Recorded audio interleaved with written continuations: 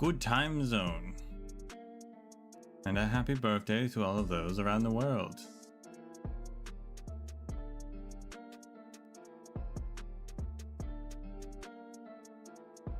For day 3 of ending a grand overture. I'm not sure if we'll actually finish it today. We might have to go on until tomorrow. Well,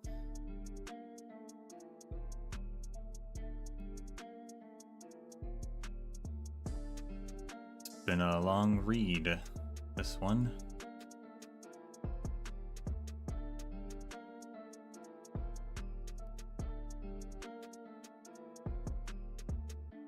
I got to thinking, well, maybe I'll save it for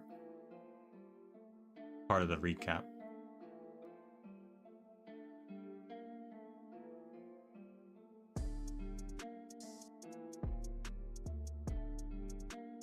Once the game loads in.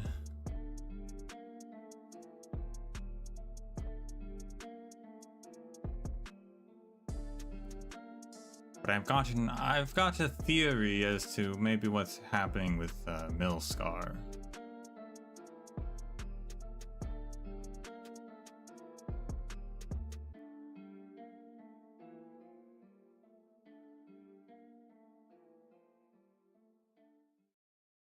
Bam.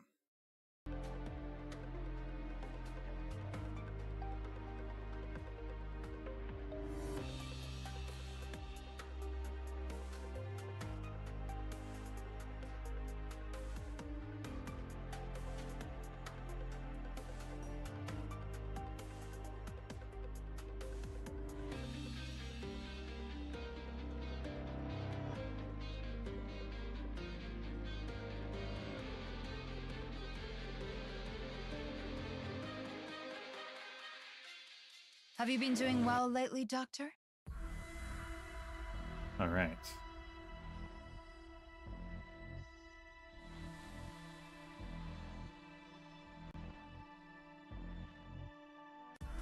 Nothing to report. So, last time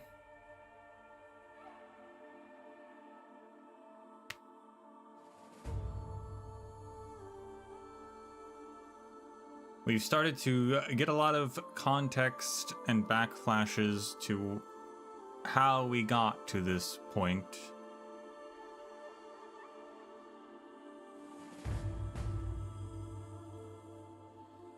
Following the battle against Nej Shalim's forces, the Exemplars reached Londinium, but the walls of the city prevented them from, entering the city, so they were expecting to have the siege. And we're coming up with some plans for that, and maybe ways they could, sneak around the enemy forces and all that sort of thing. But during that setup, Vina received word from the doctor that Loshini, our girl Reed,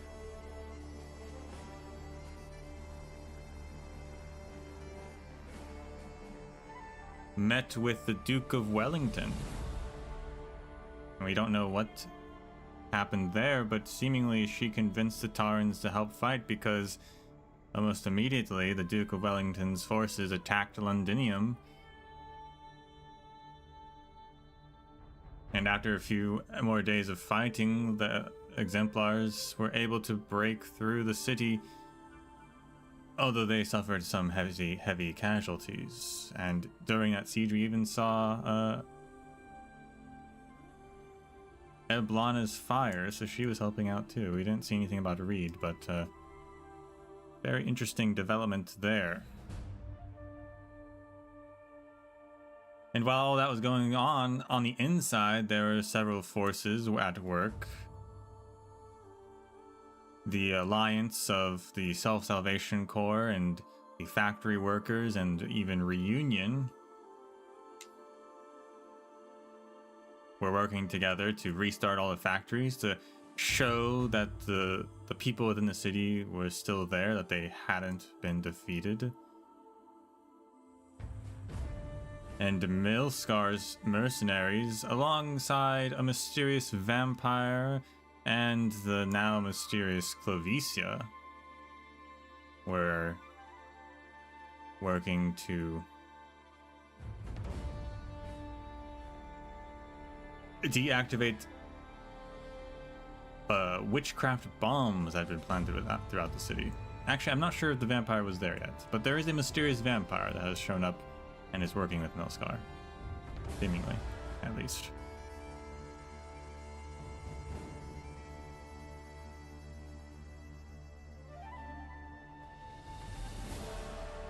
The last of the fighting took place outside the Palace of Westalig, where the Sarkaz forces, the last holdout of their forces, were stationed. And as far as we know, Teresis disappeared. No one knows what happened to him. At least, no one of these people. Who knows? Teresis just disappeared, as far as anyone's aware.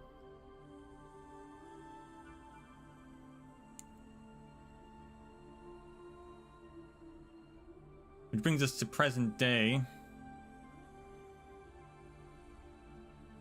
A lot of people in Parliament are hyper-focused on Milskar, Allerdale, and Allerdale, or Vina issued a sort of an arrest warrant on Allerdale.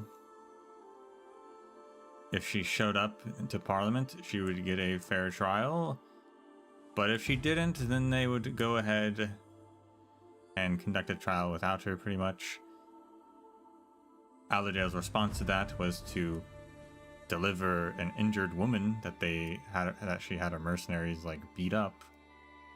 I don't know what was going on with Allerdale, what her goal is, but I'm now thinking, you know,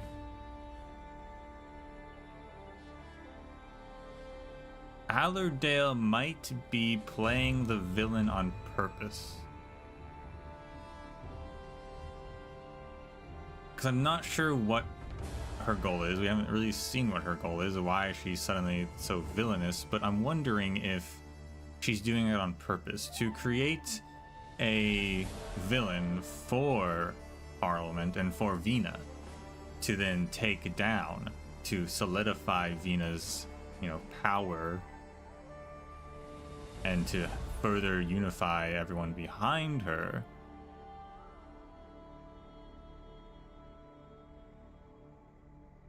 We know Milskar's forces helped, right? They were deactivating the witchcraft bombs, right? They wanted the exemplars to enter the city. Allerdale secretly gave Vina her outfit that she's wearing, this royal armor.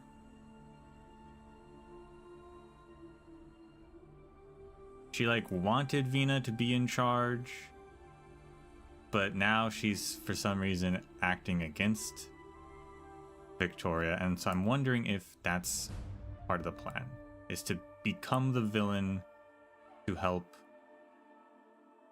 further solidify Vina.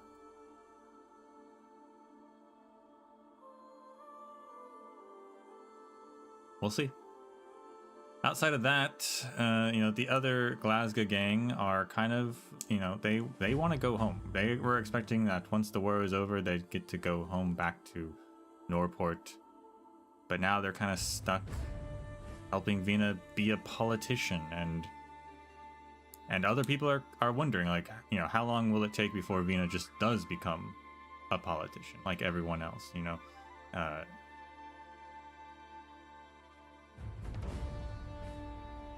instead of being the heroic figure, the inspiring leader, she just, when will she kind of become corrupted?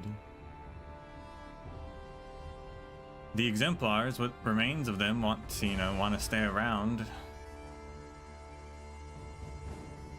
but Vina knows that the Dukes will see that as her own personal army, and I don't think she's gonna let that stick around, although maybe she should. I think, honestly, she should. In some way or form, the Exemplars definitely should stick around.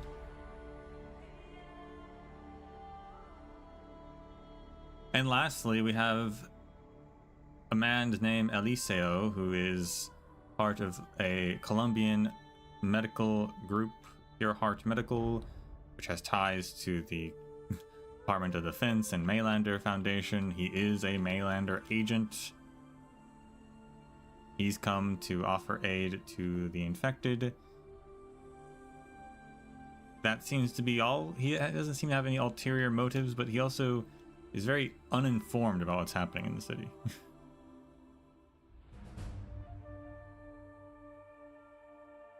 What role he actually is playing in all this has yet to be seen.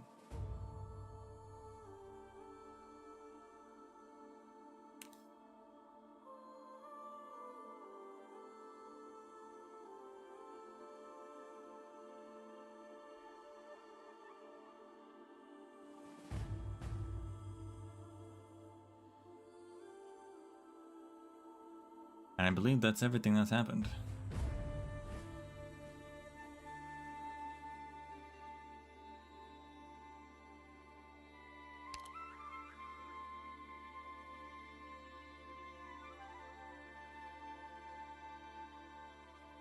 Scrap and nail. The factory equipment was being watched by the Sarkaz, so the workers tried to borrow Vina's hammer to bash through a secret passage.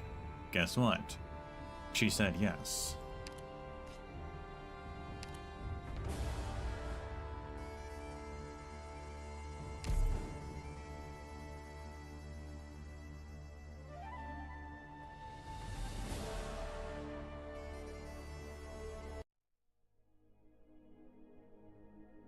New Osterig Vehicle Factory, December 21st. 6:13 p.m. I believe it said. Oh, there you are, Captain. Here, take a look at the blueprint.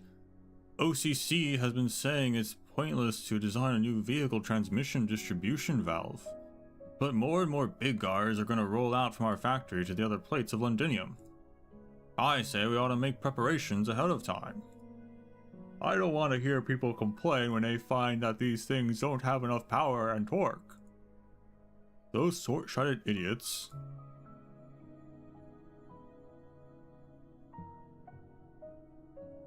Stop calling me Captain. This is a factory. We're not in the Self-Salvation Corps anymore. Besides, I'm sure OCC has thought about it too. It's just about saving costs where you can. That might be Hawk and not OCC, but I don't know who that is, to be honest, so. I know.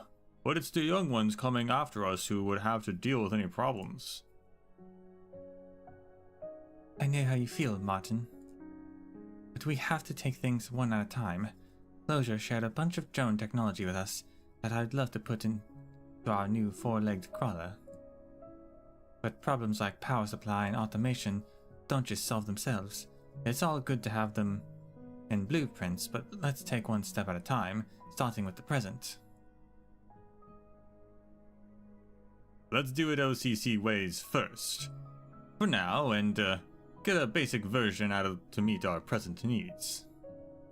File your blueprint with the Londinium Industry Development Association. Don't lose it. This mission is to restore Victoria's technological superiority with the support of Parliament. New ideas should be respected. Whatever you say, you're the consultant for them after all. There have been so many new ideas lately that it's getting hard to keep up. People are enthusiastic. They feel that things are changing because of their ideas. Yes, factory production lines and a railway system that links all the districts, and walls and artillery that protect all of Londinium.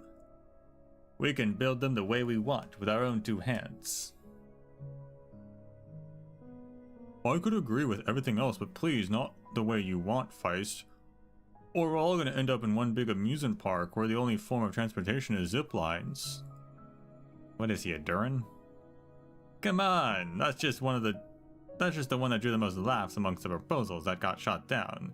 Not all of my ideas are like that. By the way, are you sure your factory wants to keep OCC in the core workshop? I heard he didn't get along with you at the old place. Each factory has its own technological secrets. Or technical secrets, and there's been friction over competition for orders. Well, that's true. Not all of our workers were in the Self-Salvation Corps. But if Catherine could convince the other factories to join the association and share technologies, then there's nothing for us to hide. Somebody, help! Matthew just got pummeled.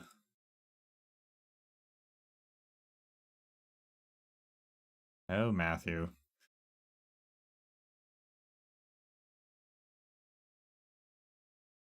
Have we met before, sir?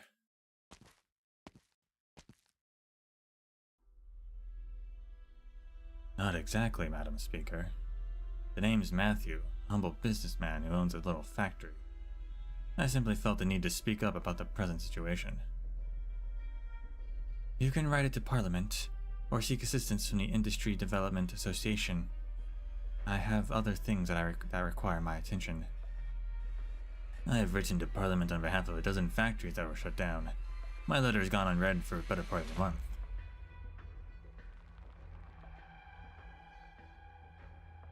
It was the decision of Parliament to shut down a number of factories. You know better than I the state of Londinium's logistics. The burden of one factory's debt can crush hundreds of families in Sedin or Highbury. We're just asking for the scales to be tipped a little towards us, even if only in a private manner. Workers from factories that have been shut down could not even afford to buy medicine on the black market. An experienced line worker is worth 10 pieces of machinery. I believe in my workers. There is much they can still do for the city. Kind of crazy that they're shutting down factories when, like, yeah, they have a logistics issue, but they're also rebuilding the city. All the factories should be working, and if not, there probably should be some sort of government work program to help rebuild the city.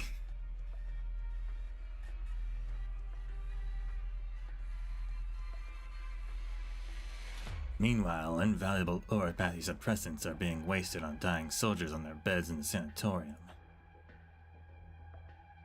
What are you on about? Explaining the realities of economic...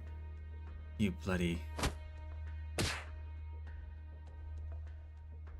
Venus' fist found the man's nose before she knew it.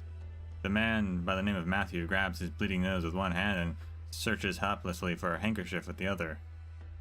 Blood continues to seep from the gaps in his fingers, dyeing his clothes red.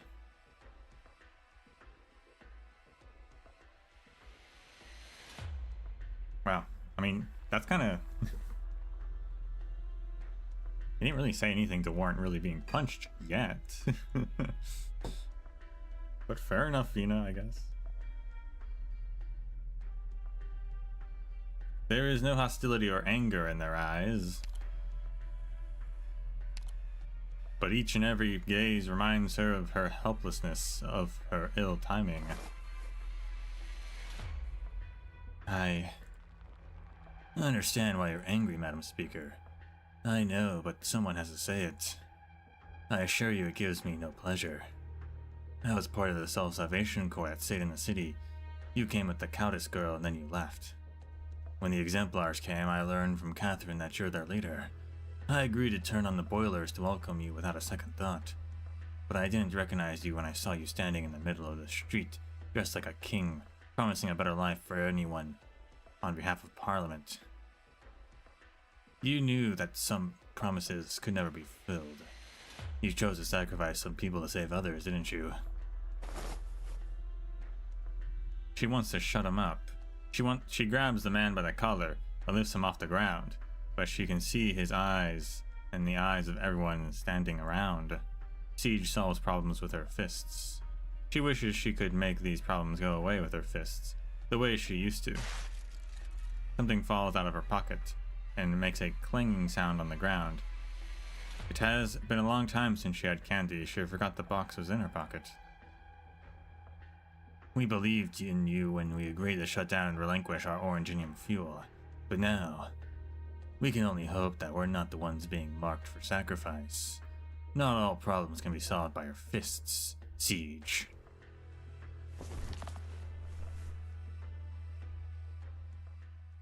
Vina! Let Matthew go, please.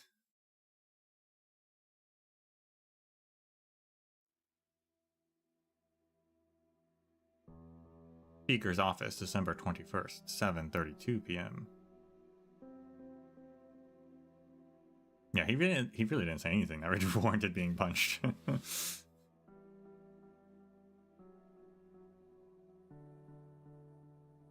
And Matthew's views don't represent those of all the workers. Neither do mine, of course. All I know is that a few friends have reached out to Rose Island through me, hoping to improve the state of equipment at the sanatorium.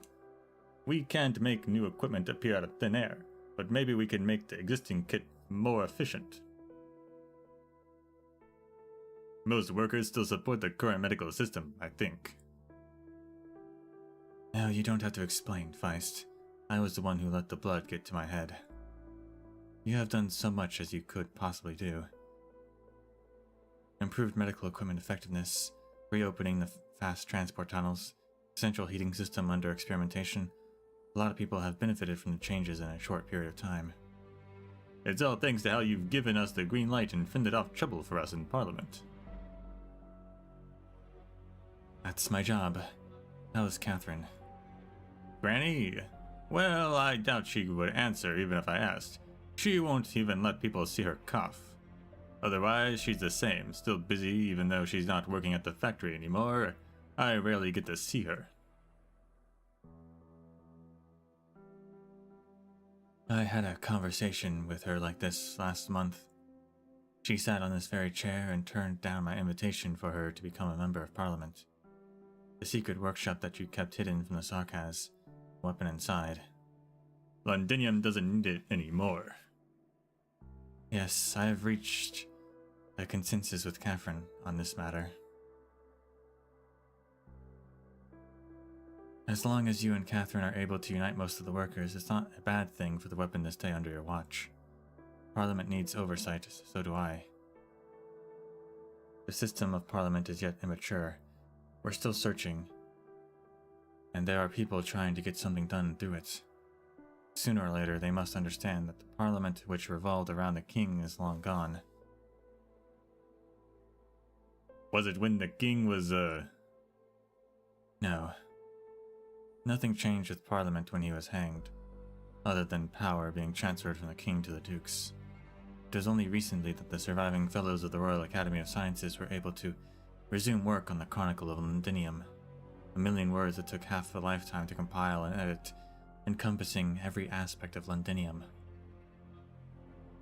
I never thought I would get to know my own home again from this angle.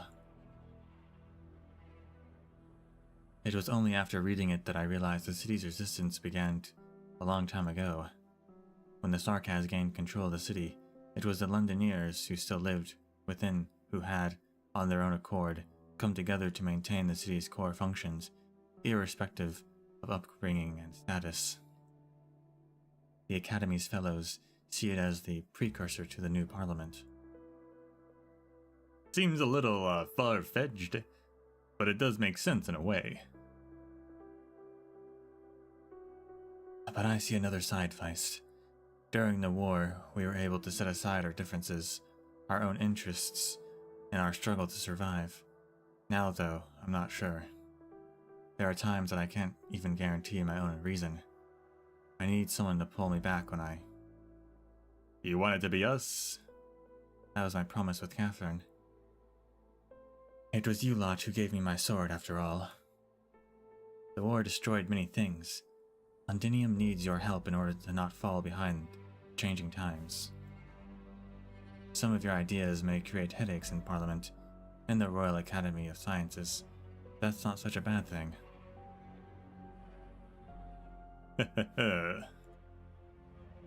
A city defense system that belongs only to us, automation that the Dukes have long ignored, and a new deterrent for a post-Steam Knight era.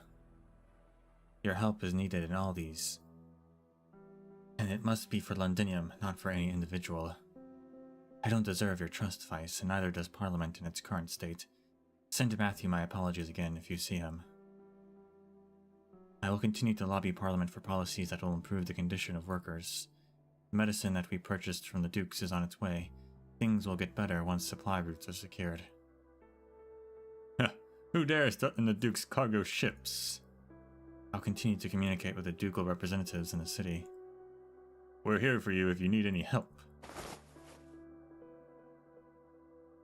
Feist stands up, but then hesitates. He does not leave the room. Granny always scolded me for my fancies, but she said nothing the day I brought back the proposals for the future from the Industry Development Association.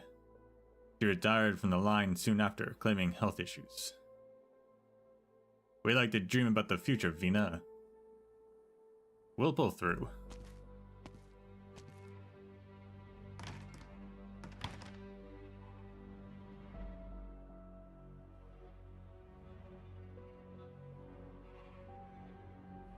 The office falls quiet. Vina stares at the mountain of papers on her desk, then turns on the radio. Late afternoon today, citizens witnessed the Speaker of Parliament, Alexandrina Victoria, put a scoundrel in his place. It was reported that a gentleman who had attempted to bribe the Speaker for his own selfish interests, which the Speaker rejected in the most direct manner possible. Many citizens speak highly of Speaker Victoria's charisma, and believe that she... Is that what he was doing? Bribing her? Is that what... I did not pick up on that, unless that's just a fake story.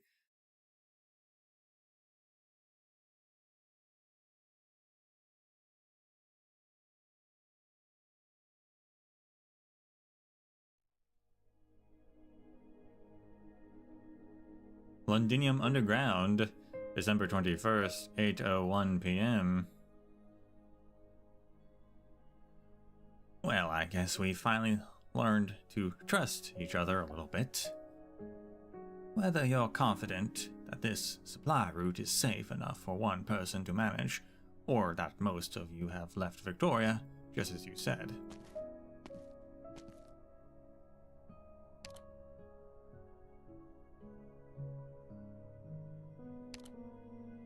Some sign of trust when you have your little trinket in plain sight.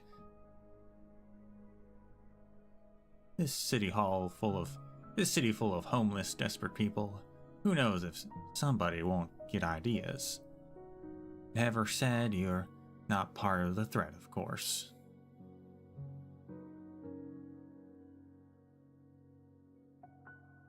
Not many people in Londinium remember reunions past. Go ahead, check. Everything on... I'm mixing up their accents. Everything on the list here is... Everything on the list here is here, and I'll deliver the next batch of medicine on time. You said most of you left. What about 9? Left. Along with many people for whom there is no place in the city. Our factories outside the city won't be affected, of course, and the routes you found for us will continue to be useful.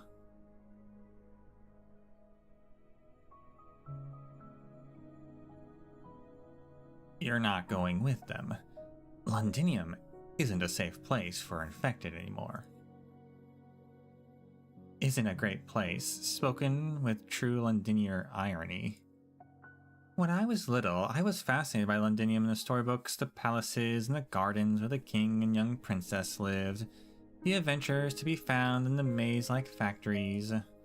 Now I find that Londinium is no different from anywhere else in Victoria. It's no place to make a home. I stay because somebody has to, and I like doing good, honest work. Besides, the treatment of the infected Londinium today is not terrible.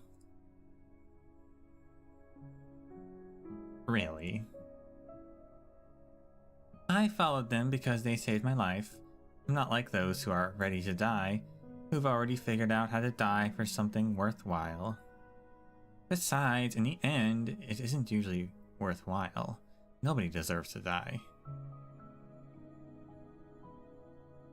You saved a lot of lives. Thank you on behalf of the workers. Stop by Highbury the next time you're passing out pamphlets in the city. I'll see right through that disguise. The goods check out. I'm off then. One more thing, Catherine. Go ahead.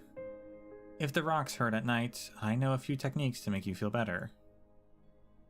I think you know, our medicine doesn't work as well as the stuff from the big pharmas. Yes, it may fool the other workers, but it can't fool me. Same for most of the suppressants you get in Londinium right now. At my age, though, I don't have many lucid days ahead of me, and I guess you could say I've seen worse. One more day with my senses is more than I can do. That's plenty.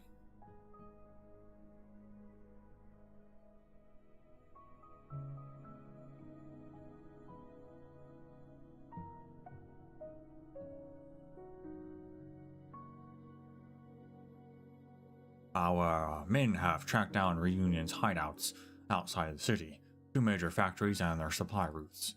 Should we shut them down?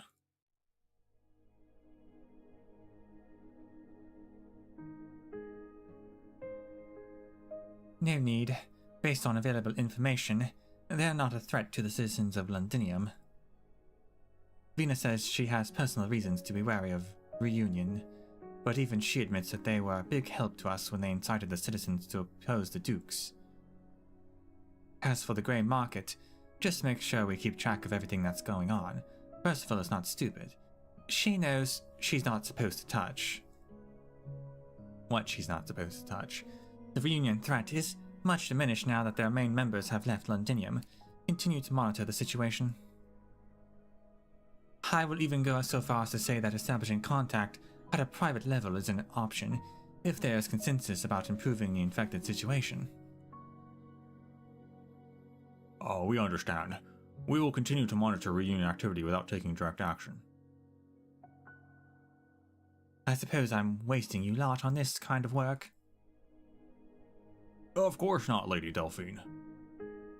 From the day we left the Duke of Windermere's ship, setting intelligence work aside to focus on the assault of Londinium, and now... Do you miss the waters of Lincardine?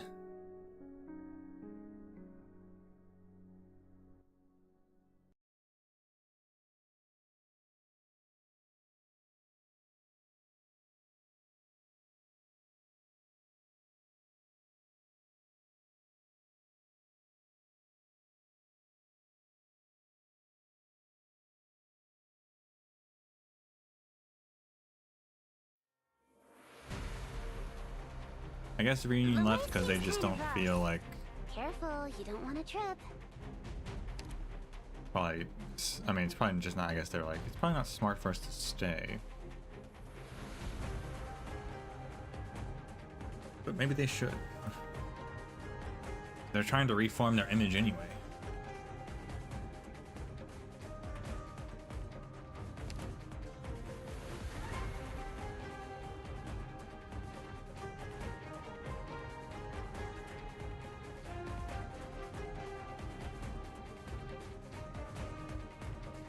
A new challenge. Got bad luck. You ran into me. Need speed to succeed.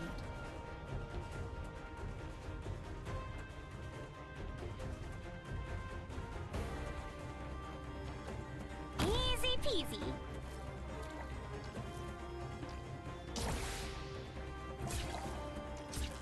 Any instructions for me? Feels sad to lose your target, doesn't it?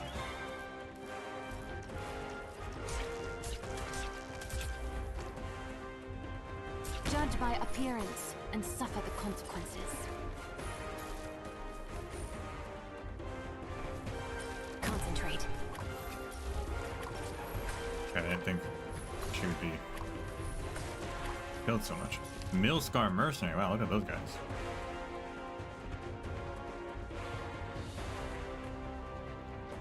Millscar really went all out with the uniforms, huh? A ruthless mercenary that can equip up to 3 different types of gear.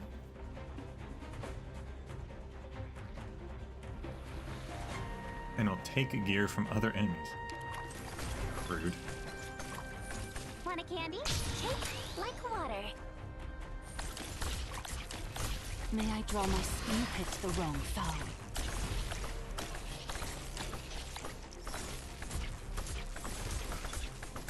Any instructions for me? Ah, losing sight? Got this on your last words? No.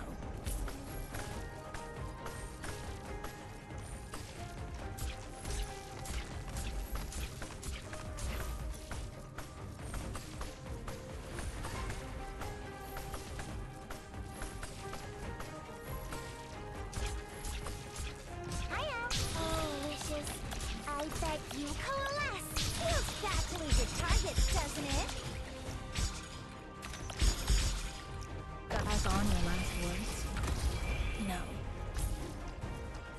Hesitancy is do not disregard me. Support incoming. Feel spread. Ah, losing sight?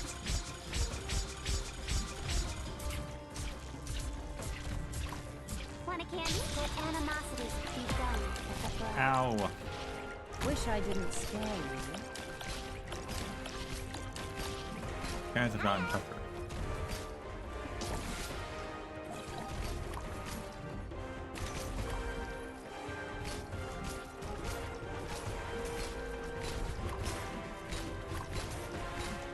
It's the front line. Negotiations are useless here.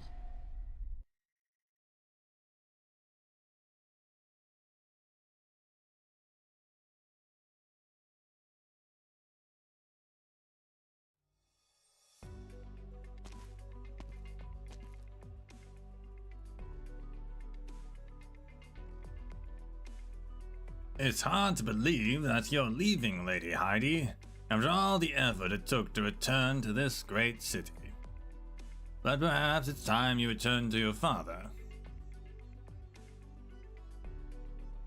Back to Torin, well, maybe I'll go further than that. My father is not the god I have left. My father is not the only god I have in life. Your advice has been most enlightening, of course, such as your story of dinner with the envoy of the Earl of March. It's my pleasure to offer first-hand information to an inspiring novelist who is not involved in the political world. Well, perhaps I will write my familiar homeland of Torin into the story of this terrible war in Londinium. Yes, it can be painful to recall those shameful times, but someone must remember the heroic deeds we performed for the city.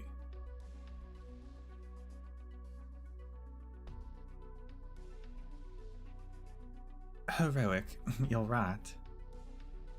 Maybe we're all heroes.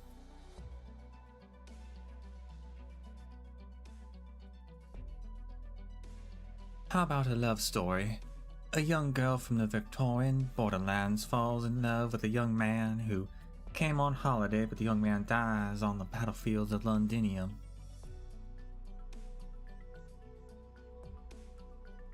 In the end, though, the news of the young man's death turns out to be false and he returns to her side a hero.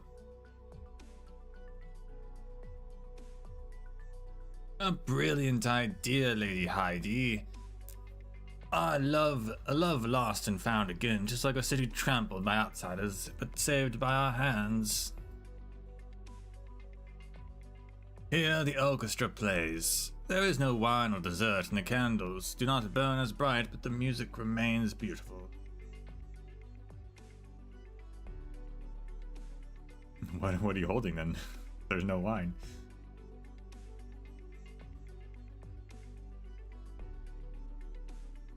But all means, enjoy the dance. Leave me on this balcony with the inspiration you've supplied. What about your friends here? An emissary from a foreign land, yet unfamiliar with Victorian customs. Surely you will forgive him. Of course, of course.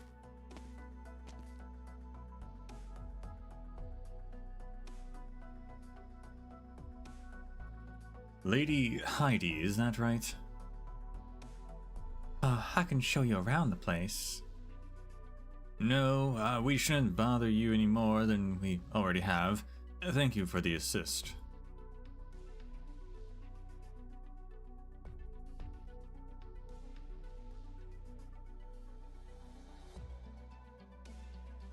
This place turns away no one. Next time, you should come through the front door rather than the balcony, though. Thank you for the offer, but I'm not interested in noble parties, to be honest. Victorian noble politics was the first thing I studied before I came. I'm familiar with your customs, your attitudes towards the infected, even your dance steps. Setting aside whether a third-rate novelist would call herself a noble, have you asked this soldier why she brought you here? She, didn't make me come here. I insisted on coming.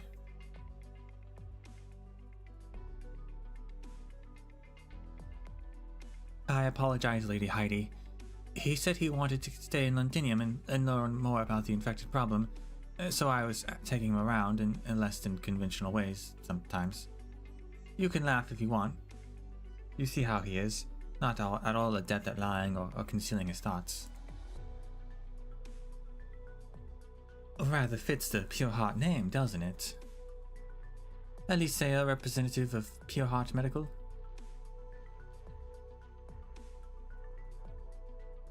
I didn't expect our reputation to precede us. It's easy to recognize the people who are interested in the infected problem.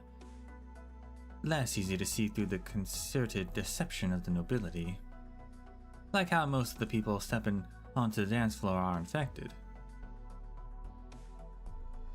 That's to be expected, in theory at least. The Oranginian particles of the sarcasm spread don't discriminate according to social status, but... Nobody will say it out loud. Nobody asks if they're standing next to an infected. It's about appearances and a dream.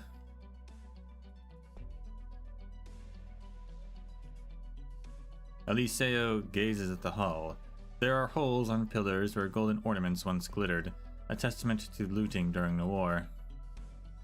But the passionate playing of the musicians is almost enough to cover up the desolation. The self-proclaimed novelist opens the cap of her fountain pen and scribbles in a notebook. You could call it a meaningless self-consolation at the time when basic livelihood is in question. No, not at all. Just different ways of living. What is that? The shadow of a synopsis. A little extra information. I'd like you to take it.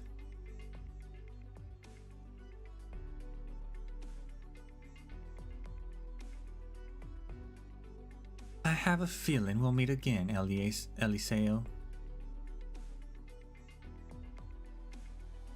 Thank you. If you don't mind me asking, though, you seem to be holding on to some pain that this banquet can't soothe.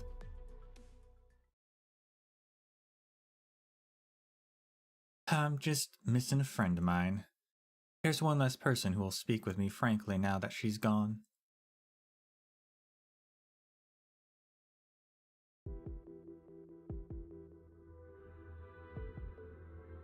Counts it? Does she mean counts it? Did it already happen? Is it gonna happen?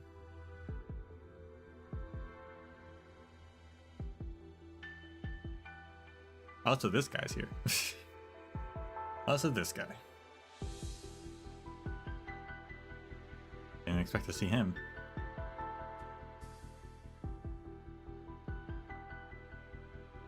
The Summit of Nations. The Lateran is paying close attention to the events in Victoria. After all, this is a disaster caused by the Sarkaz. However, the decisiveness that you and the Parliament have shown on the Sarkaz question gave hope for the city's revival. Of course, His Holiness sincerely wishes to build a bridge of peace between the nations of Terra, in order to prevent another tragedy from happening.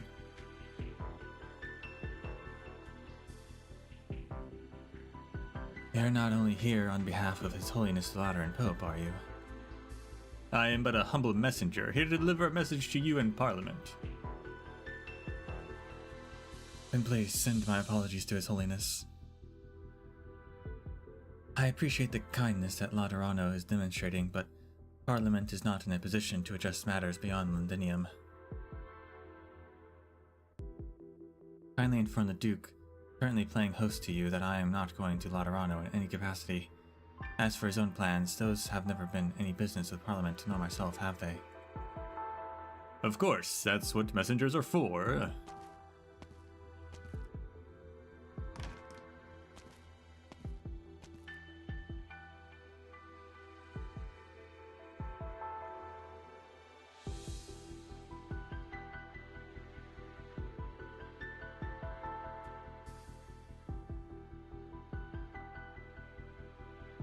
All the timelines are finally like starting to connect. It's great. It's good to see. Yeah, so the Summit of Nations, right? That happens in 1099, I'm pretty sure. It's December, so I guess it happens at like the beginning of 1099.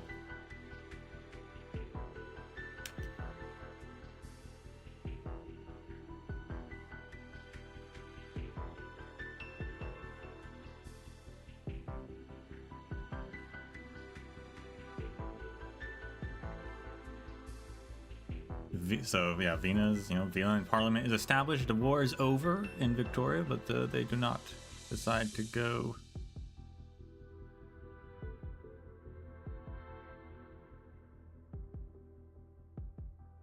And the 10. Yeah. Although I do believe we saw some Victorian. I don't think they were like a named noble or anything.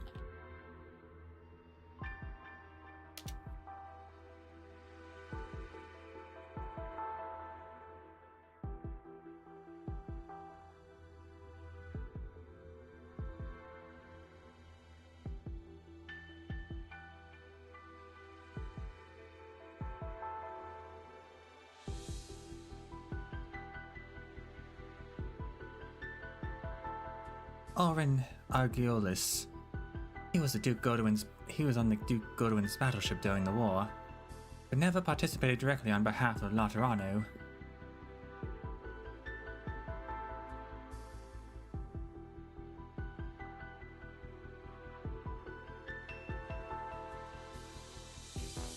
Just as I thought. Does Godwin have a sweet tooth too? If so, we don't have much for him here in Londinium. So much for Parliament's day off.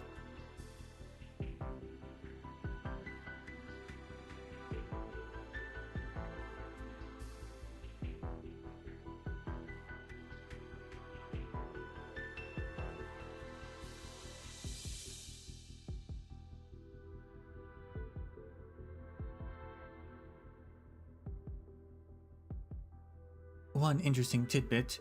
The Lateran messenger went on to the ship with a group of refugees. He made an oath by placing his hand on his gun in order to convince the Duke to accept the refugees. And the scorching hot barrel gave him a blister on his hand. That's out of nowhere. Is it important? Day off. Alright, I've been off. Now, which message should I read first? Investigation report on the Art Circle's remnants. Oh. Vina sees Lieutenant Shearer's name, another letter. She sighs and drops it in the pending bin. Delphine, is this?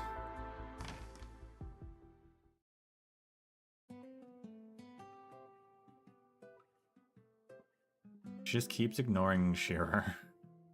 I mean, she did go talk to him, but Still, like, come on.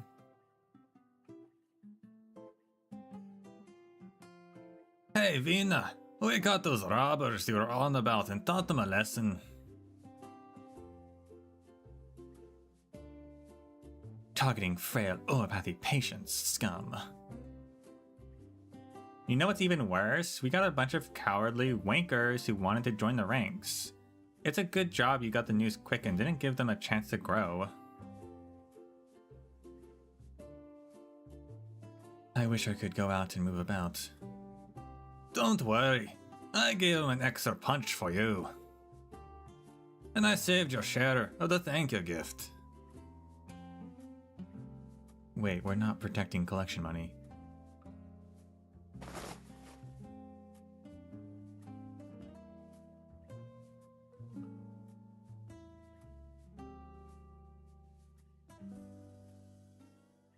Glasgow Gang instituting a kleptocracy. When was the last time you had candy since you got back to Victoria? Indra. The lad who got robbed said he made them himself, a risk for every mouthful. It's not like you ever liked normal candy sticks.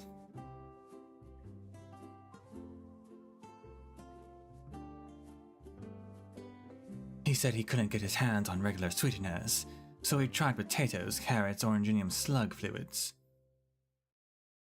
I tried them all.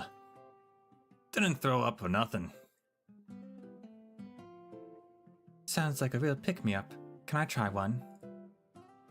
Sure, there's plenty. Oh, so this is a very cute picture. Are you okay, Vina? Fine, I've had worse. What about your speaker duties? Yeah, what are you worried about right now? New laws, announcements, reports? Any work you need us to do? Especially the ones that involve punching, which you can't do yourself?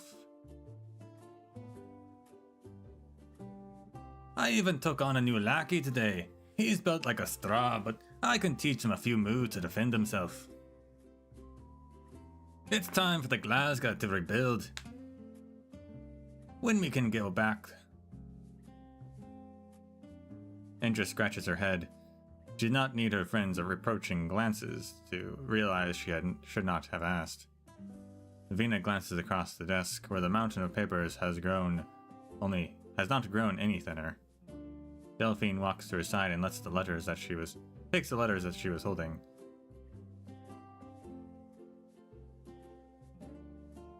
I think it's time to give a public answer to the issues that concerns our citizens. Most don't come to listen to parliamentary debate, but they'll listen to the radio at the end of the long day. The situation in the city is stabilizing. I've requested a third engineering team for Norport. Soon our home will be back the way it was. Better than the way it was. You can go back to Lincardine, Delphine, once we take care of this business.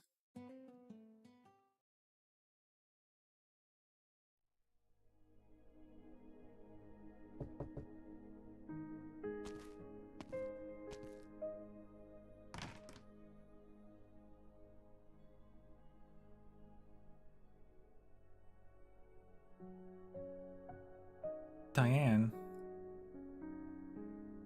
Lieutenant?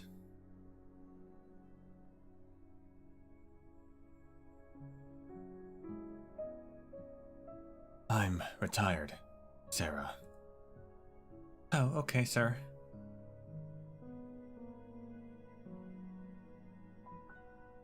I thought you had declined the sanatorium's invitation. I'm just coming to visit and to thank you again. I hope you don't mind.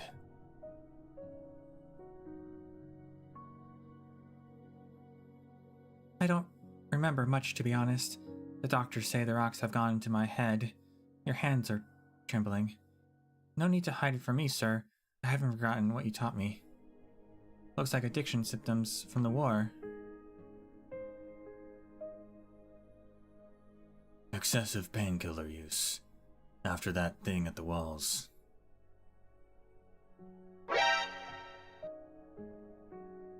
You must stay. I'll go for a doctor. Maybe they can at least find you some More painkillers? Yeah. That would soothe the pain.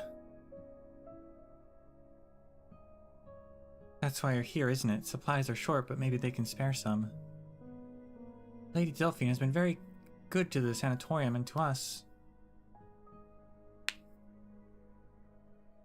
Just a moment, I'll be right back.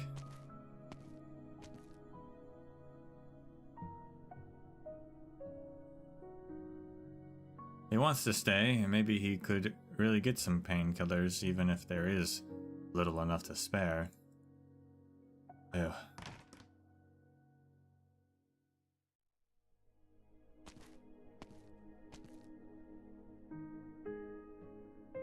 Oh, where did he go?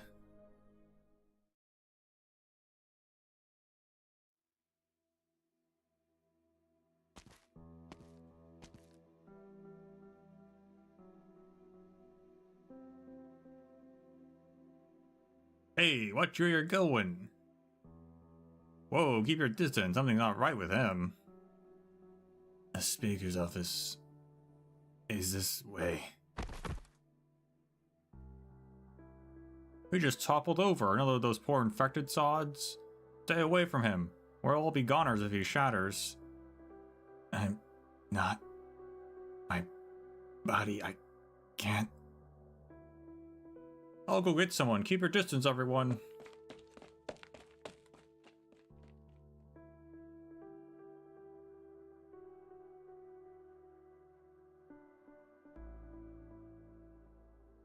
Shearer collapses on the street. The rays of the setting sun are not particularly bright, but they are enough to hurt his eyes. Or perhaps it is his body's way of reminding him that only another deep-seated desire can mask the pain. He tries to adjust his breathing, like he instructed the soldiers fighting pain during the war. But he fails. He has already lost the fight. Shearer sees fire. It is so hot he cannot open his eyes. The sky burns, the walls burn, he burns.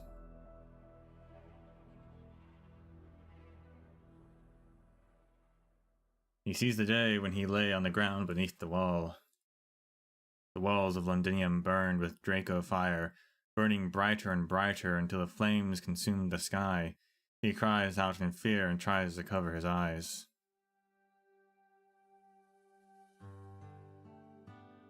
Lieutenant Shearer, wake up.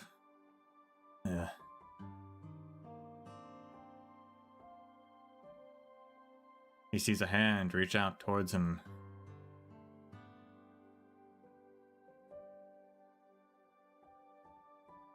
Lady Delphine. I've been waiting for you, Lieutenant. I saw the letter you wrote to Vina, but you avoided me just like you refused my offer of treatment. She never read my letter, did she, Lady Delphine? I can guess what you wrote. I'm sorry, but I can't help you here. We both know the state of medicine availability in Londinium. You can't stay here. Where can I go? In Cardine. No, I wasn't asking, Lieutenant. This is an order. And don't give me that excuse about being retired. I know why you hesitate. I know what you fear. You're afraid to face the senior officers who betrayed and abandoned you at Ironclad Galloway. You're afraid that you won't come good on your loyalty to me and my mother, and you're afraid to return home like this, aren't you? I don't know. You're not as strong as you think, Lieutenant. And I'm not as weak or noble as you think. Our home is Lincardine, not here. The war is over, Lieutenant. This soldier should go home. Don't be afraid. I'm going home with you. Let's go.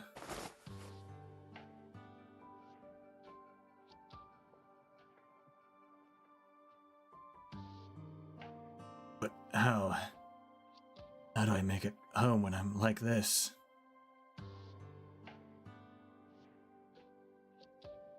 I'll take care of it.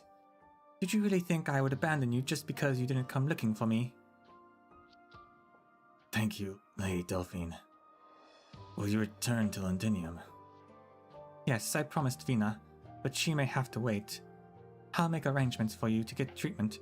Will depart once I have taken care of what I have in front of me. Yes, my lady. Then, Cardine, I'm coming home, Mother. Job's done. Be sure to rest up now.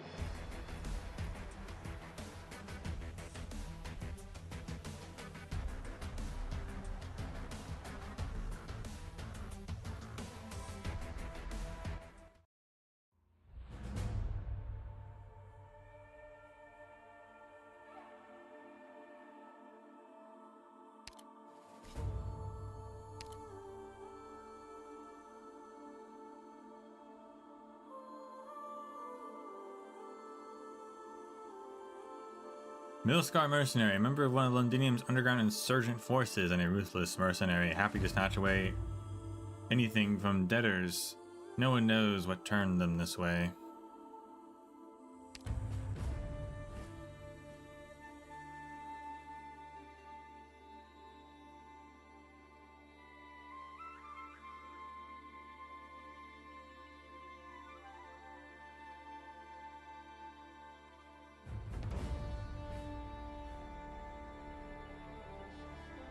I wonder if that symbol on their helmet is supposed to be like a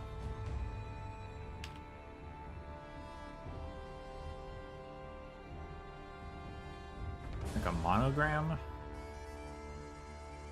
like an A and like a two V's, or just a W or something. I don't know.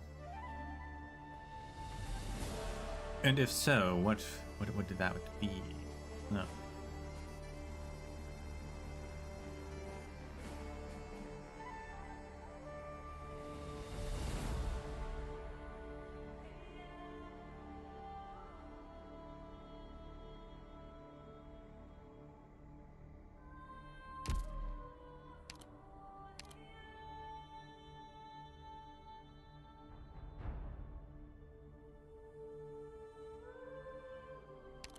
The dinner proclamation.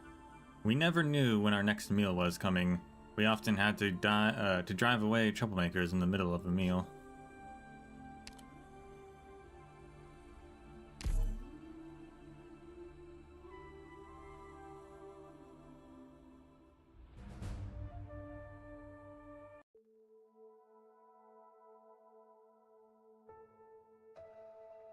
Knights of the Tower Watchtower Backyard, December 22nd.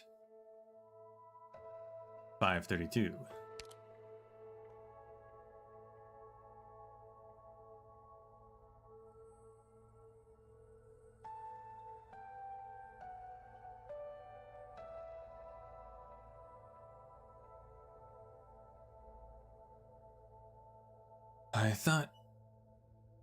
I thought you'd have gotten everyone to help fix up the guts of this tower by now.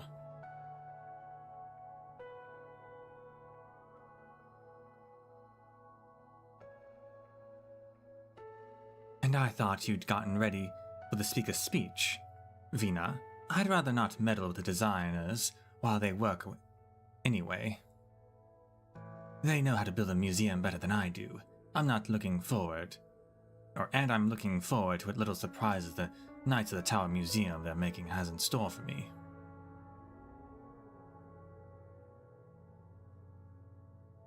But carving a monument commemorating the Knights, that's something I've got to do myself.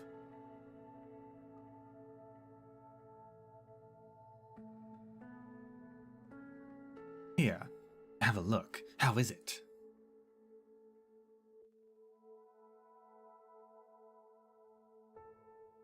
Never took you for a sculptor. Master Mitchell taught me how when I was really young. Though he'd always get so drunk he'd forget to teach me his special techniques. Come on over and I'll introduce you. This is Master Finn, the last captain of the watch, and the elder knight I was closest to.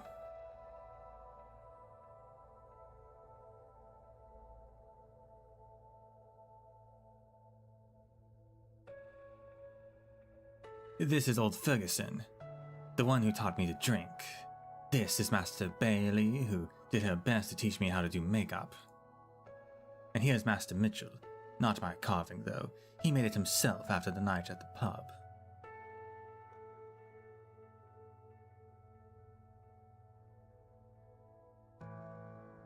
This is Carl the Cryberry. Crybaby. This is Martin. Every week he'd sneak off before getting sent back to his family.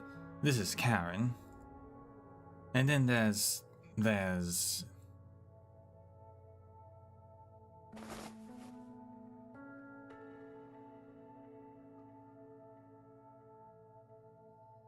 Vina gently hugs Dagda, comforting her.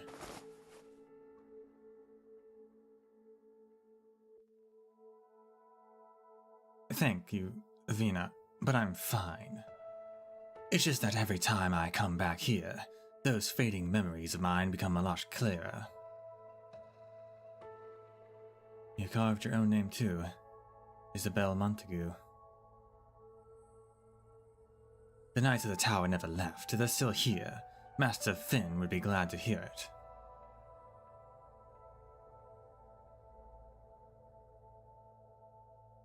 You know, the Parliament could retain the institution of the Knights, even if you... Our duty's already over, no. Victoria has no need for a monarch, so naturally, she has no need for the Knights. Let the past be remembered in a museum. That's the best ending we could ask for. Since there's no need to light up the tower for the palace's sake, my duty's done as well. These days, Londinium is no longer home to Isabel, the Knight of the Tower. There's just Dagda now. Dagda of the Glasgow Gang.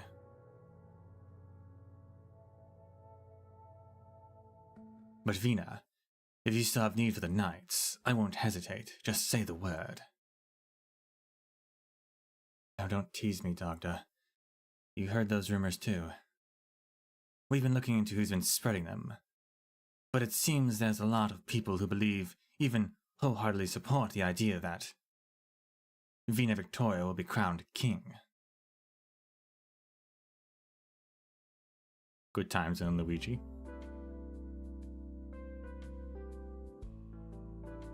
St. Marcel's College, December 22nd, 5:37 p.m.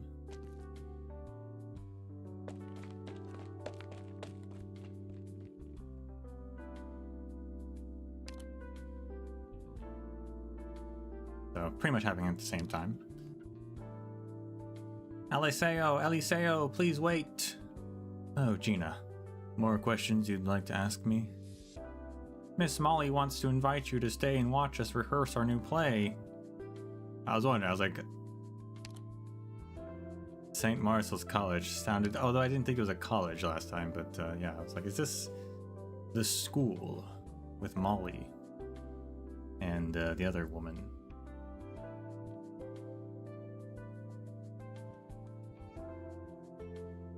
Also, Eliseo, could you help me prove something? What is it? Jamie and I had a wager that even if my gran and I moved to Columbia, we wouldn't be much better off than we are now. His dad said that in Columbia, kids like us wouldn't get to go to school, and there wouldn't be any teachers who'd want to teach us how to do plays. Jamie said everything he told us in class was a lie.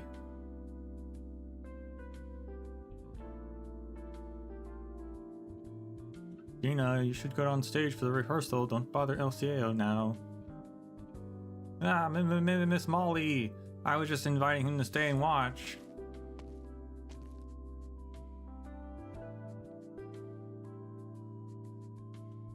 I don't remember what Miss Molly sounded like.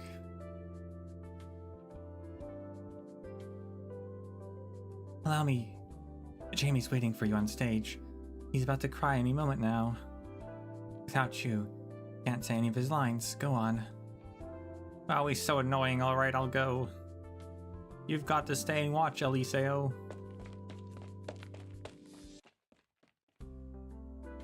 Oh, do forgive the children, Eliseo. They tend to just speak their mind.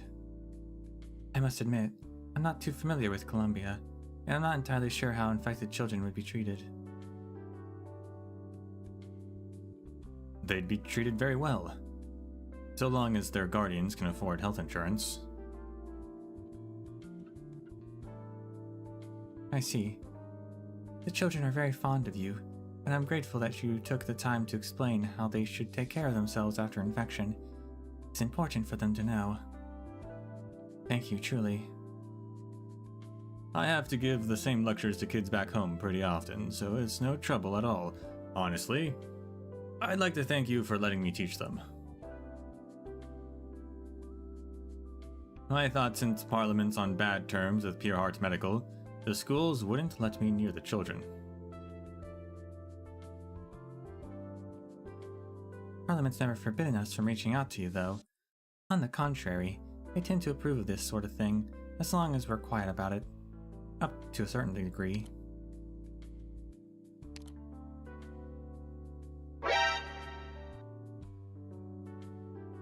I'm still trying to figure out what, like... what is all this leading to for Eliseo?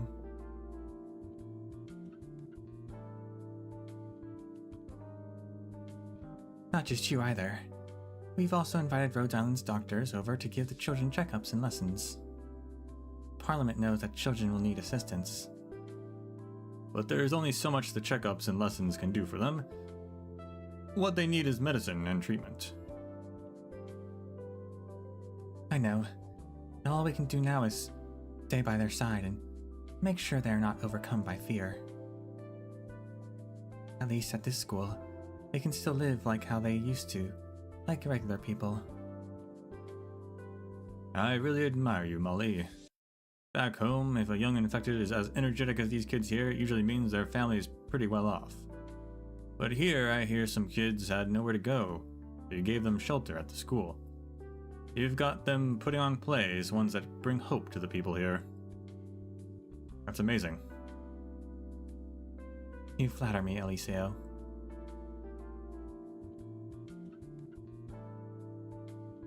I am merely following in the footsteps of those teachers who can no longer return to school, especially the lady I respect the most. Do you mean Lady Golding? I heard Heidi mention her before. Yes, the play we are rehearsing today was the last she ever wrote in this classroom. It's a lovely little tale. The young children go on many adventures to find a foul beast that can chase away any illness, which saves their sickly friend. Lady Heidi once asked me if Lady Golding ever called it a meaningless consolation when she was writing it. But why? Is it alright if I stay and watch them rehearse, Molly? For the sake of the children, and so I can show how much I respect you and your lady. I have a feeling that maybe here in Londinium, there's still a lot I can do to help. For Lady Golding. For Lady Golding.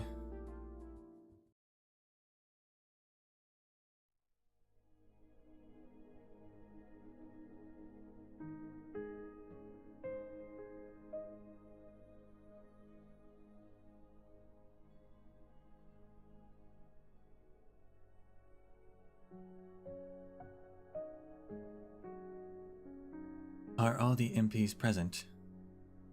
They are. How much longer until the citywide broadcast? 2 minutes.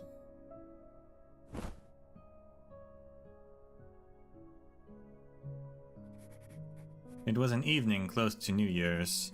After several long years living in fear, most folk could finally feel at ease and enjoy dinner with their families, listening to the Speaker of Parliament's broadcast together. They even started calling it the Dinner Time Declaration in jest. Pity that dinner didn't taste so good.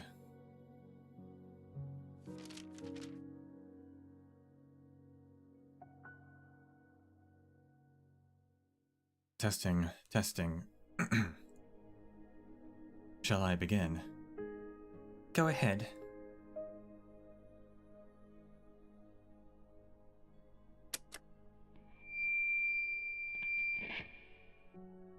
This is Vina Victoria. As Speaker of Londinium's Parliament, I now address all the city's residents who took part in resistance during the war and who yet live.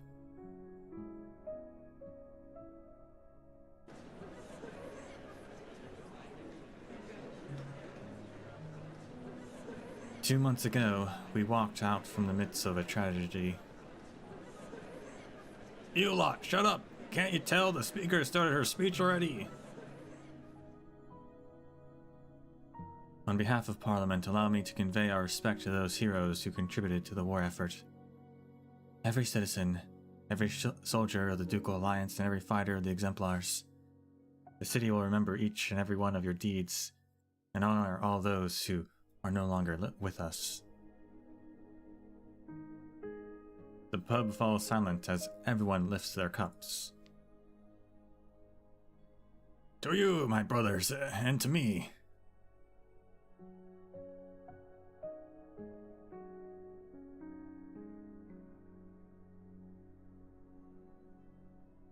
Now Londinium has begun her long road to recovery. Order will be re-established, and those lives once so familiar to us will return. That's not all. In regards to the Exemplars, those glorious fighters of extraordinary circumstance, Parliament has decided to reserve this unit designation forevermore, so that we may commemorate both the past and present of these troops.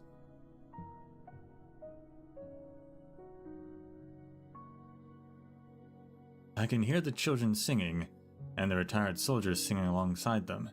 Seems like they're in a good mood. The song they're singing is from the end of the play. The sickly child finally recovers, and together they find happiness.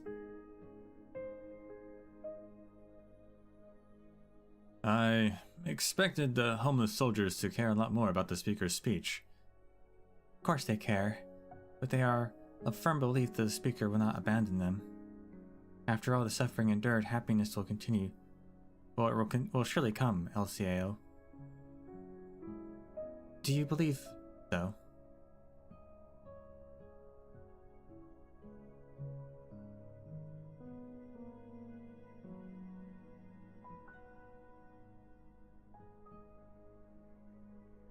The Exemplars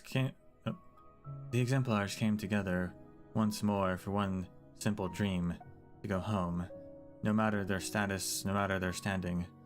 Now this dream of theirs has become reality. We are home, and we have reached the end of the road. Yeah, end of the road. Seems the speaker lady really is set on disbanding them. What an idiot, pulling apart your army of mates.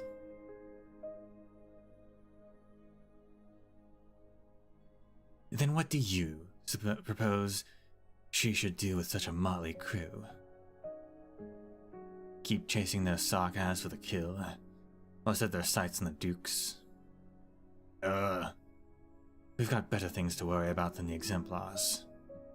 Such as replenishing our strength as quickly as we can. Focus on that instead.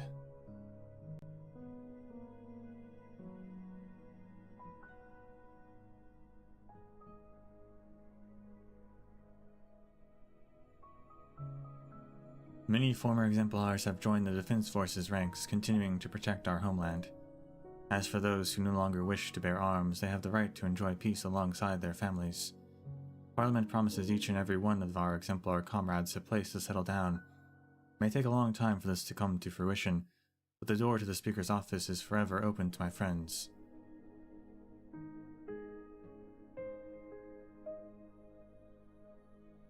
I'm afraid it'll take a few years to see this through. You've got a long road ahead of you, Vina. Come along to dinner, Catherine. There's a few old retired blokes who've reported back to the factory. They'll be real happy to see you. Sure you're not just angling for my stash of smokes? I worked real hard to collect them. Fine, I'll come along. Oh, right. While you're at it, tell everyone to bring a few friends along. Once Parliament helps us restart more factories, the hands we have now won't be enough.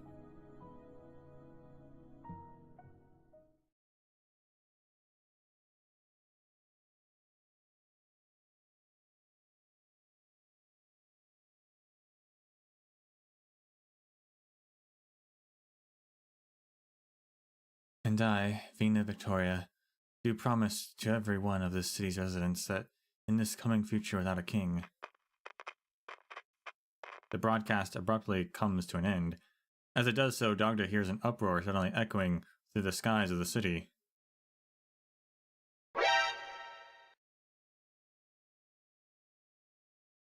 Why the cutoff? What's going on at Parliament?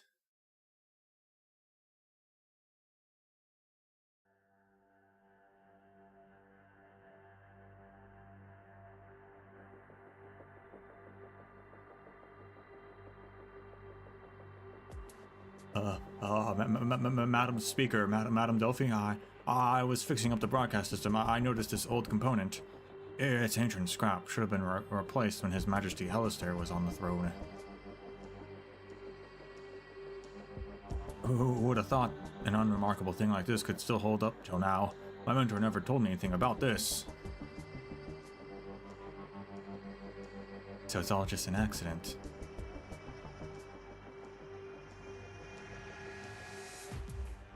Why was there suddenly something on your maintenance checklist that wasn't there before? I just followed what the system synced up to me.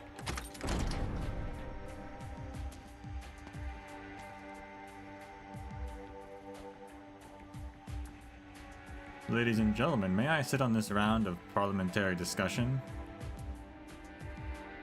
Earl of March. Oh, snap.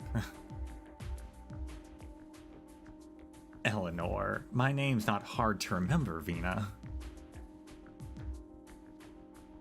You seem rather surprised to see me here. What? Did no one tell you? It seems your informants have been lax of late, Lady Delphine.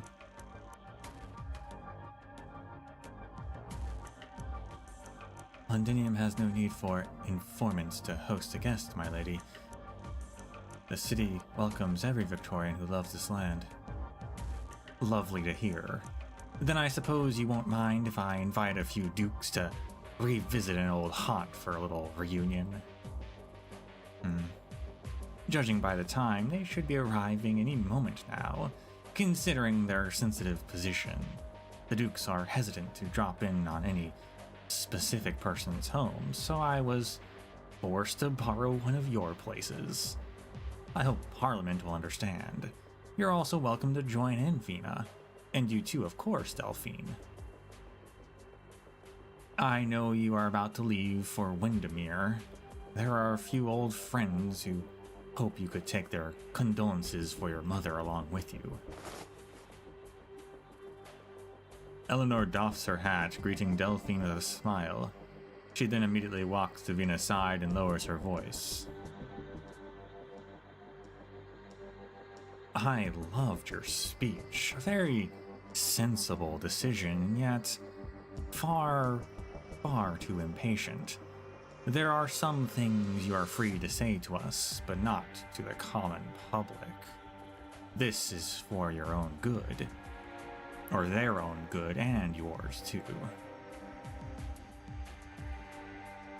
So you're the ones who cut our signal. We'll be assembling at the Royal Academy of Sciences, Vina. It won't take too long, so don't be late. By the by, sometimes there's no need for you to think you haven't done enough. The changes this city have seen are far beyond what I imagined.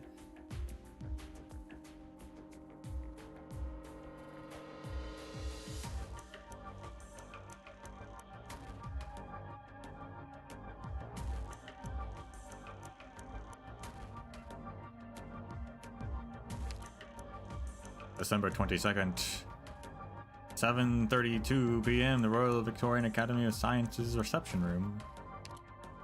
I assembled your grace, or I assumed your grace would have less of an appetite. I've always been a practical lad, Eleanor. We all know the situation in Londinium. This light wine and bread is already enough to show us the speaker's good faith. The Duke of Wellington is absent yet again. Oh, it seems the alliance between yourself and His Grace is not as reliable as we imagined. We all know we're here for more than just Pleasantries, Your Grace. Old Wellington would never come in the first place. How do you believe we should treat the Duke of Wellington, Vina? If it has not to do with Londinium, it has not to do with me. Oh, really?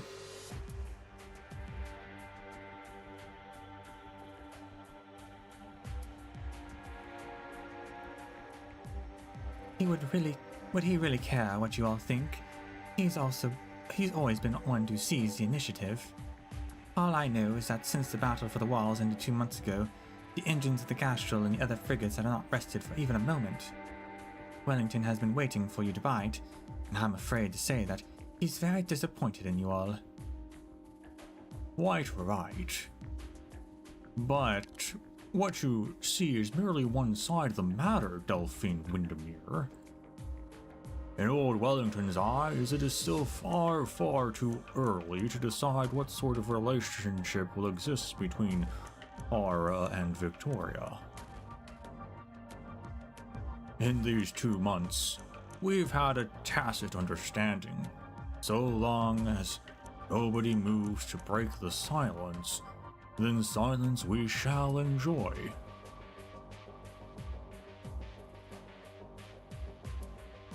But really, it's Her Grace over here whose emissaries are always sneaking into Wellington's dominions. She's much better qualified than I to speak on the matter, no?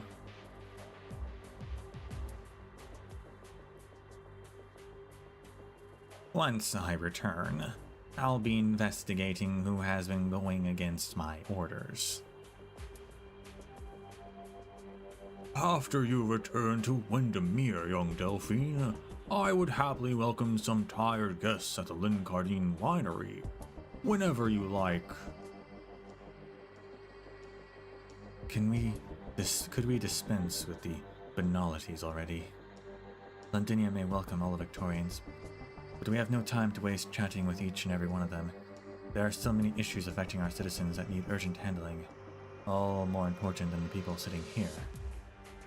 I am of course well aware that your sudden visit to Londinium is also thanks to, tacit understanding.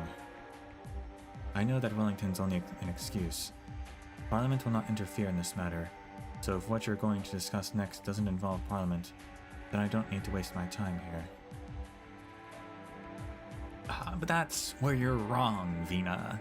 The Duke of Wellington's choice really does have something to do with you. Or to be more precise, it has to do with the late king, your late father. 26 years ago, old Wellington never cast a vote in the matter of how to handle your father. He simply watched in silence as King Alistair was led from the throne to the gallows. Thereafter, he was disappointed. Disappointed in Victoria, disappointed in the dukes, disappointed in your father. From that moment on, the tug of Tara's undercurrent has never ceased.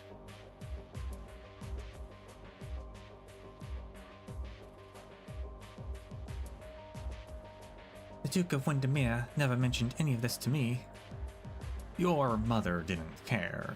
No one regretted executing this king. Sorry, Vina. You know I don't mean anything untoward.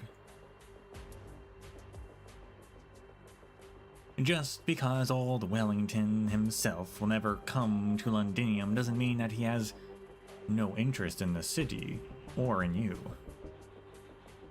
For the time being, we still do not know his true intentions, but just because the throne has sat idle for many years does not mean Victoria needs no king.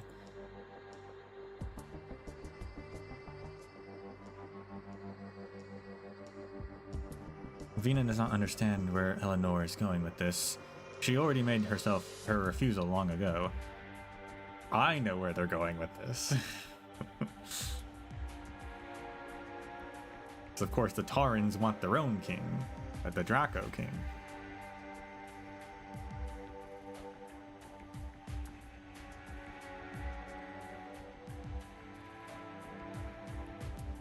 The kingship, the crown, they were never what she needed.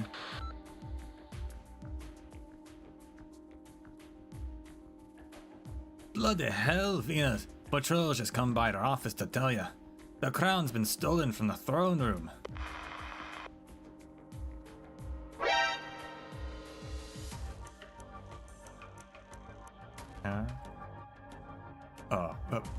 Pardon? It seems our meeting must be postponed, Speaker Victoria. There are matters that require your attention. If you need help, Vina, you know where to find me. Chances are we'll be troubling you a little longer, Madam Speaker. You sodding.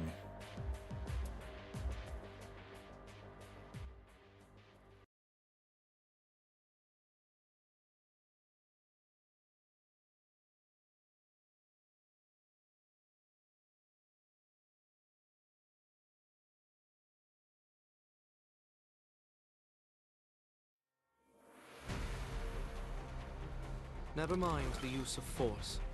Death has its own resting place. See, this is why she should have just killed those three in the throne room when she had the chance.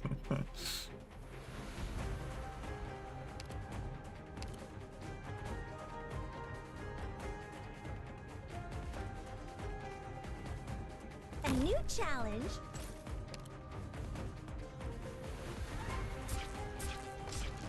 Any instructions feel like a shooting star. That's what they say.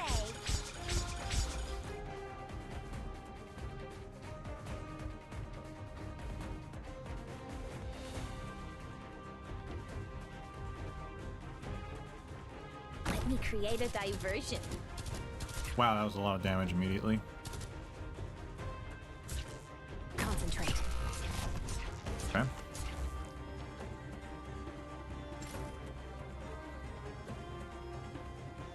Fair enough, I guess.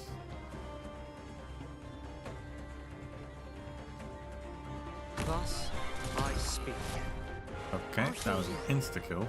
But you guys are strong. Feels fresh. I feel like a shooting star.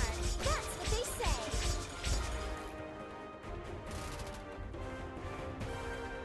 Your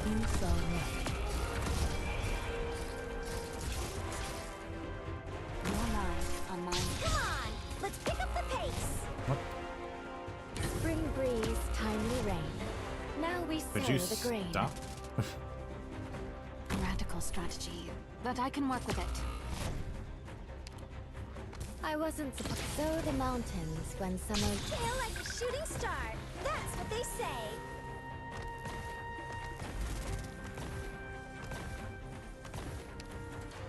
Alright, restart this. Some other dukes will take their place. Fortune and misfortune are two sides Just of the same kill coin. all the dukes. What you have sown is not It's that easy. necessarily wicked, so why lose heart?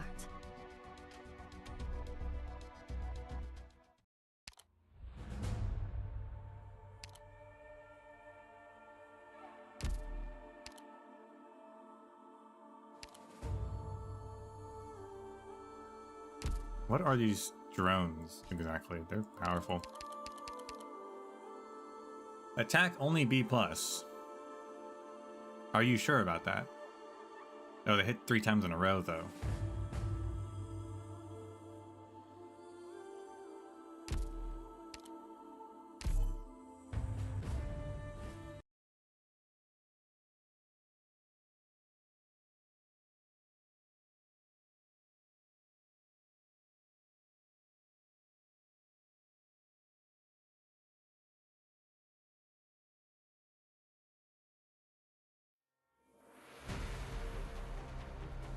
Never mind the use of force. Death has its own resting place.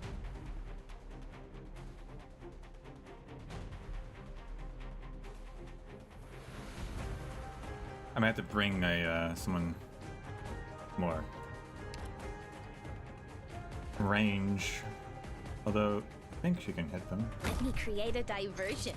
Yeah, there we go. You can go from there. A new challenge. Rock and roll. Feels bad to lose your target, doesn't it?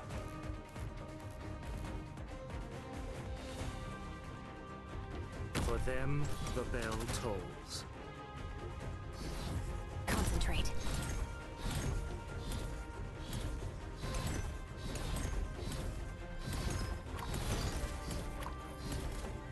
I hear the elegy. Veil, the curtain of destiny.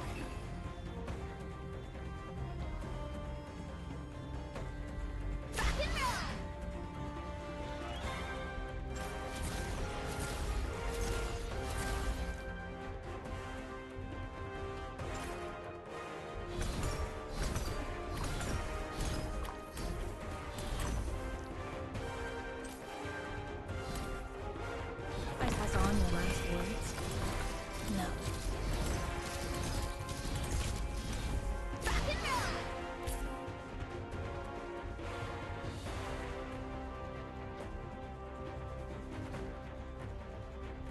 Waiting for your call.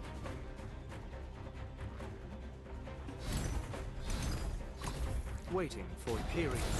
The reversal of finality.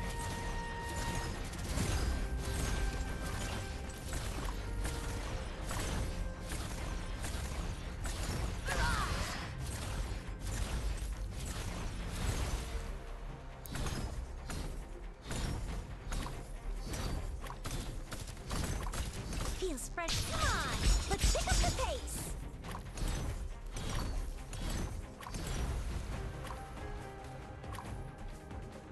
You saw nothing.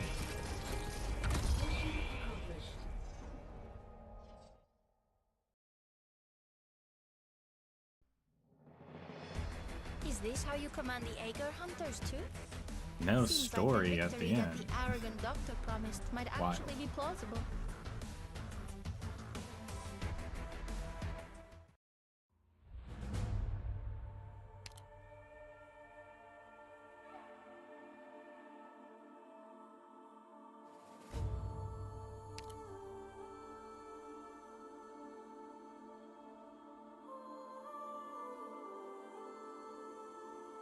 So these are general use aircraft designed by the IDA for transporting goods. Some members suggest that having a pilot at the top might deter ruffians from shooting it down, fearing the risk of murder.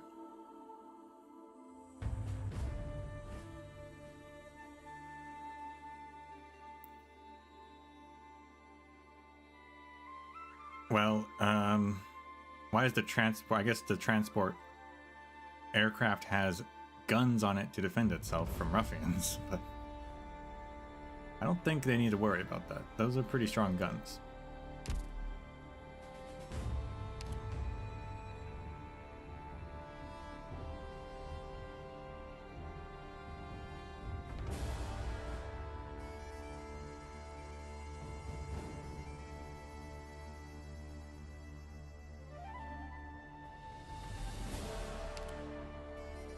Rusted Crown. Vina has a really bad story, or was a really bad storyteller, but we managed to figure out how she got here from the palace. From that day on, she'd be siege of the Glasgow Gang, she said.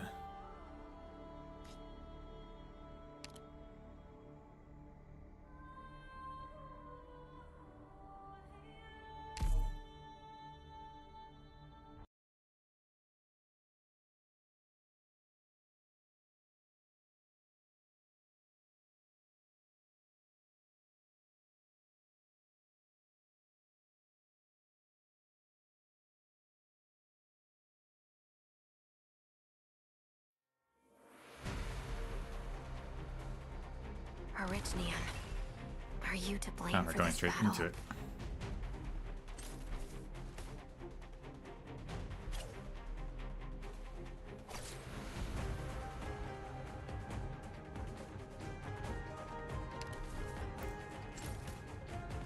Pass on your last words.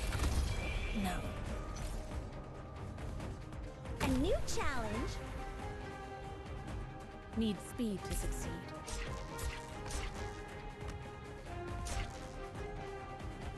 Please, trust in me.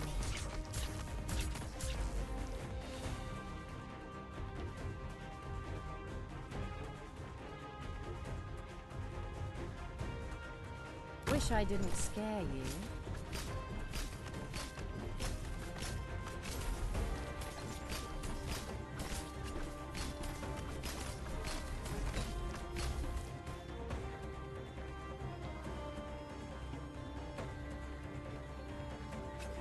them, the bell tolls. Concentrate. Got the blood. You ran into me. Waiting for your call. Then, the curtain of destiny. Support incoming.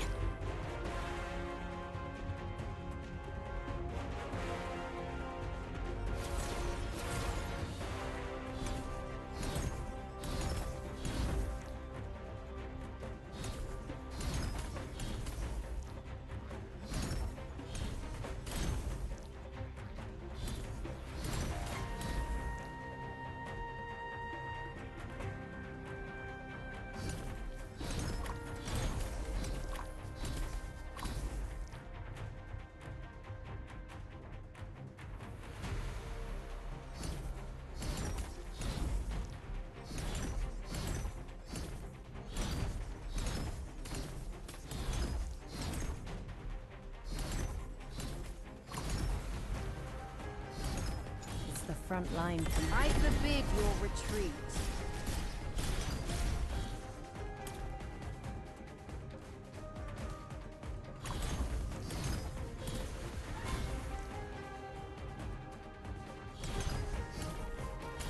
Logos really kills these guys very well.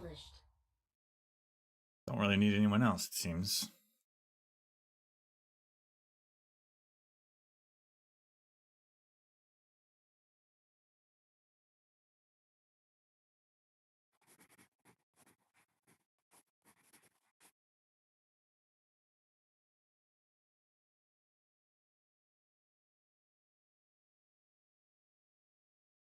I don't like the throne room in the Palace of Westhalig. It's so empty and bleak. That lonely throne just sitting there. I can't imagine what it'd be like if Vina actually sat on it. One woman on that cold, lifeless chair staring at the barren steps. Knowing Vina, she wouldn't last a minute there. I'd bet on it. Throne room, Palace of Westhalig. 3:26 a.m.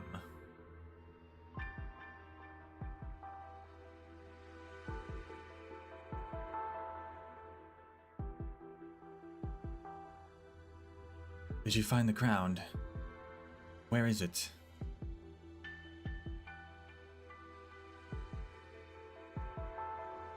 We didn't find it per se. Someone delivered it to the speaker's office. We can't determine the precise time it was lost, but we're certain it happened after your speech started. Vina already placed a crown on that empty throne, so what's the point of stealing it? Was it an order from the dukes? I don't think so. The dukes are never of one mind.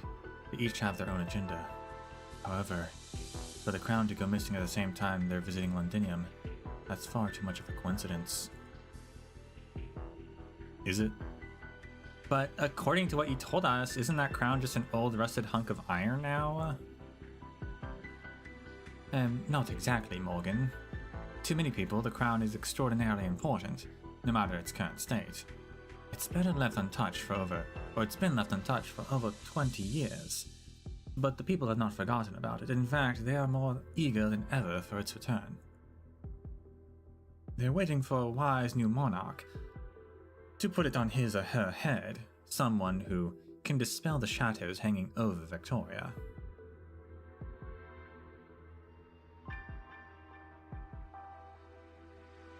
No, most people are just desperate for a miracle, something that can satisfy their craving for royal authority. I can't deny that. Plus, you have listened to their voices for ages, Vina. Your identity is truly unique, a descendant of the royal family and a bona fide war hero, who has nonetheless raised on the streets. It's no wonder so many people naturally feel drawn to you. Now that Parliament is up and running and the dukes have willingly relinquished their authority, the people are all more convinced that you have secured universal support. The next step is as plain as day. But the dukes have no intentions of doing anything like that. The public only cares about the outcome, Morgan. Yes, I've understood that since the day we returned home. Unfortunately, sometimes I'm still very good at letting people down.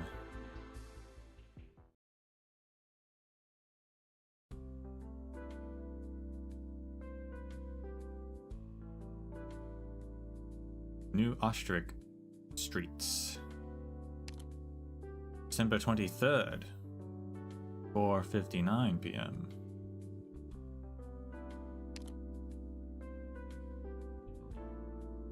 Thank you for sharing the energy bars, Eliseo. I'm gladly undergoing daily sampling. If I can taste tasty treats like this every time, haha.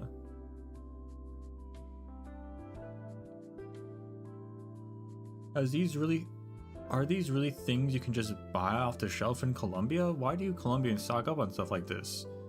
Is it for a catastrophe or something?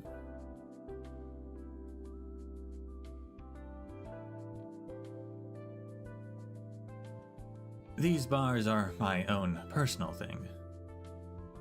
Food is fuel, and it's about energy and nutrition. Energy bars are convenient, so why not? Then again, Diane definitely disagrees with me on this. She's more of a foodie. I understand. We're thankful just to fill our bellies in Londinium these days. Her Royal Highness Alexandrina has worked very hard to ensure that we have enough food to eat. Hey, quit yapping his ear off, will ya?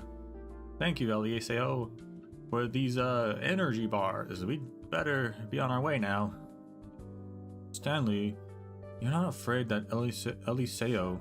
I don't know why when I read his name, I keep wanting to switch the position of the S into many different spots.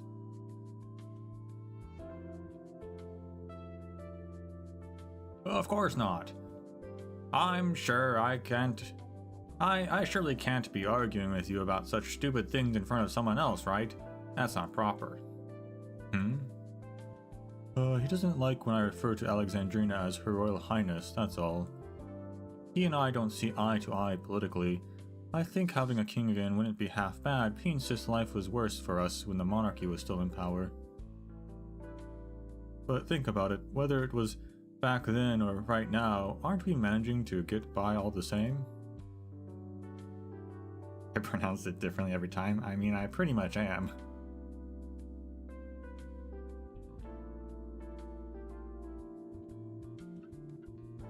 So you're saying the presence of a monarch doesn't really impact your life all that much? It doesn't matter what she thinks. Even if someone does ascend the throne again, it's not like we'll be invited to the coronation feast. Stanley, when are you going to come up with an argument that actually convinces me? Sorry about this, Eliseo. I need to talk some sense into this stubborn mule. Oh, by the way, about the increased patrols in the city, I've heard a rumor supposedly somebody stole the crown and the defense forces are investigating anyone who might be connected with the theft. Let's go, Stanley. Goodbye, Eliseo.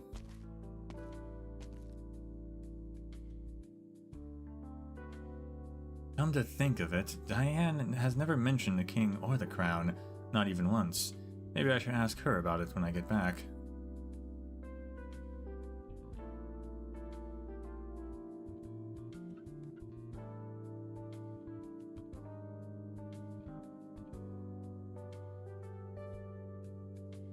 Eliseo, you should take a break. You've been working non-stop, helping collect patient data. The city's infected will all experience acute infection around the same time, with many showing rare pathological progressions. I need to document this valuable data thoroughly. Whether it's for future research into oropathy or for developing targeted treatments for Londinium citizens, this data is critically important. By the way, Sarah, why didn't Diane visit you today?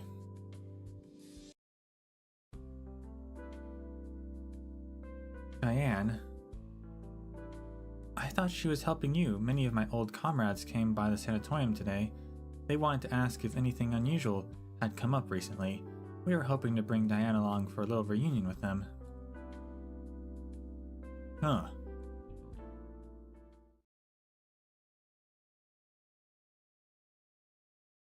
Did Diane steal the crown? Like,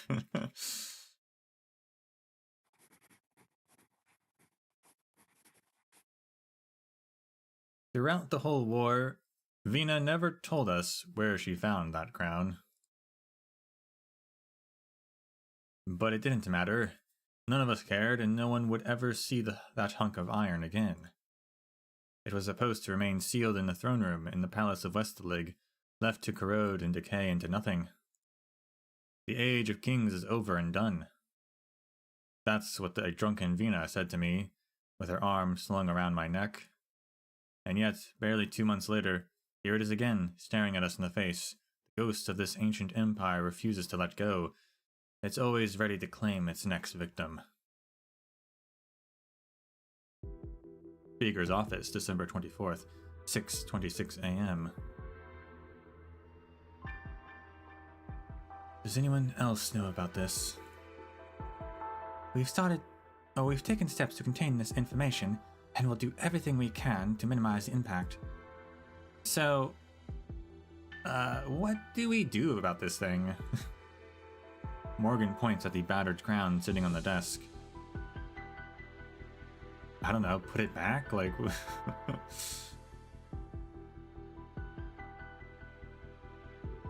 This is my first time seeing it up close. Can't believe so many people are fretting over this whole thing. Vina? She notices that Vina isn't looking at the crown at all. Instead, she is standing silently by the desk, her gaze fixed on the dejected figure sitting in the chair across from her. The one who stole the crown. It was Diane.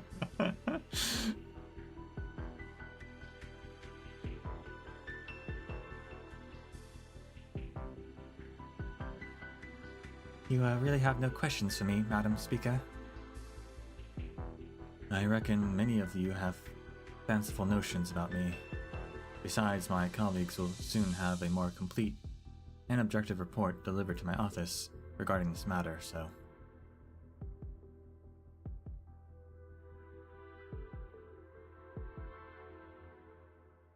Don't lump me in with all those people. All they care about is the throne itself. I care about the one on the throne. I know exactly what I'm doing. I'm well aware of every new law Parliament has enacted, Speaker Vina. Unauthorized entry into the throne chamber is indeed a serious crime, and I'm not planning to deny anything.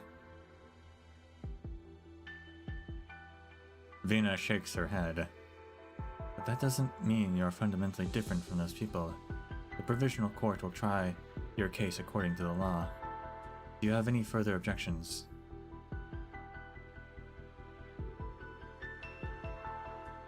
No, Madam Speaker. Delphine, I'll leave the rest to you. I'll personally return the crown to the throne room and make sure security is tightened up. And then I need to prepare the report for the council meeting. A report? You didn't have to do all this, Siege.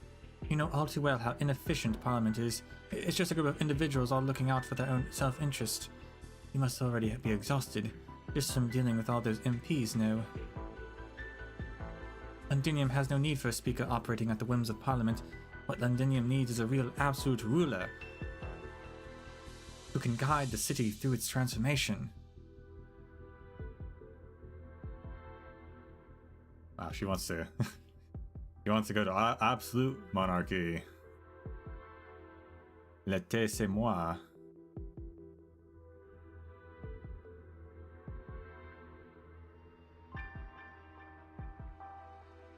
Vina, there's no point arguing with her about this meaningless stuff. I know, Delphine. Madam, are you suggesting that Londinium needs a dictator? No, I'm talking about a king. Victoria needs a king. I can guess what you want to do, Madam Speaker. You're unlike any ruler I've ever known. You don't even care about your own lineage. But if you wish to achieve your vision, Speaker, it won't be enough. This crown should not and will not become an obstacle for you.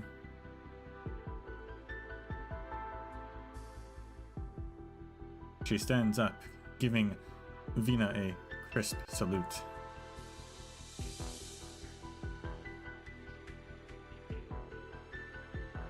That is all I have to say on this matter.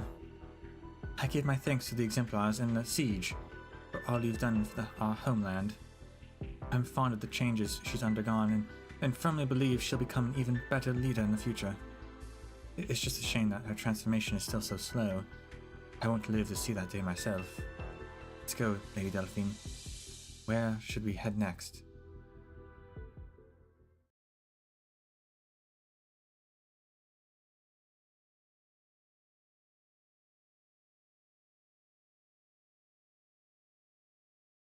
Do you really know what I wish to do?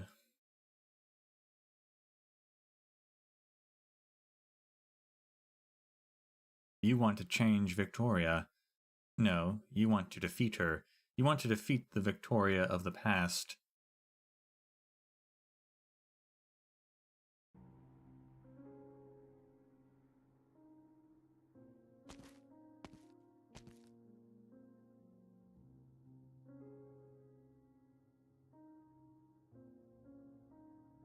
Vina stands at the foot of the staircase, holding the crown in her hands as she gazes at the throne.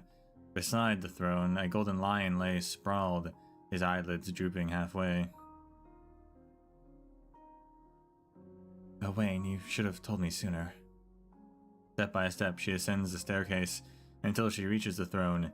Instead of sitting on it, she sits on the steps before it. The lion doesn't seem to open his eyes.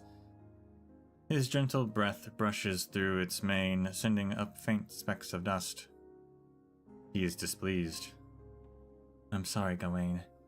I had another sleepless night. There are still so many thorny issues left unresolved. He feels the warmth at her back. The golden lion has moved closer, and his massive body is now supporting her. Just like it had when she was a child, Vina catches a whiff of sunlight.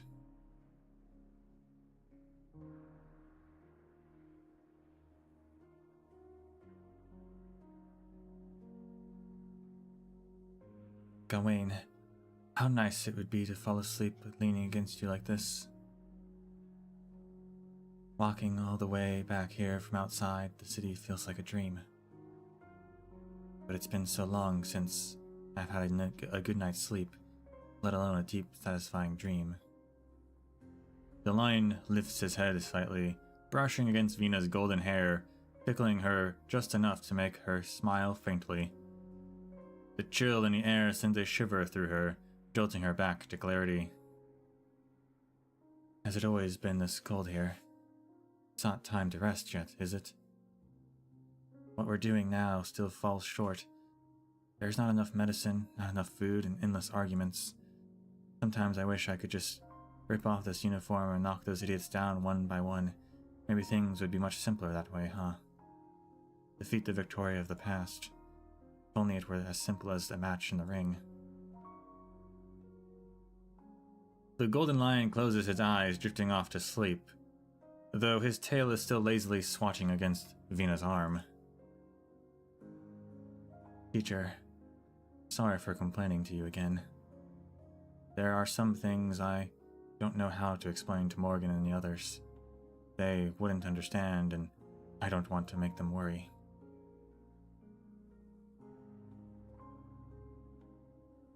As for Delphine, I don't want to show too much doubt or vulnerability in front of her. She's already taken on so much for me and pinned so many expectations on me.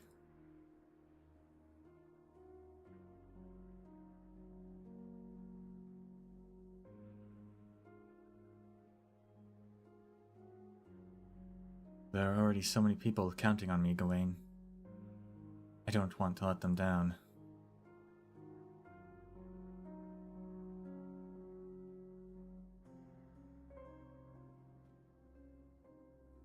She shuts her eyes and grips the crown. King, speaker, these titles mean nothing to her. She just wants... Vina, I knew I'd find you here. Wait, were you just asleep, or...? No, I was just thinking about something, Gawain, She instinctively turns her head to the side, but there is no one there, yet that warmth remains unmistakable.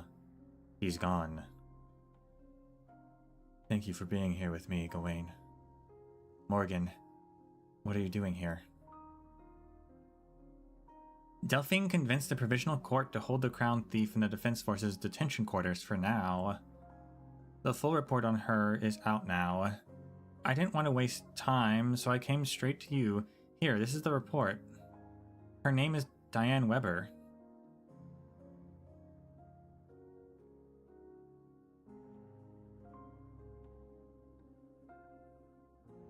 Do we know a Weber? Do we know another Weber? Morgan pauses, watching Vina closely for a reaction. But Vina simply looks at her with curiosity, waiting for her to continue.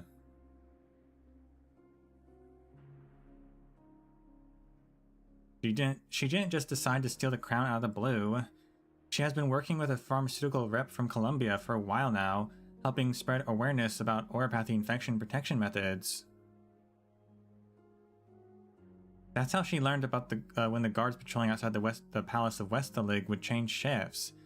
Once she got inside, she waited until your speech and slipped into the throne room. And then she stayed here for quite a while, at least half an hour.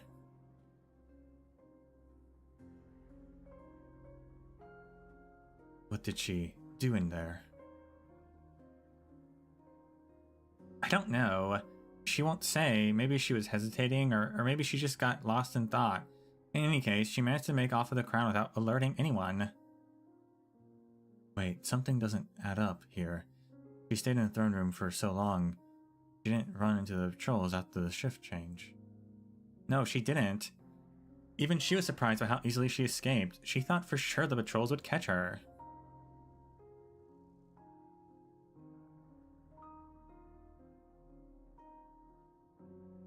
So someone must have helped her. Was it one of the guests? Unclear, but if she had help, she didn't know about it. She came up this whole plan herself. But why? Just to bring the crown to me and goad me into... Her name is Diana Weber. Or Diane, not Diana, but... I know. You don't remember her. I kept thinking she looked familiar, and when I saw the report, I realized it's her.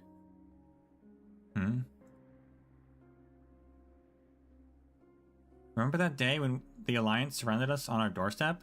The first soldiers to defy orders and escort us forward?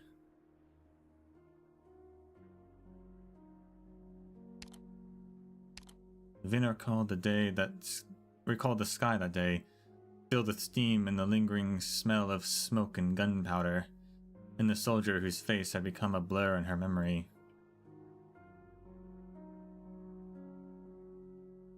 Yeah, okay. I guess that's where I just remember, because they mentioned her full name earlier in the event. So maybe that's where I was like, they mentioned a Weber at some point. There's a Sinnock Weber? I don't know who that is.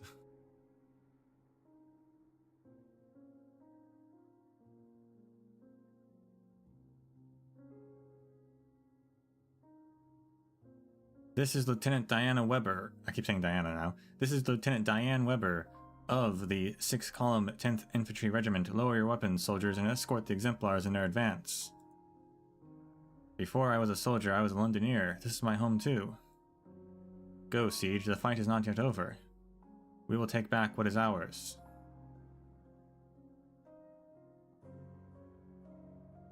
Diana Weber, the soldier who defied the King of Castor's orders. She contracted acute infection in the final battle against the Naxahir King. That rings a bell? She was the one who took the Sigh of Kings from you and charged towards the Naxahir.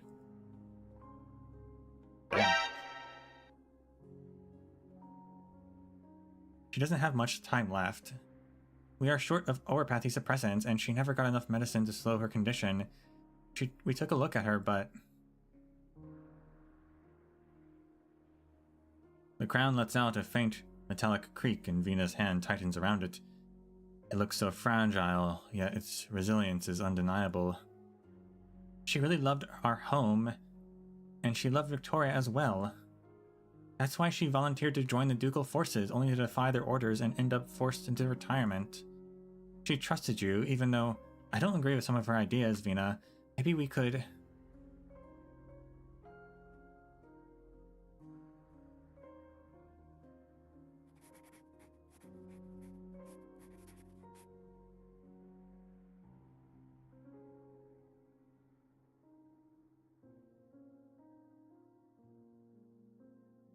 I never finished asking for mercy on Diane's behalf. Vina knew what I wanted to say, and I knew how she would respond. No, I knew what Speaker Vina Victoria would say.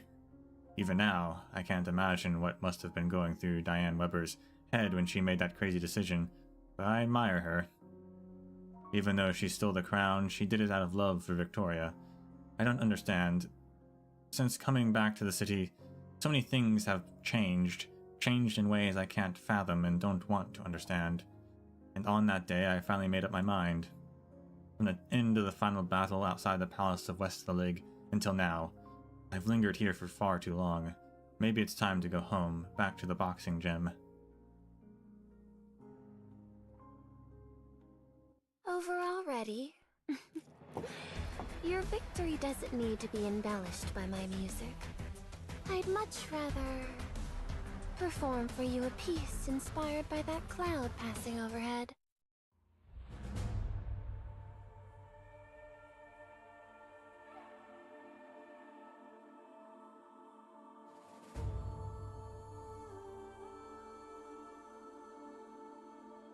It'd be surprising if she retires. Vina?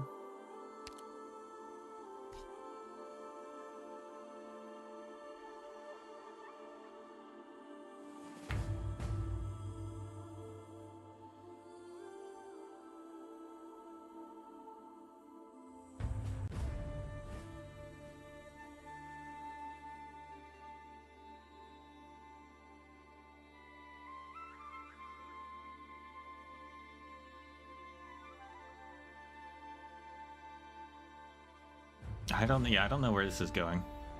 I mean, we've got 2 level, like Milscar hasn't even like mentioned at all today.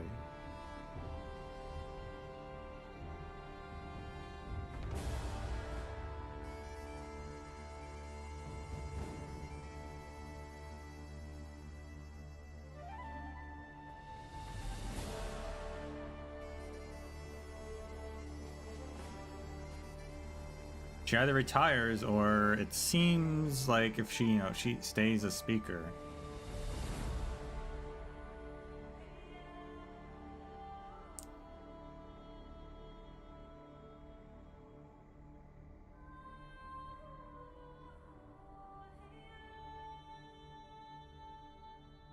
She's kind of gonna lose herself and her friends.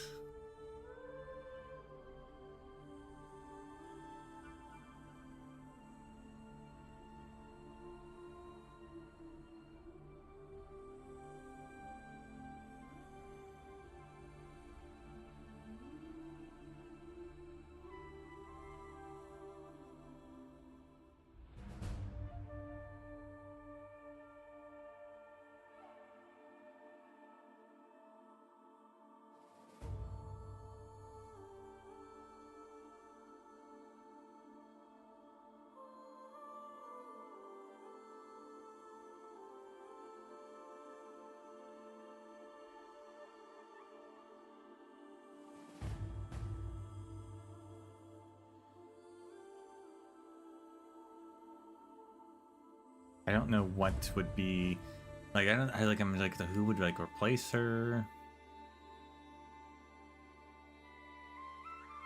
I guess this has to eventually come around to whatever is going on with the Tarans, but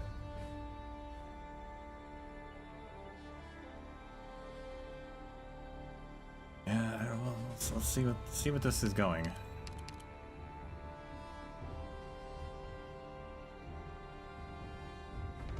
Sword reforged in war. When the steam dissipated, Vina told me that history will remember its heroes.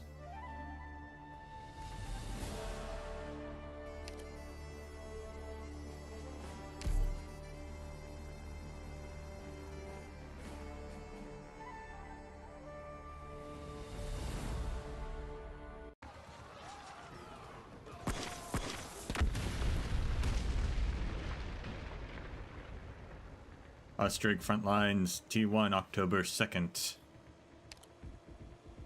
The day the war ended.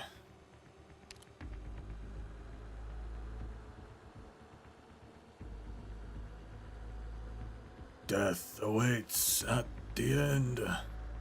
My liege watches.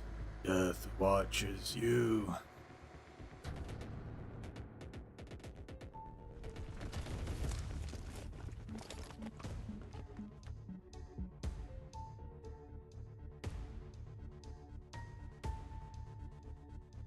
Captain, the target has been neutralized, but our remaining ammunition is estimated to only last 2 more minutes. We need to set our next. We need our next set of orders. All units prepare for close quarters combat. Hold the lines for the next 2 minutes. Help cover your retreat.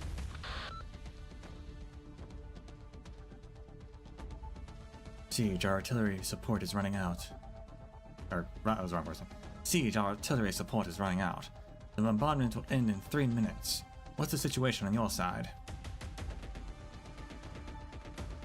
Can't clear this Noxahir fog. These things have severed the supply routes our workers cleared for us. We can't get supplies to your position quickly enough. Prepare to retreat from T1.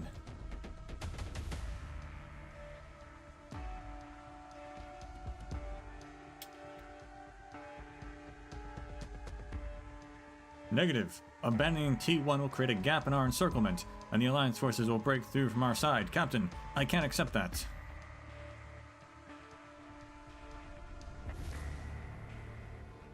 The battlefield isn't a place for heroics. Honor your orders. We sent a distress signal to our friends at Rose Island. Now we have to trust the doctor and the plan. Soldiers, we've made it home. Do everything you can to survive. Only then can we take back what we've lost. Siege. We'll hold the line for the final 2 minutes, then retreat to regroup and assist you in clearing out the creatures in the fog. Bagpipe, keep them safe. Hi, Captain. If the fog can be dispersed, or can't be dispersed, don't wait for us. Head to I-12 and rendezvous with Godwin's 106th Assault Brigade. Keep fighting. Understood. I'll be seeing you, Captain. Strange howl. Look out, Siege. It's the Confessorius Chimeras. Everyone prepare to retreat. Song like shriek. It lit itself up. Hannah, watch out for its flames. Ugh, it hurts. Vina, are you alright? Everyone else, fall back. I can't allow any more needless sacrifices. A piercing wail. Wait, where did this backup come from? Anti-witchcraft cannon has struck the target. Enemy movement disrupted. Remaining squads continue setting up anti-witchcraft cannons. Mission objective: eliminate threats within the fog. Friendly forces at T1, hold your position. Emergency supplies will arrive at your location in 3.5 minutes.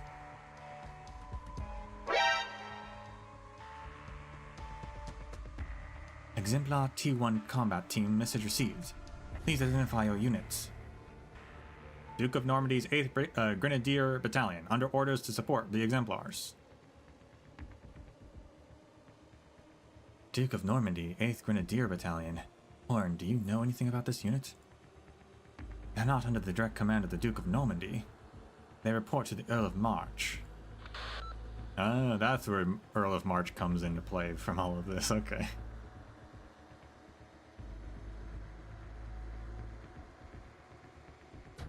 Lieutenant Scamandros truly has an exceptional grasp of our intelligence operations, as to be expected from someone born into a military family.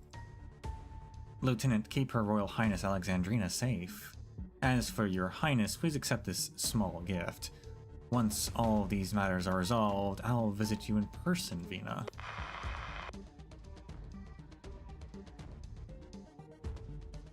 Siege, do you know the Earl of...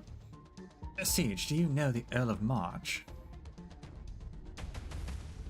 No, we've never met. But her name was mentioned in some of the information sent to me. That doesn't matter now. With reinforcements, we should be able to reopen the supply line.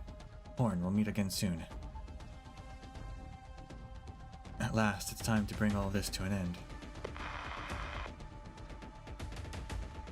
Finally! The crowd cheers. Phew. She gazes at the shard in the distance and the faintly visible palace of Westalig, calmer than she has ever seen, or ever been. Triangle, cello, oboe, tempest platoon. Everyone, watch closely. As we scatter the dark clouds over Londinium, all members of the Exemplar T1 combat team, hear this. Hold your ground. Do not give them a single inch. Roger that!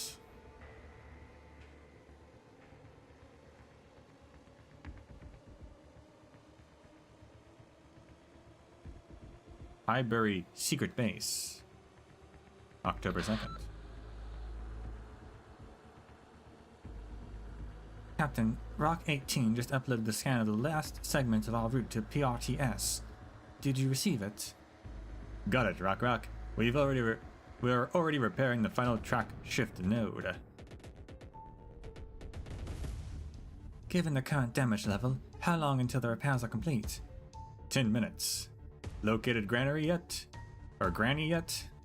We need to retrieve the weapon as soon as possible. The Exemplars will need our support on the front line. Still trying to pinpoint the correct location. The signals we found over the past few days were all decoy beacons they left behind. It's taken a lot of time to re-establish contact. At least that means Granny's team is safe for now.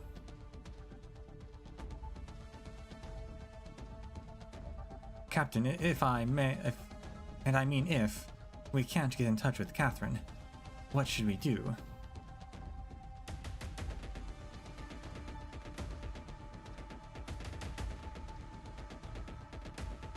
We'll use this passage to transport as much of Highbury's remaining supplies as possible to... Captain?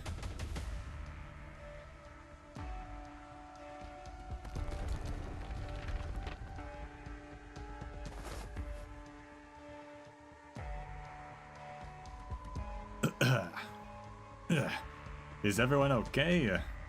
Where did those sarcasms come from? What was that artillery fire I just heard? The smoke shifts, yet a small ember glimmers brightly in the depths of the haze. The ember of a cigarette.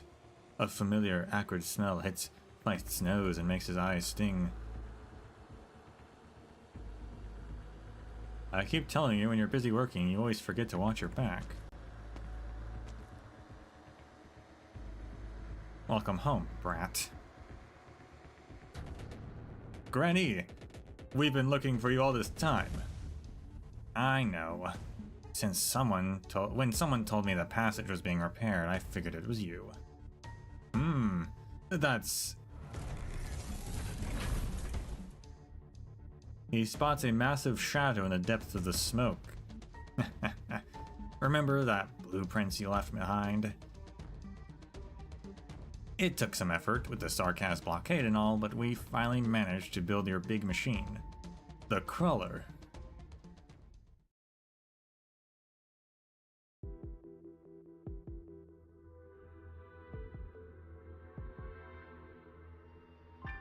Sedine Secret Underground Passage. 6:39 a.m.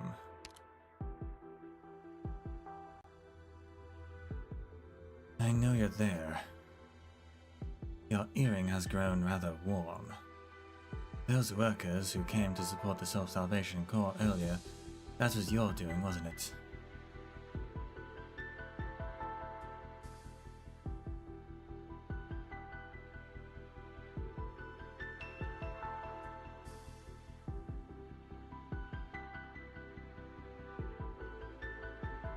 Shush, you're the still my friends.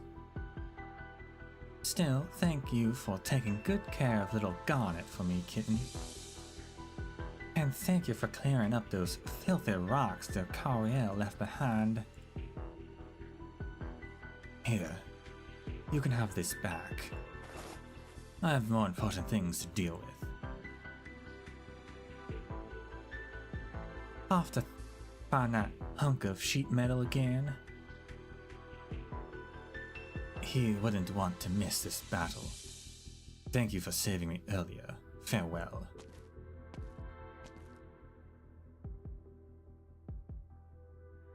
Where are you off to next? Oh snap. Well, there's Ascalon. He's not missing anymore. To meet with him. You're not going to help Dame Calcit. Without me and Logos there, nothing will happen. I'll wait for them beneath the Palace of Westaleg. It's his last known location as far as I know. Her Highness is gone. It's time to put the past to rest.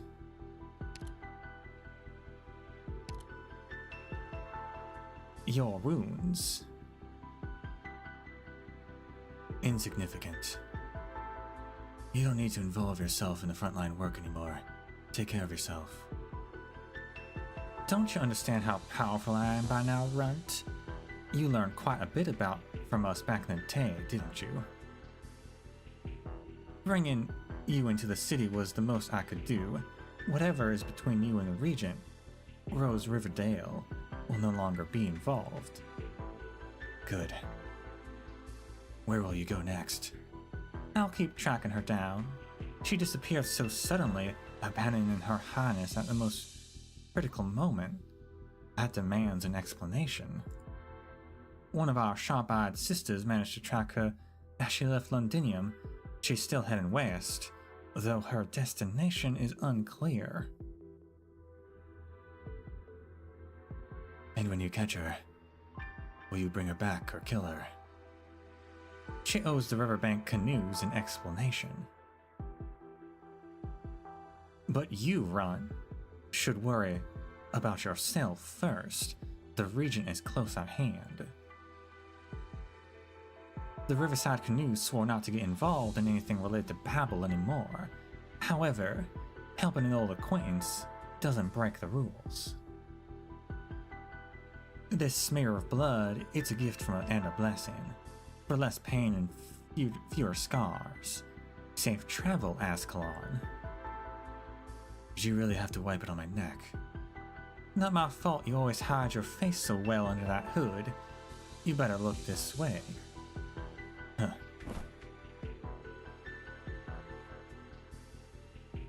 Oh, by the way, I forgot to ask. What do you think of that, kitten? She does not emerge from the shadows and the wind carries her voice.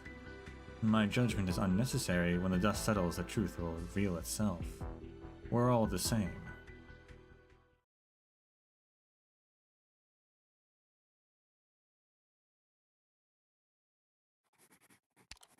Okay. I'm assuming her name is Rose. That's what we'll call her for now, I guess.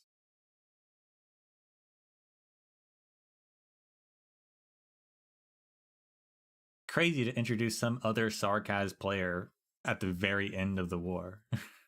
Like, who is this person? Or a group of them, it seems like. Maybe the Riverbank canoes, Riverside canoes, whatever it's called. Riverbank canoes.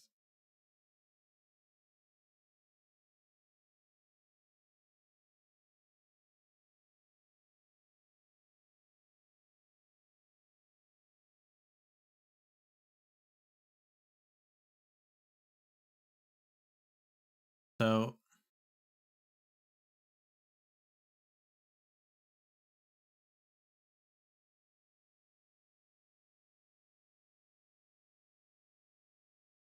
I guess it's like Milscar's like, thank you for saving me earlier, farewell. And then immediately she Mysterious Vampire Rose was like, where are you off to next? And Ascalon shows up and says to meet with him. I thought maybe that was the same conversation, but I think that's not the same conversation. Unless Ascalon and Nilskar are working together somehow.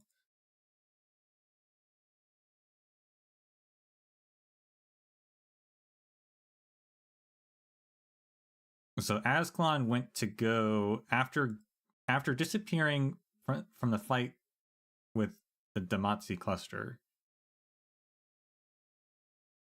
She went to go confront Teresis, whose last known location was underneath the Palace of Westphalia. Now, we know that no one knows what happened to Teresis. Or at least people aren't being told what happened.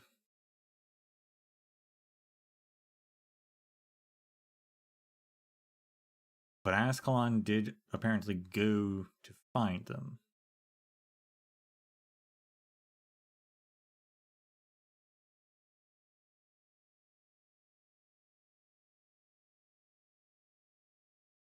And then they start talking about something else.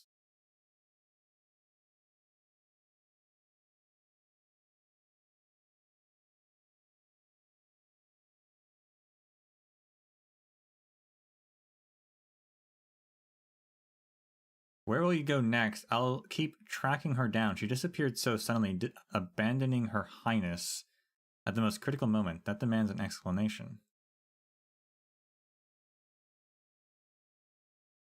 One of our sharp-eyed sisters managed to track her as she left Londinium. Like, I'm not sure who this her is that they're talking about now.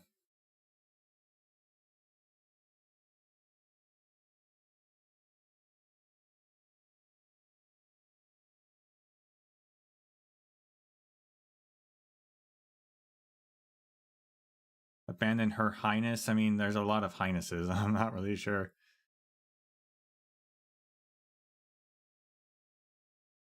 What side we're talking about.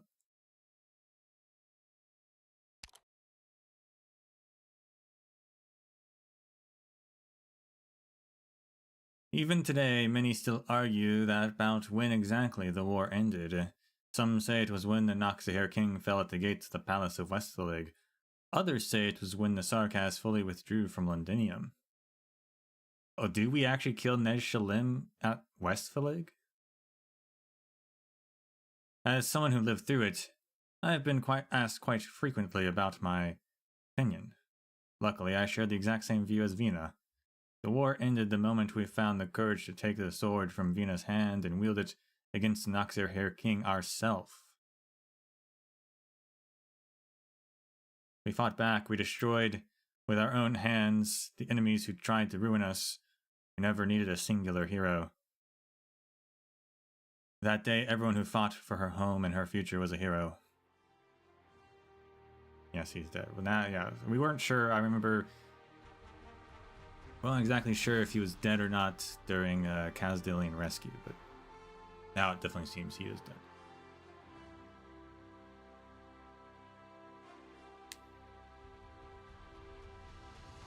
Everyone, no matter your unit number, which squad you belong to, or which duke you serve, there's no retreating now.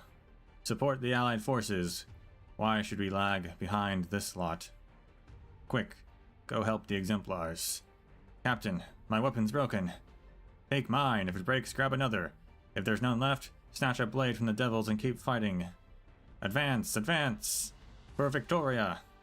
For Victoria!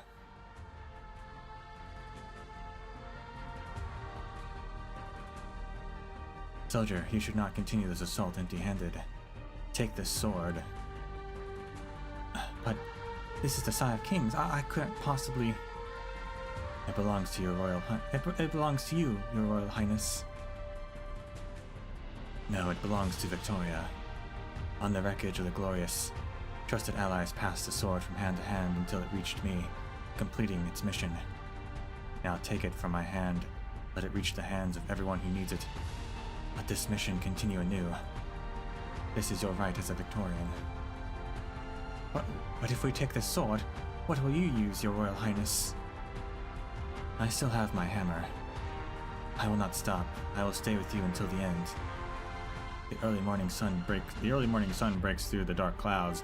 A golden-haired feline and a Victorian stand together. The soldier grips the sword tightly, her gaze locked on a determined Aslan, despite the blinding sunlight. She refuses to look away, for she sees the thousands of Victorians rallied behind her, fighting for the same cause. She sees the king walking alongside her people.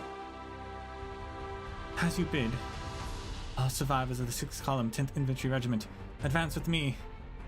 For Victoria. May the vast lands they keep our king. She cuts down 2 Noxahir Royal Court elites and a caster. Her blade bears 2 new notches. His people and all his well-willing. However, she is too gravely injured to continue, so she passes the sword on. A worker grips the sword and presses forward.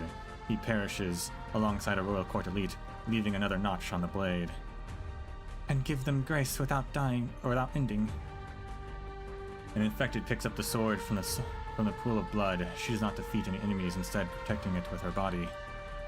In doing so, she protects her Victoria and her hope itself. Then we may call and safely sing, Victoria, give thanks for our home.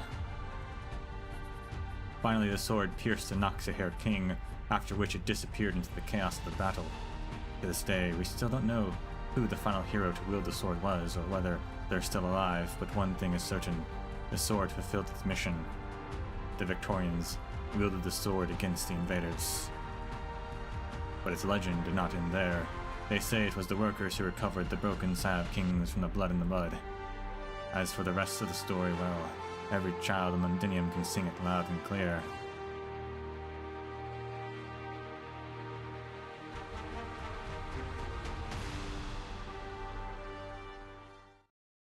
Awesome.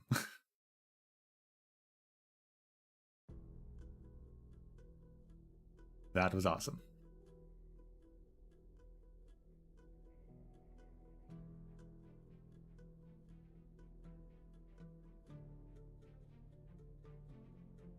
Great imagery. Oops. I don't see any more Noxahirs. Is the battle finally over? This is the Arknights, the Noxahir's final camp. 7:35 a.m. But this blasted fog hasn't let up one bit. Something's not right. Sarkaz aren't attacking under the cover of the thick fog like before. Is this a trap? Based on our previous encounters with the Noxahir army, they are far more elusive than they seem. Thorn, what do you suppose we do next? Coordinate with our main allied forces, hold off on advancing rashly, and minimize unnecessary casualties until we get a clearer read on the situation.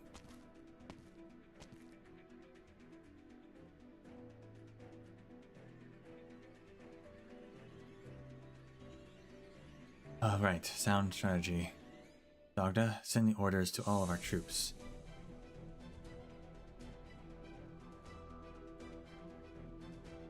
I'll pass it on the Alliance commanders, as well as Closure and the others. Hey, did Hood even get the frequency right? We're already live. Everybody listen up. Babel's captured the military commission's command center.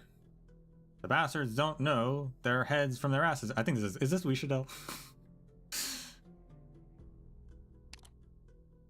Is this that transmission? The bastards don't know their heads from their asses right now, and nobody's got it in them to help out the crusty old Noxahir king. So quit wasting time and get those feet moving. I don't care if you believe me or not, just go and get this over with. Oh, and by the by, you might want to look up. The old hag, oh, this is what we should know. The old hag still owes me big time.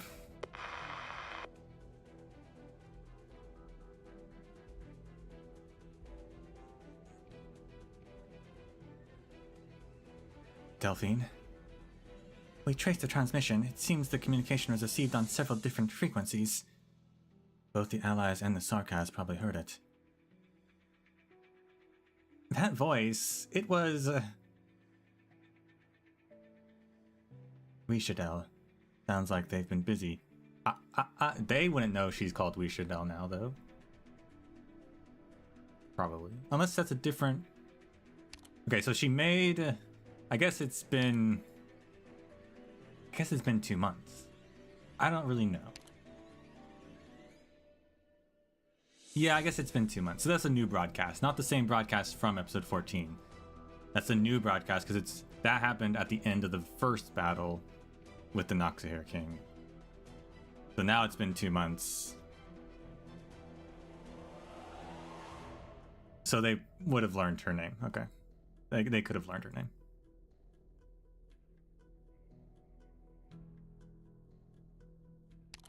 Or not 2 months. Not 2 months. 2 months is from 1 month, I think. I don't know how. It's been some time.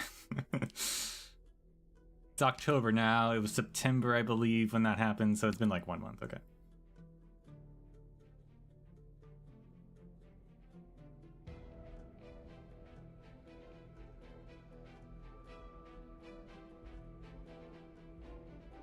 Horn, please reassess the situation. Vina, look at the sky. It's... All eyes turn upwards, and soon they hear the sound of steam bursting at full force, echoing above the palace of Westalig, Victoria. The Victorian army boils.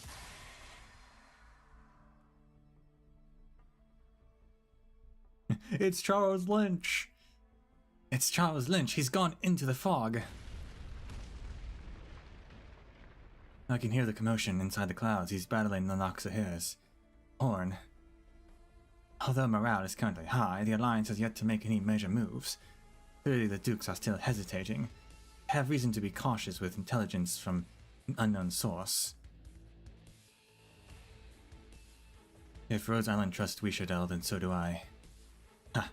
We trust you as well, Siege. I'll go tell everyone to get ready. What's going on? Did you hear that sound right beneath our feet?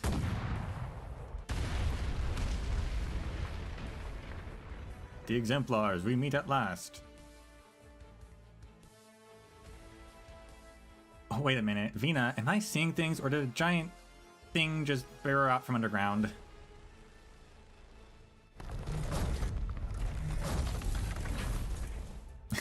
Hell yeah, Catherine.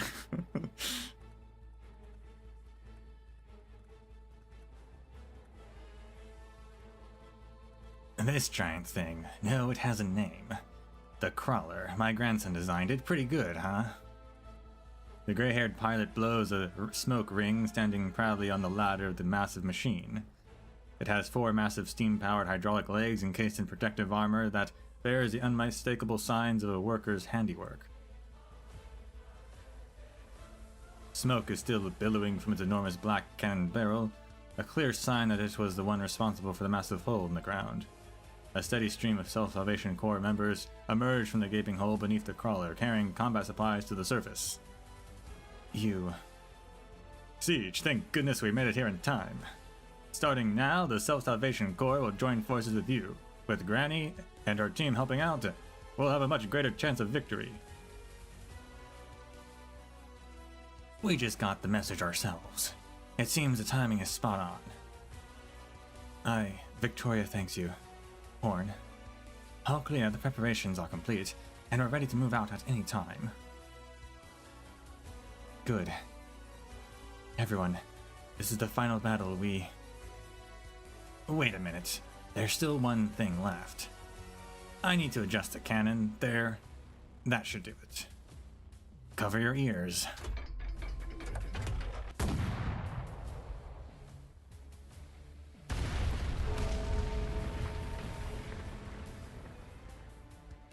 The cannon strikes the giant bell at the center of Oxterig, an ancient relic that once stood for centuries.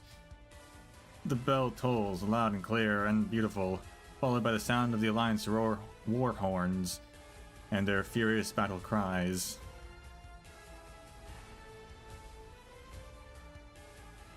We've got to let certain people know we're here. You're in command now. Victorians, charge forth to our final victory.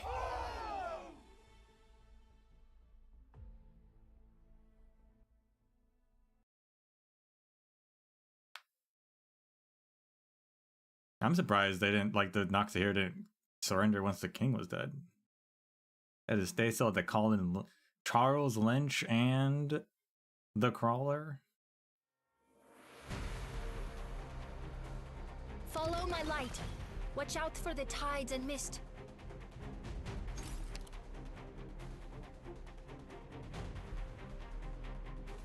A new challenge.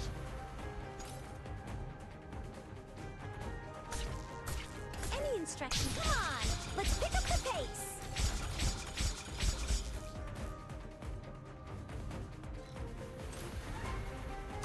Moonscar Mercenary. We've already seen those before, but okay.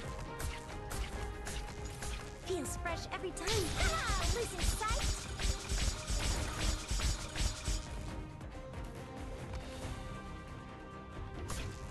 Locked and loaded. An improv from us.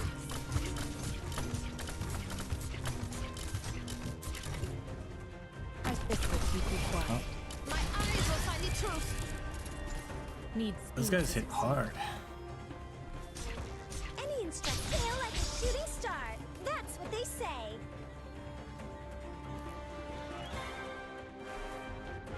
Roar.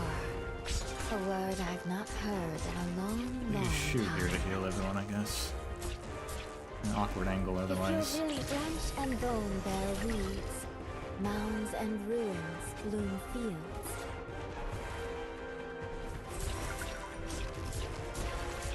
Any instructions? Feel like a shooting star. That's what they say. So, Got this will keep you quiet. we should sent Charles Moving Lynch? to designated location. Is that what happened? I was so distracted thinking about everything else.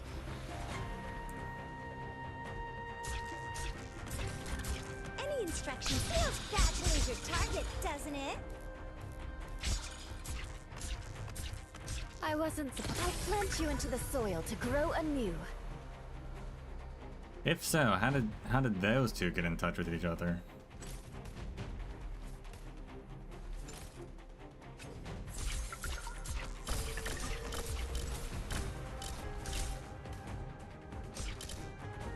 A solo.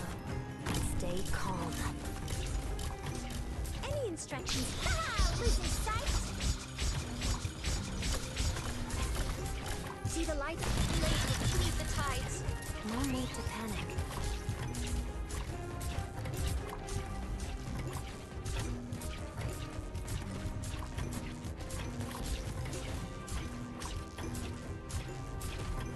Mission accomplished.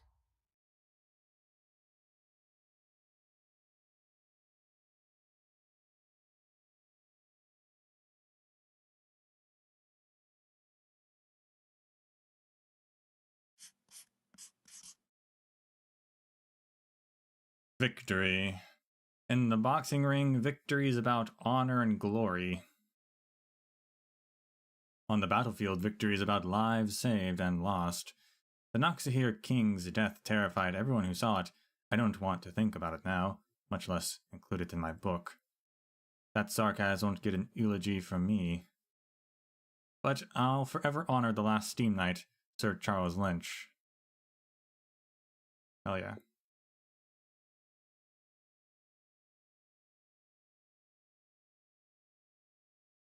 How long has it been since he moved? 10 minutes. No, Charles. No one dares approach Charles Lynch. Everyone gathers around the last Steam Knight, down on one knee in a show of respect. He stands tall and wavering before the palace Westlig, steam gushing from every crack in his armor. Scorching, unrelenting,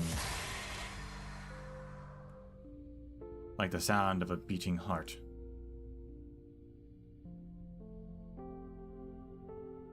How can he still be standing with such grievous wounds from the battle with the Noxahir King? It was never his body alone that kept him upright. or he would have never made it out of the Mausoleum of Kings.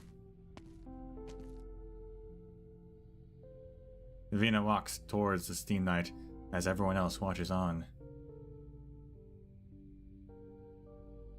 Vina, don't get too close to him. He's off his rocker. I have to know for sure. He almost killed you back in the underground, Vina. Let her do it. Something's not right with the Steam Knight. Sir Charles. Siege probably sensed it too. But trust her. Vina approaches the Steam Knight. You can tell the temperature rise. She can feel the temperature rise from the hot steam.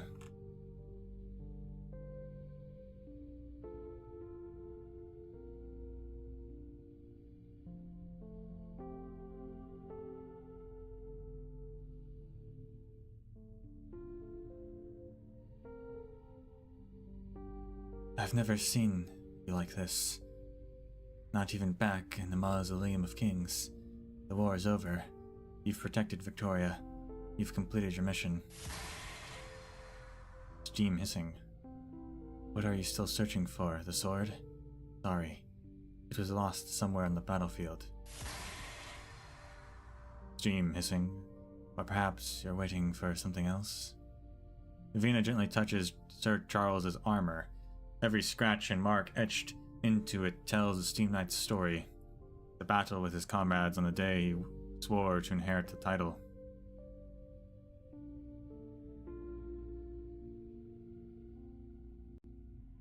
The battle on the frontier to quell uprisings, he survived amidst a storm of witchcraft. The betrayal in the Mausoleum of Kings. The charge towards the glorious, towards Oranginium. Sir Charles Lynch has never fallen. Sir Charles Lynch shall forever watch over Victoria.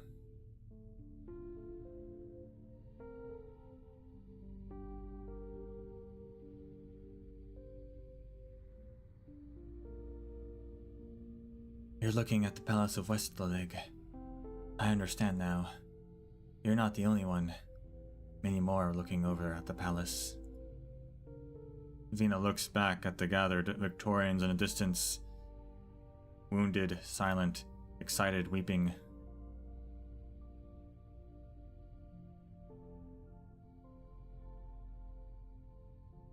The people had already formed a long human wall on their own, holding back the restive and agitated crowd.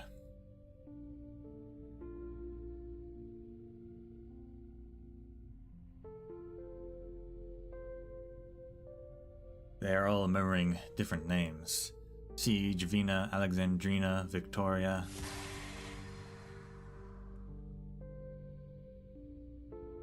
Never believed you'd gone mad. Sir Charles, this is our second official meeting. I once hoped that if you found your way out of the darkness, you would find something worth protecting. We've already made it this far. Please wait a little longer until I return.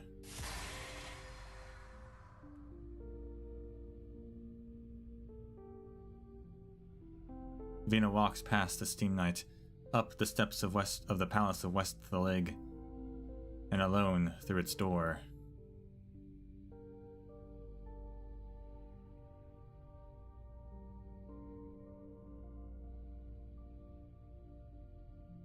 Time slowly passes.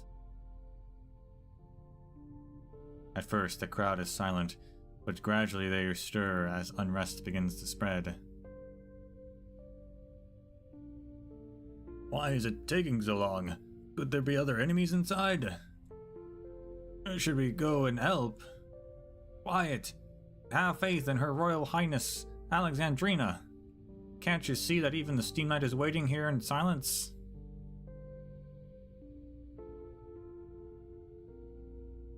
I've heard the crown is still inside. Do you think that when she comes out, we'll have a new king?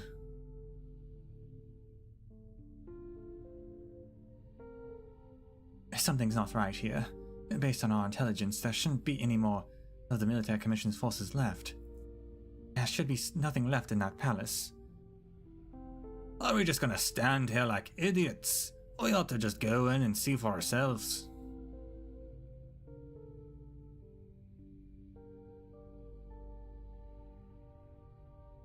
I'll go. There are better choices. Well, we're the only ones who can drive the crawler. As long as we've got the crawler, we've got nothing to fear. We'll be protected, even against a Steam Knight.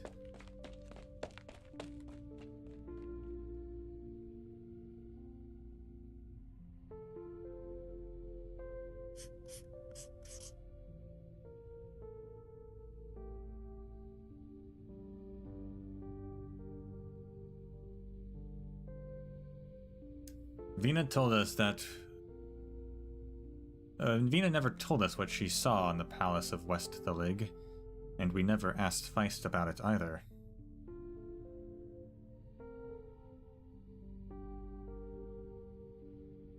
It doesn't matter. I'm just relieved that once the military commission's banner fell from atop the palace, Vina didn't actually walk out wearing the crown.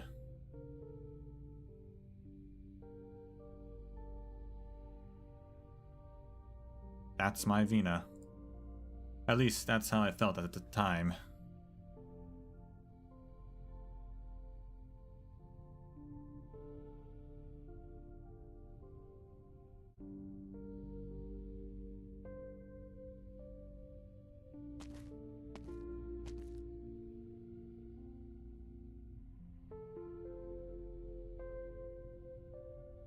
There she is! She's coming out!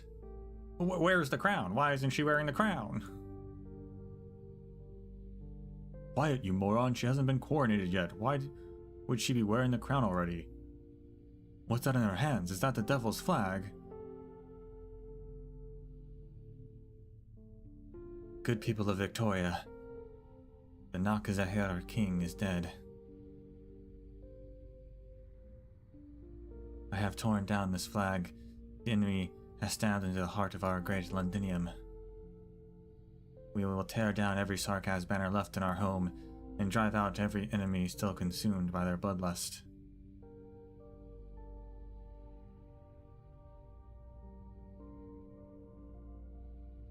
Please spare the unarmed ones. Spare anyone willing to surrender. The war is over. We must not avenge slaughter with more slaughter, nor meet hatred with more hatred. I, Vina Victoria, wish to speak to all the heroes who fought to defend our Victoria. Hear me. We have liberated Londinium, liberated Victoria. In these coming days, months, and years, we must revive Victoria. We shall revive Victoria. Vina raises her hammer aloft for all to see.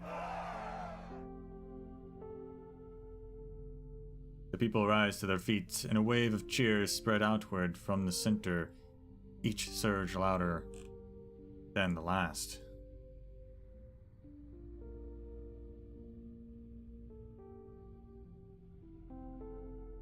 Londinium and her citizens celebrate her rebirth. At the center of the crowd, the last Steam Knight lets out his final roar, steam bursting forth.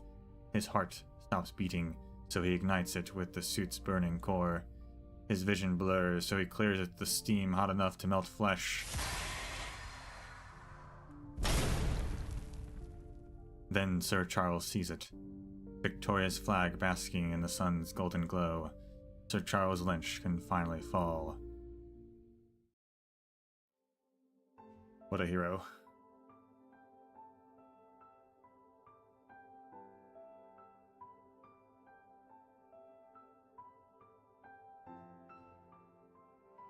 He falls to the light of dawn, to a new beginning.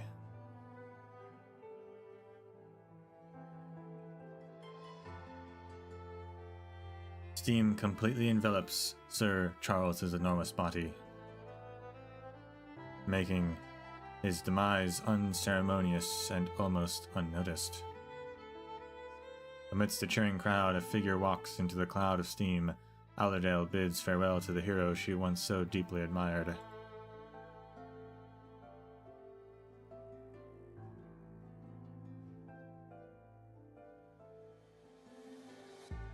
you could have killed me back then. Despicable meeting her end at the hands of her hero. That would have been the perfect ending story. Why must the despicable be the one to bid farewell to the hero?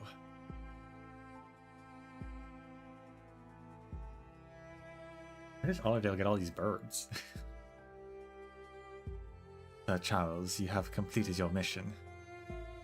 My father once taught me that every steam knight returning triumphantly from his mission would have a squire to remove his armor and wipe away the dust. Allow me to remove your armor.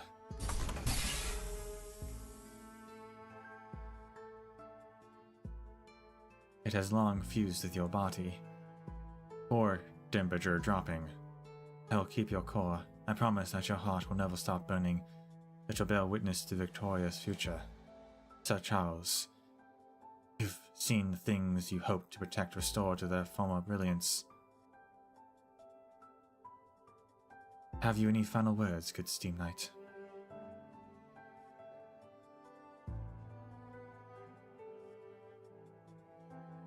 From this day forward, you'll be honored as a Steam Knight. Sir Charles Lynch, tell me, what do you want for your reward? Your Majesty, I wish for your blade to always be sharp. I wish for the wheat my wife harvests to fill the granary by our doorstep year after year. I wish to hold my newborn daughter in my arms and fly over Londinium, gazing down at the factories bustling day and night throughout the city. I wish for my neighbor, whose legs are crippled by illness, to stand again so we can drink, sing, and celebrate through the night with our comrades we know so well. Your Majesty, what I wish for is a life of lasting peace. If this reward requires me to fight for it myself, then, Your Majesty, I pledge to you I will always keep fighting for you, for all my loved ones, for myself, and for Victoria.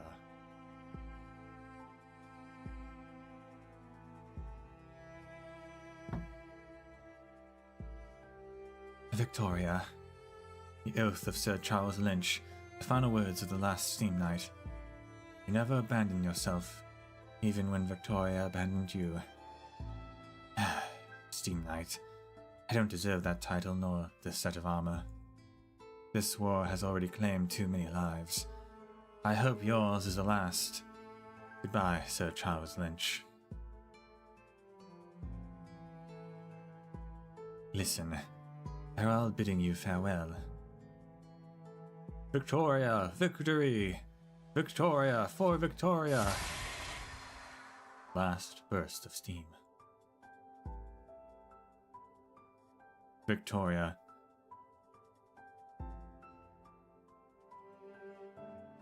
Victoria. His final hoarse whisper merges with the crowd shouting like raindrops quietly dropping into the sea. Allerdale sees the excited faces in the crowd. It cannot help falling. Silence. Her eyes are drawn to the woman standing on the steps, Vina. She knows Vina can see her as well. Vina just stands there, looking back at her, her lips moving slightly. Did she recognize me? Allerdale sighs.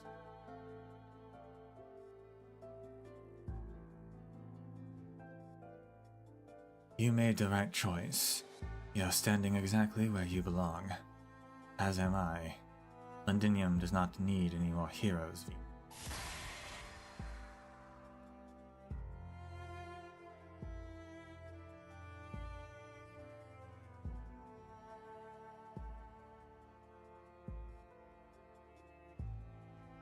She turns and walks away, disappearing into the white billows of steam.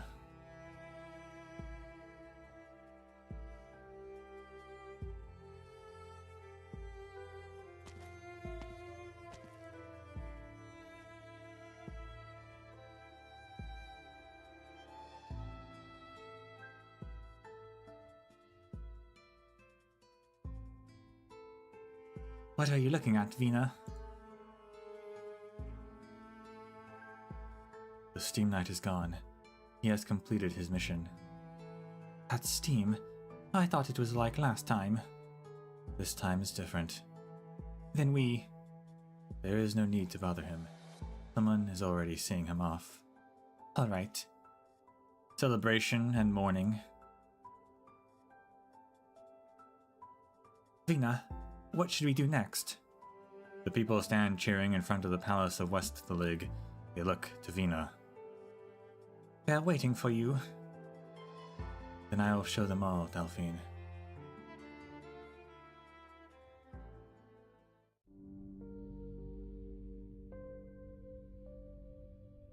Sinselda Parliamentary Chamber, December 25th. 5:24 p.m. Retired exemplar. Is this the speaker's answer? She sent you, her old comrades, to drive us away?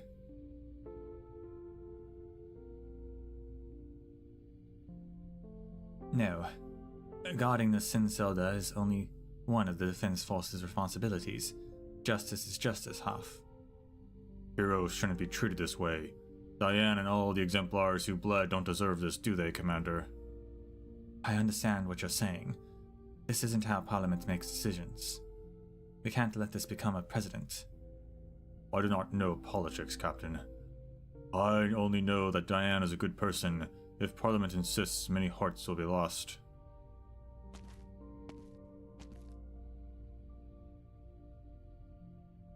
And you, sir? You still will not yield?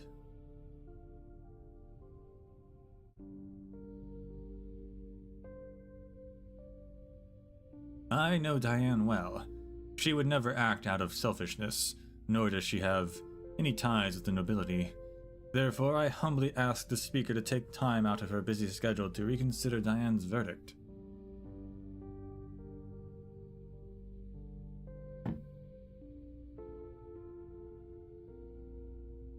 This was a decision rendered by the Provisional Court.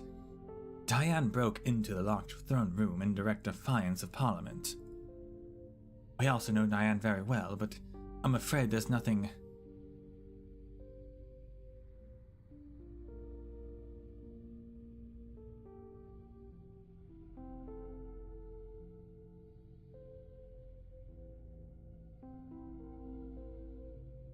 Diane? Yeah, she's the one who introduced us to you. After the war, we lost our homes and nearly our lives. If it weren't for her constant encouragement, I'd probably still be passed out in a barrel of ale. You don't think she's a bad person either, do you? It's just that Speaker Vina, is a force of habit. Speaker Vina must have made a mistake. We've all gone to her office, but I feel like just having numbers on our side might be enough, or might not be enough. Feist. Words carry more weight, please, I'm begging you. Sorry, but I have to assume that if Parliament put Diane on trial, they must have also allowed her to present a defense. No matter how strange or unfair I think the decision is, having Speaker Vina force them to change it at the last minute would be even more unfair.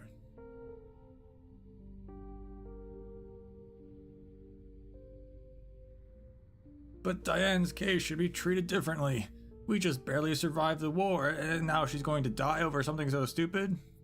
Why is every crime sentenced to execution? What is this?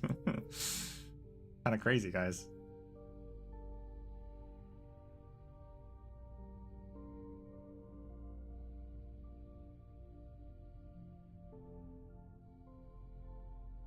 Listen to the radio. Listen to the patrons in the bars. You'll hear that nobody's happy about this decision. What do you think, Catherine? You said we could lodge our complaints with Vina any time.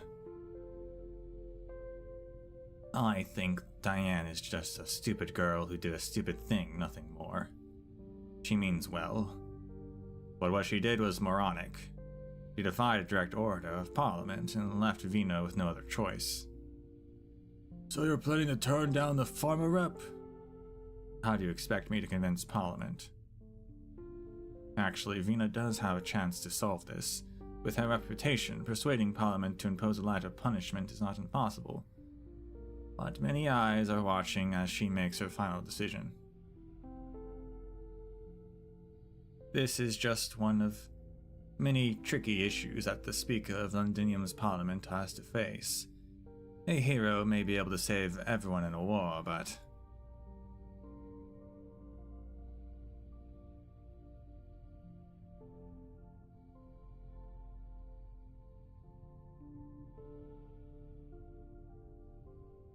Lady Delphine. We spent quite a bit of time trying to find you. Me. In just one day, Diane's case caused quite an uproar across Londinium. We briefly investigated who was spreading the news and inciting the public. So, Parliament wants me to shut up? No, Eliseo. Compared to deliberate acts of sabotage, your actions have had significantly less impact. Actually, we all admire you for fighting so hard for someone you have not known for very long. Vina understands how you feel. She wanted to come see you in person, but I stopped her. I apologize, but Madam Speaker has more urgent matters to attend to presently.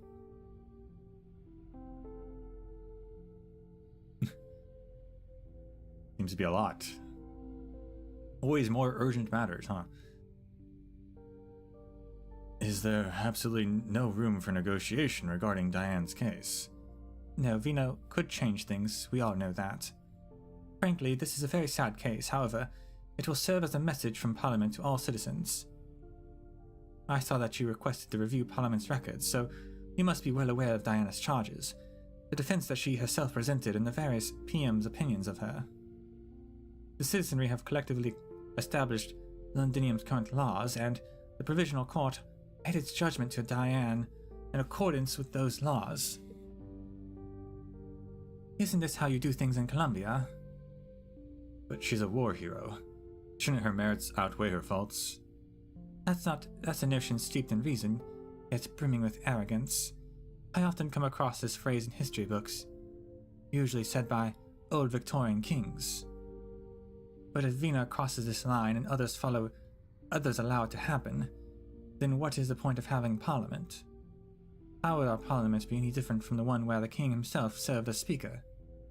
I don't know the answer to that question, LCAO. But none of us want to take the risk of finding out. Parliament will not interfere with any of your endeavors. However, as far as Diane's case is concerned, I'm sorry. This is Parliament's decision and cannot be changed. Diane never told me specifically what kind of soldier she was during the war.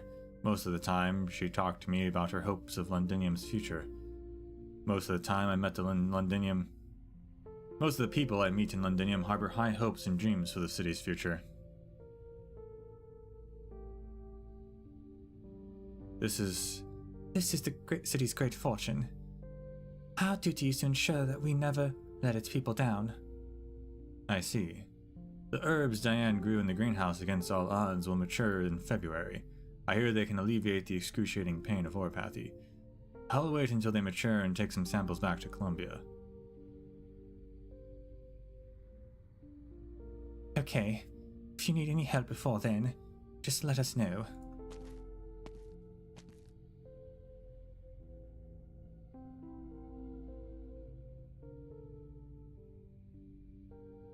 Actually, when I first arrived in Londinium, I was also curious as to what kind of person Speaker Vina was.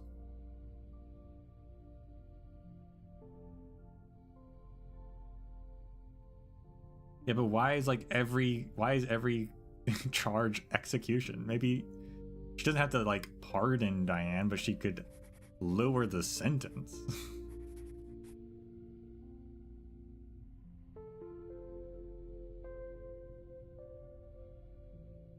These laws are all kind of crazy draconian. When Hannah and I visit schools and sanatoriums to give surprises to the infected children, they always ask us about the story of Princess Alexandrina, the Princess Royal.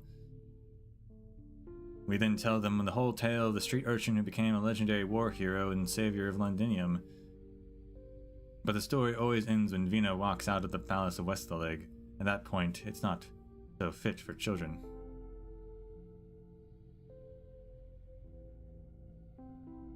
How I wish The story could end with Vina tearing off those fancy clothes and turning with us to Norport, the Glasgow Gang.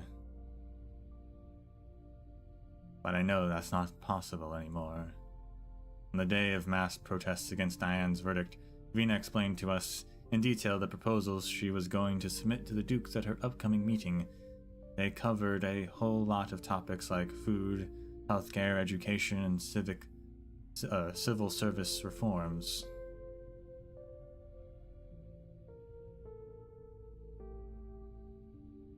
Vina had the right solutions to all those issues, but she didn't say a word about Diane. We listened quietly to all of her proposals, and then left without bringing it up.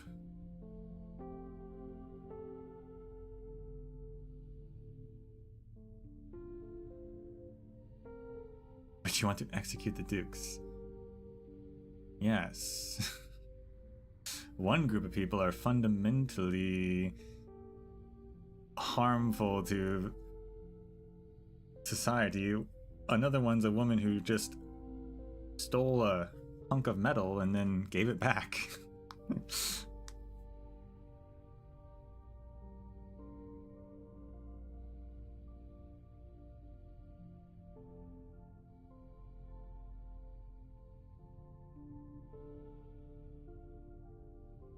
Final inventory report. Comprehensive report on all city sanatoriums. Report on oropathy suppressant distribution. Vina returns her gaze to the documents in front of her. She struggles to absorb the reams of data. She knows that in just a few minutes, the bell on the table will ring to remind her to head to the banquet hall.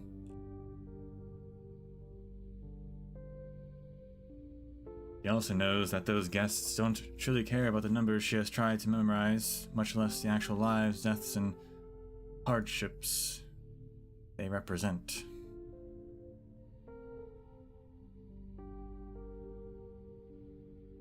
She cares. This time, she's the one who invited the Dukes for dinner. I hope this works. In the now quiet office, the faint shout of protesters outside the window could still be heard.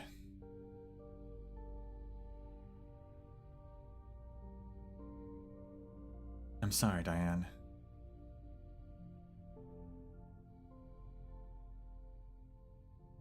We've won a lot of times before, Doctor. Here and now, though, we're struggling for our own destiny, our own future. That's the real fight, isn't it?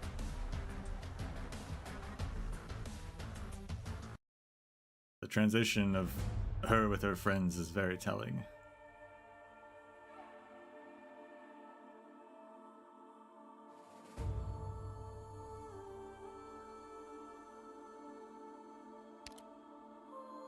A hero die. Is it, what is that? Is that an O or a D? I don't know. A hero died, a legend rise? I don't know.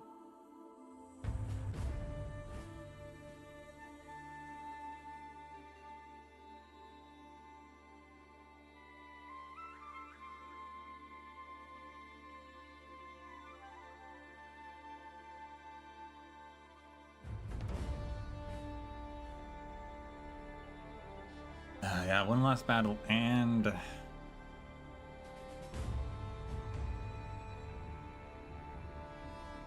the epilogue.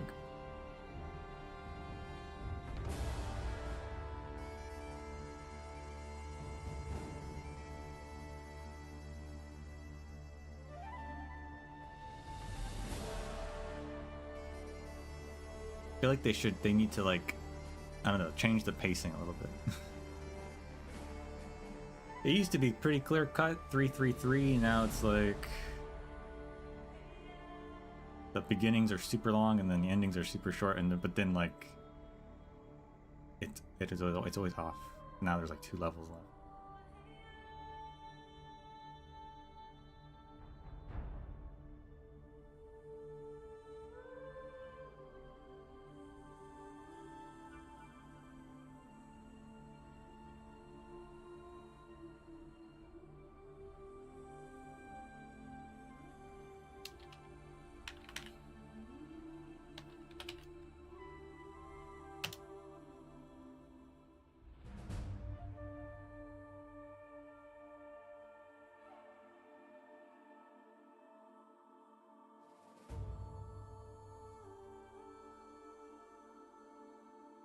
let me see what's going on real quick.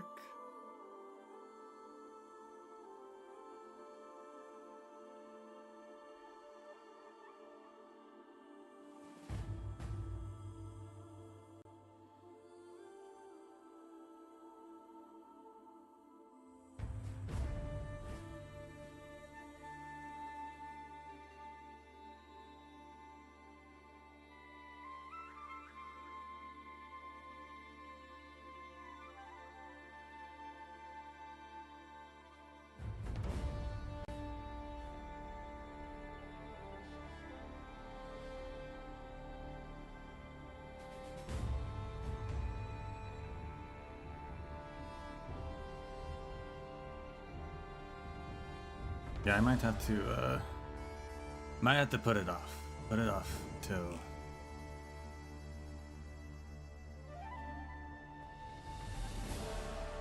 tomorrow.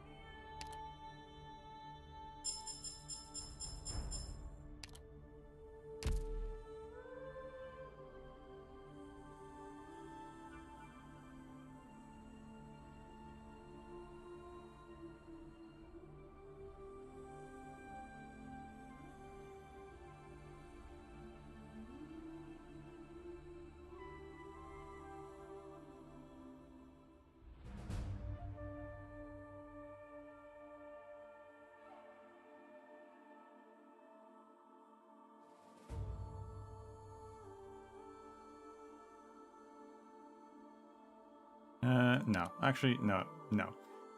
We're gonna push through.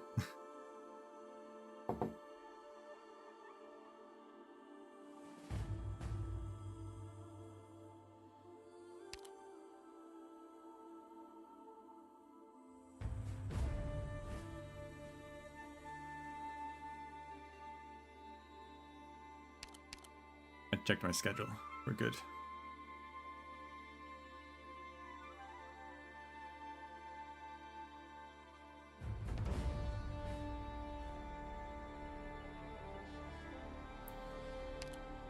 A hero's final blow or bow.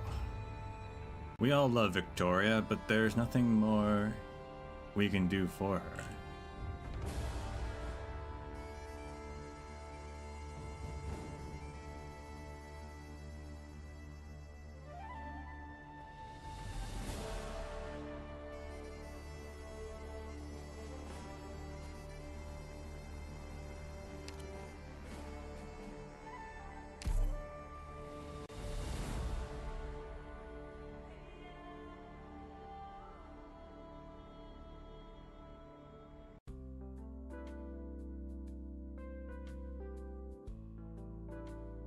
Defense Force Temporary Detention Room.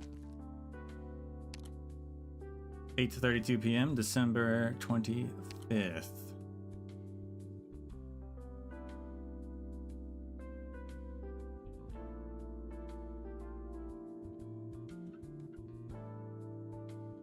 Well, phew, Zone 2 is finally all cleared up. Now it's just Zone 4 left. How are you doing? Tough work, huh? Want to take a break?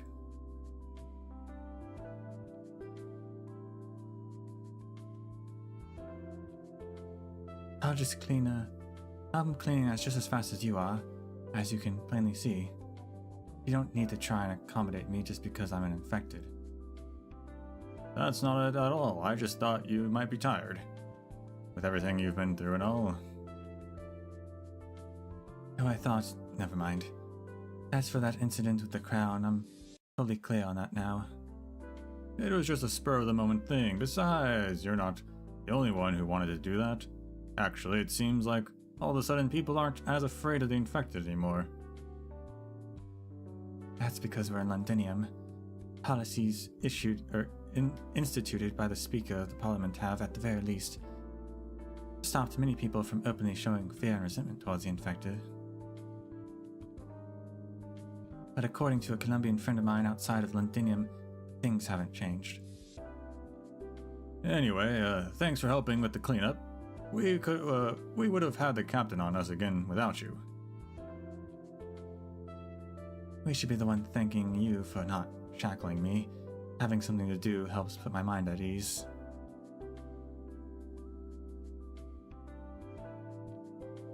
If you ask me, we need not worry about Parliament's decision.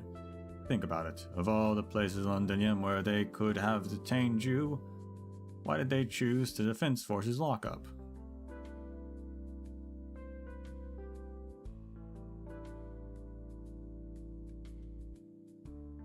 It's because we're all either old war buddies or familiar faces who can look out for you. Don't worry, once things cool down, we'll find a reason for you to go home. The protesters outside the speaker's office, they're the ones who are missing the picture. We all know what kind of person Vina is. Are you feeling alright? Do you need something to drink? You're saying the speaker's going to release me? I'm saying just rest here for now, where it's safe until things die down out there. The captain didn't allow you to have a radio or read the newspaper, right? It's because he was worried that you might get to thinking too much.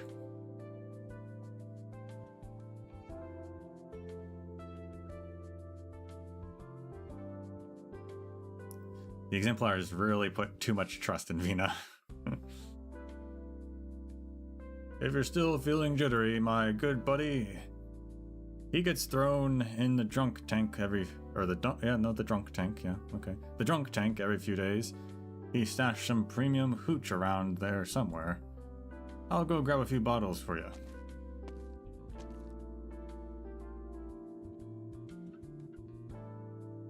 Diane gives a faint, wry smile as she strains to catch the sounds coming from outside, but aside from the faint sound of water running through pipes, she hears nothing but the distant drills of the defense forces. Ever since she was brought in here, she has been more or less cut off from the outside world. I wonder if Eliseo is doing alright. I really should have let him know beforehand. He must be so worried about me now. Indeed, he went to nearly everyone he knows to plead on your behalf. Madam Speaker. Good. They aren't treating you like some common criminal. And you made sure of that? No, they did it on their own. They believe you don't deserve this sentence. Many came to me on your behalf, your friends, my friends, our comrades in arms, and even some civilians who don't know you at all.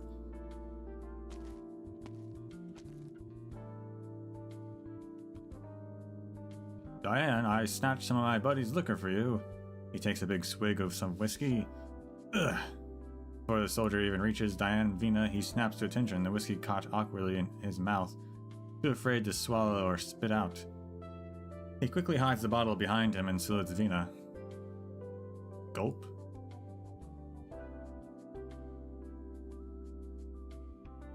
No need to hide it, Patel. As I recall, Horn did mention that drinking is prohibited in the barracks. Yes, Vina, but this is, I won't tell Horn, but in return, you'll keep my visiting Diane a secret. And set the bottle down, will you? Weren't you bringing it to Diane anyway? Alright, Vina, you came here to discuss the plans with Diane, right? Yes. See, Diane, I told you not to worry, didn't I? I'll go finish cleaning Zone 4. I've been on duty all day and I didn't see anyone here.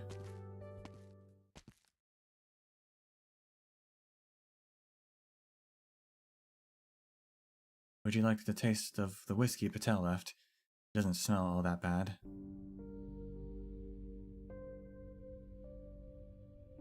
Diane shakes her head slightly, a bit downcast. Mind if I have a sip then? Meeting with those dukes has left me parched. Madam Speaker, did you put me here because you really wanted to? We thought you'd feel better among old friends. You would rather I threw you in solitary? No, of course not. Honestly, I'm not as resolute as you think. My past isn't much different from yours, or from that of most Londiniers. Diane, I did hesitate over my decision. But does your visit mean Parliament has come to a verdict? I feel it best that I inform you of Parliament's decision in person. I bid you adieu, Lieutenant Diane Weber of the 6th Column, 10th Infantry Regiment. You are unquestionably a war hero. Thank you for your great service to our homeland. Parliament... I see. Madam Speaker, when will it happen? Tomorrow. All right. Have you any regrets? Have you? Perhaps my biggest regret is that, after the war, I didn't immediately strip off this outfit and hide myself away back in Norport.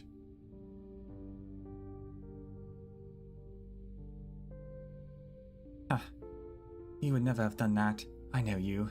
The siege will never abandon our homeland, and the Speaker of Londinium will never abandon Victoria.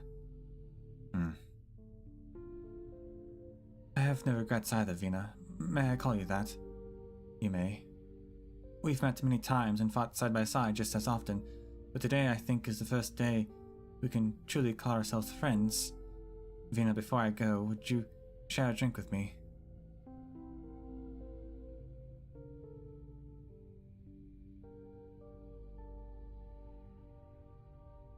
When you walked along, alone in the palace of Westlig, everyone believed that the woman who emerged would be wearing the crown. A hero must one day be crowned king. Every collection of fairy tales in that old bookstore on Baker Street had a story like that. It was my favorite place to go before I enlisted. I really did want to witness victory, Vina. But I let you down. Let a lot of people down. Yes, you could have been a great ruler. Just because I wanted to make Londinium a better place. Didn't the old king, the one who was hanged public, also want to make Londinium, make all of Victoria a better place? Things rarely go as planned. Sometimes what you believe is right may look wrong to others. I've only recently begun to understand that. Then what is there to do? I'm still searching for that answer, Diane. Someone I trust told me to try to accept those who hate me and to stand firm in my own sense of justice. I'm still learning, but I never imagined this path would be so lonely. You're drunk, Vina. Vina shakes her head. She draws her sword and hands it to Diane. Do you remember Kingasiketh, Size of Kings? Yes, I took it from your own hands after all. After the battle, I discovered that it had completely dulled. The smiths worked tirelessly day and night to reforge it for me. This new sword is heavier, carries the weight of even greater expectations than before. Diane, this sword reminds me of every day the right path. The future of Victoria doesn't rest with me or Parliament. It rests on all of you, those who reclaimed our home, with your own strength. I have one last question. What really happened in the Palace of Westlig that day? What kind of story would you like to hear? A heroic fairy tale that'll make it into the books of that old bookstore? Or the truth so plain that it's almost boring? Diane takes a long swig of her drink, her hand brushing over the cold steel of the sword. To be honest, I prefer the old sword, when I used it to strike down our enemies. Those were the moments I felt closest to Victoria. Back when I was living a simple, live-into life, I never imagined I'd have thoughts like these. And besides, there's hardly any time left to savor those quiet pre-war days, is there? Vina, forgive me, but I can't save the last bit of this whiskey for you. I really need it. Why, of all times, am I suddenly afraid to die? Choking back tears.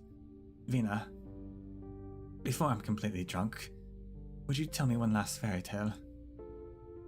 Her tears fall on the sword, sliding down its tip. Drip, drip. Diane, You already know the stories of the past. You were there for the best parts of this fairy tale, but you may not know how it ends.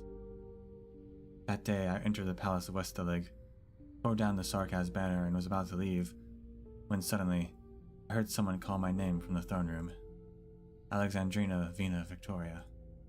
When I pushed open the door that had been sealed for so long, I saw...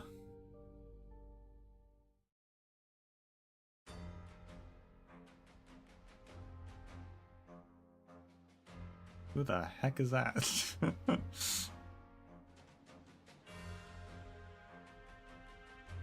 My father, Alistair II, speaking to me. Wow, he looked wild. What is he wearing?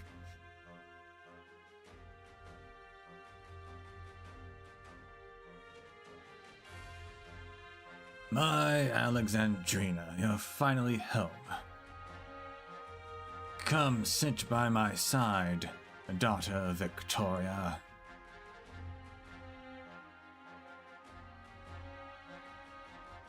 Vina couldn't make out the king's face. Golden mask blended with his golden hair, radiating authority and an air of mystery. He was Victoria personified. My daughter, are you afraid of me? Are you afraid of Victoria? Vina, never reveal even the slightest hint of fear to your subjects. Your teacher should have taught you that. You died long ago. 26 years ago, they hanged you from the gallows. Laughable! Who could kill Victoria? Those greedy condor wings thought they could tear the flesh from my body to feed themselves. They were so blinded by fear that they conspired in regicide, all so they could feast upon the lands of the Ostlands for their own gain. But no one can kill us. Not the Dukes, not the Red Dragon. We are the beating heart of Victoria. But that's why your statue in the Mausoleum of Kings was never completed. The Dukes never truly laid you to rest. You've been here all along. What little courage they possessed drove them to confine me in this throne room. They never to claim my throne, cowardly usurpers. They fear my people, they fear my steam knights, and they fear us, Vina. My daughter, tell me, do my people still remember me? Do my knights still guard our palace? People of Victoria have long since adapted to a life without a monarch. As for your knights, they're all gone. They were murdered by the very people they were sworn to protect. And what of you, Vina? I can barely remember what you look like. Then come closer and take off my mask and look closely. You'll see only yourself, Alexandrina. Blood of the royal line flows in us both. I'm sorry, my child, that I failed to keep my promise. I intended to hand you a peaceful and powerful Victoria, and yet betrayal has left me sitting here, rotting on my throne for over 20 years.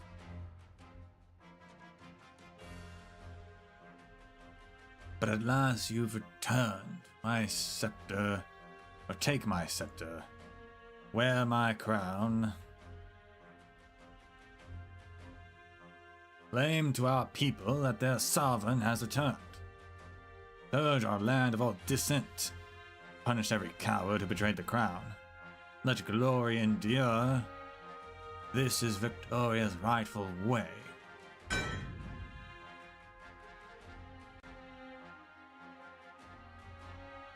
The king's scepter struck heavily against the throne platform, its dull echo reverberating. Blood was never the source of our strength. How familiar those words are, just like my defiant boasts to my own father.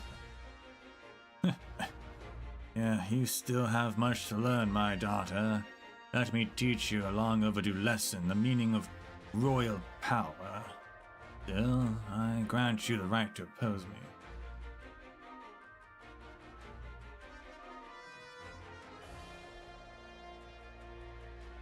Alexandrina, return to my side and listen.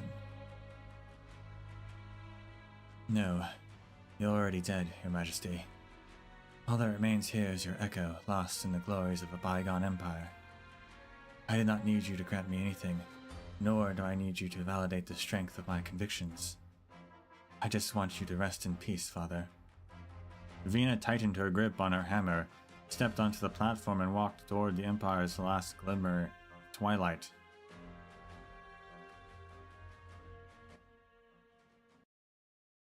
Are we fighting the king? Oh, we are. I see. Okay, we are. We are mirroring. Live up to duty. Reed fighting her sister. The idea of her sister. The idea of the monarch. And now Siege is also fighting. The same thing, okay.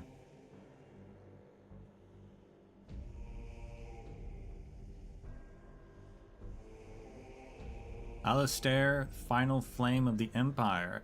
The final flame of the Empire, a spectre, adorned with a rusted crown, refute him, refute Victoria's supreme glory and authority.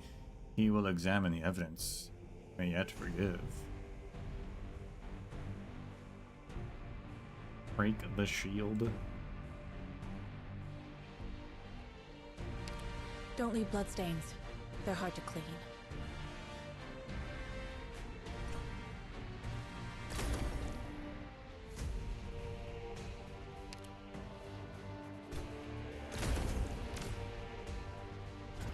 Well. Can your eyes keep up?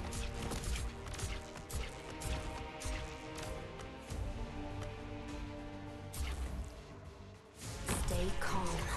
Feels sad to lose your target, doesn't it?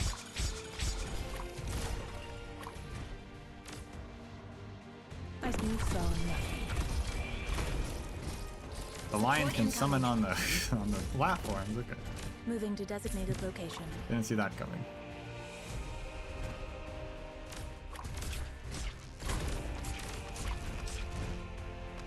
Your lives are mine to protect. Come on, let's pick up the pace. I'm prepared. I'm doubling. Ow. Got eyes on your last words? No. Moving to designated location. Spring breeze, timely rain. Now we sow the grain. Locked and loaded. If you'll really sow the mountains when summer leaves Steam the white tanks. dew, seed the plains when equinox What are they paints doing here? russet hue. Need speed to succeed.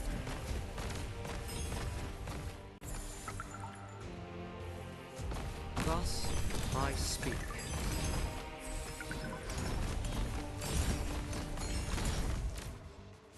Stay calm.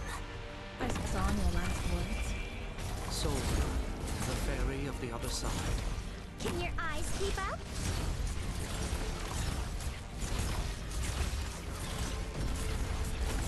Any instruction? Come on, let's pick up the pace.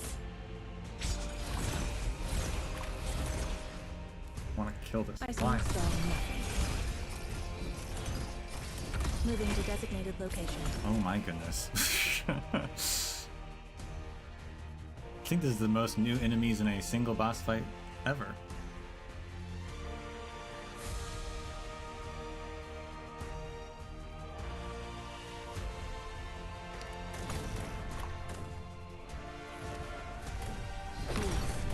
Trust in me. I plant you into the soil to grow anew. Feels fresh, feel like a shooting star. That's what they say. I saw your last words. No. Support incoming. Moving to designated location.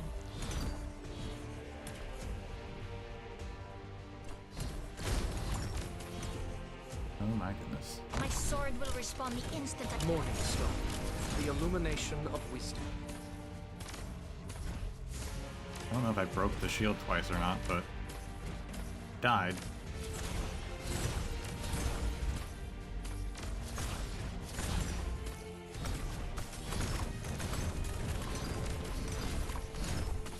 If you're really clear skies for teaming, rain clouds for green. Pass on your last words. No. Don't step to the heart. We'll be the judge.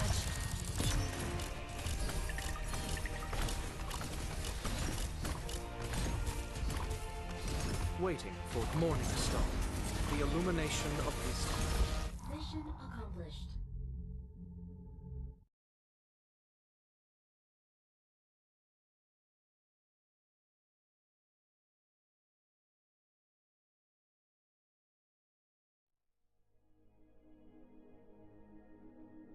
Interesting. Interesting little fight. That was...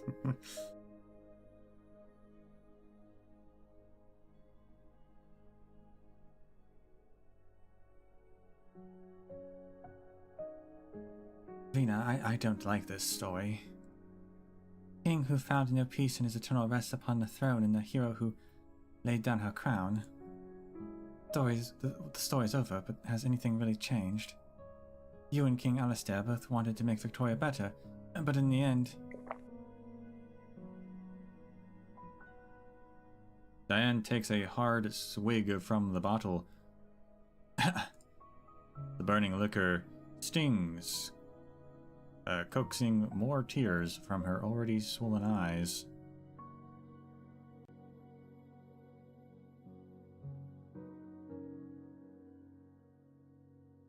The king couldn't do it, then what hope do we have?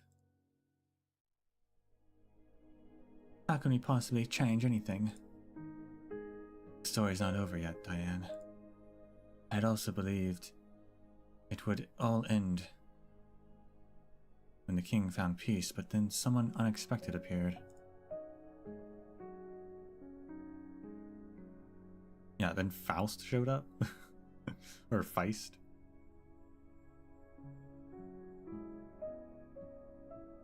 Did I even ask what brings you here? A white figure emerges from the shadows behind the throne. Faint glimpses of that fairy can be seen in so many of Victoria's legends. Power, intrigue, destiny, dreams coming true. Throughout the centuries-old tales, she seems to possess different powers. No one can say for certain which one is truly her.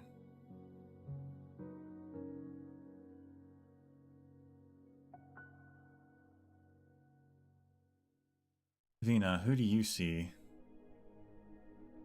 I saw the unicorn.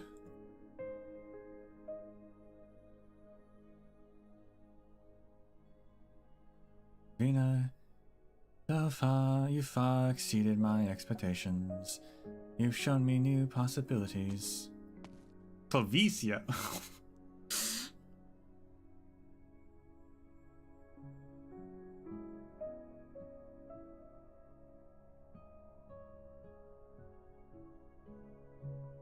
Put down your hammer.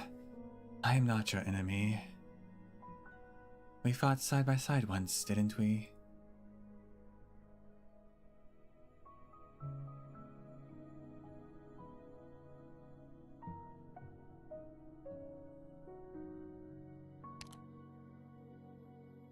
A white figure emerges. A fairy tale from a fairy from Victoria's legends, the unicorn.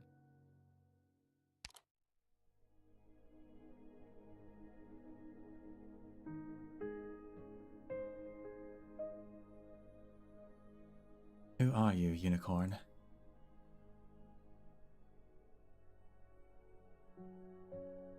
A tailor's daughter, a leader of the Self-Salvation Corps, a witness to Victoria. Of course, many old men, even as they faced death, insisted on calling me the nation's sentinel in their history books. Wishful thinking, I suppose. Over the hundreds of years I've remained in Victoria, I've assumed and later erased countless identities, but at present I am Clovicia. In short, I am your friend, one sincerely pleased by all you achieved. Does this answer your question? Or does this answer satisfy you, Vina?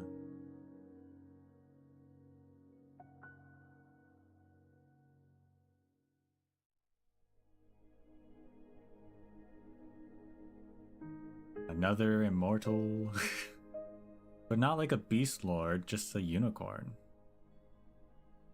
Not a Fahrenheit, just a unicorn. Also, hey, is this the woman Noelle's been looking for? Kept mentioning some girl, some woman in Victoria made him immortal. And I was like, who would it be? A unicorn could maybe do that.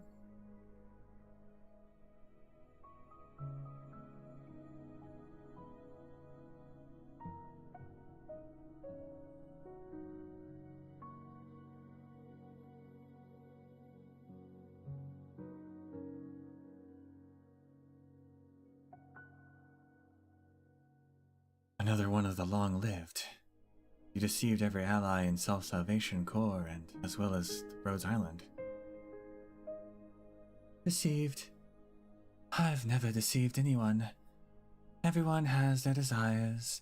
I merely fulfill them. Ordinary people tormented by sarcasm, bloodshed, wanted to survive. So I led the Self-Salvation Corps to find a way out. Ancient families mired in power struggles feared annihilation in the Empire's whirlpool, so I eliminated every threat to the continuation of the ducal lineage. Frederick III hoped Victoria wouldn't fall into chaos beneath the Red Dragon's shadow, so I could grant that wish too. So now you've come to me. Alexandrina, daughter of Alistair, why would you think I'm only just noticing you now? Vina, history is like a sailing ship, and you are all the ones who steer its course. Since you wish to change Victoria, I can help you. What role would you assume to realize your ideals? You could be a king, a speaker, or even the sole leader of the Exemplars. Any of these titles are yours to choose.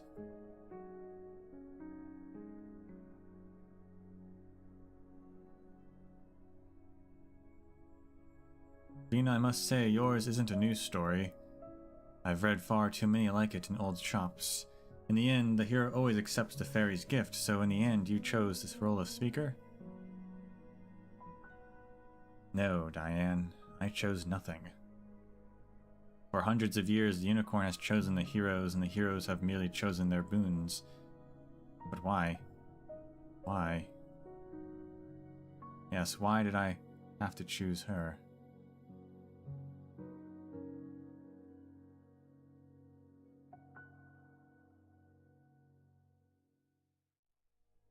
Why are you laughing, Vina?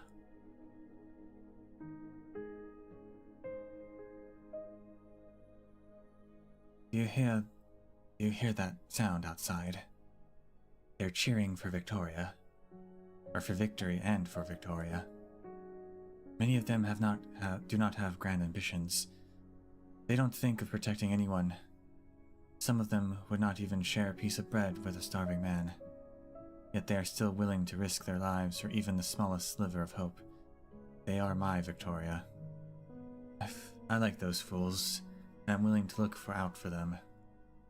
And you, Clovicia, have no right to make me choose something I've been doing all along. You'd best leave, unless you don't mind it getting awkward.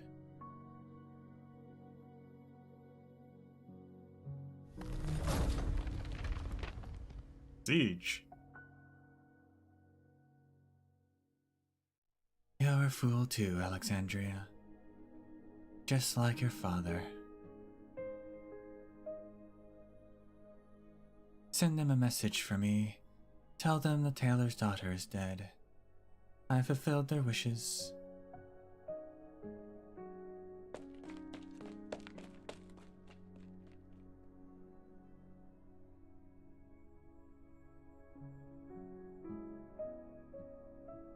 Siege. I got the crawler in here to back you up.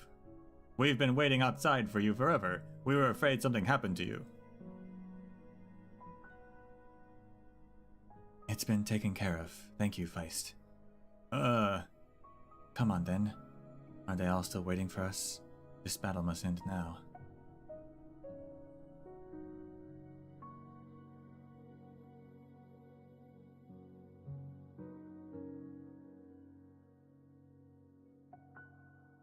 That's the end of the story, Diane. Diane?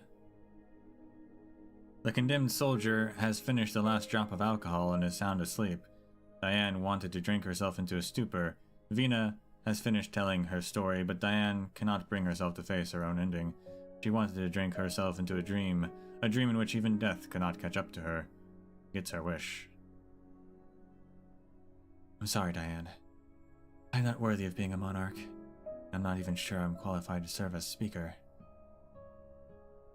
But apparently I'm qualified to execute you. Besides, this war has changed many things. Old beliefs have been shattered. We are striving to rebuild our lives amidst the imminent threat of destruction. I believe that soon a great transformation will begin in Londinium and sweep across all of Victoria. I don't know what tomorrow will bring, but I am certain of one thing. Now that we've found the courage to face adversity, why should we ever return to the past? Victoria no longer needs a monarch, Diane. Sweet dreams. On the eve of her march to the gallows, the drunken soldier sleeps the most peaceful sleep of her life. She dreams of the king's coronation. She dreams of the factory in her hometown, the whistle blowing to signal the end of the workday, as the workers shake off their hats and step out through the factory gates. Then she soars into the sky and sees Londinium gliding across the mist-covered, verdant earth. She dreams of Victoria. She's singing her song. In the vast lands they keep our king, his people and all his well-willing, and give them grace without ending. Then may we call and savely sing, Victoria, ye've thanks for our home.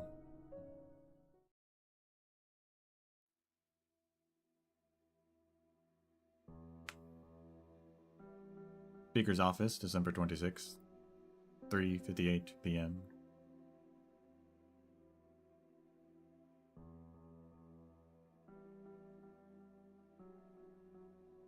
Vina, I can't believe it. The graffiti on the gym walls is still there. Look at this one. Morgan painted it after dreaming of being a famous artist. Oh right, look at this photo. The sign on the movie theater has been nailed back up. And look, there are two dumb-looking foul beasts perched on top of it. Norport is in much better shape than the last time we saw it. I can't wait to go back and see it with my own eyes. Uh-huh. So, where did these photos come from?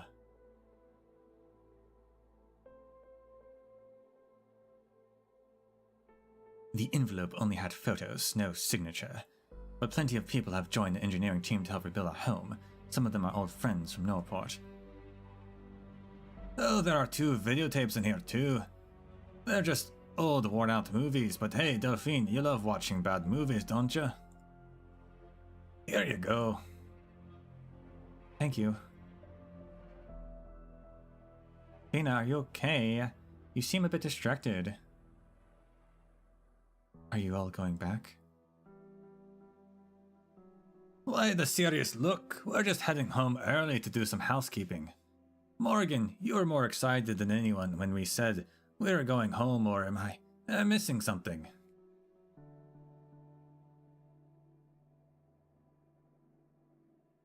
How about you, Dogda? I'll go lend them a hand. There's not much I can help with here, Vina. The Knights of the Tower Museum is coming along smoothly. My wish has been fulfilled. Alright. Vina, actually, we could still...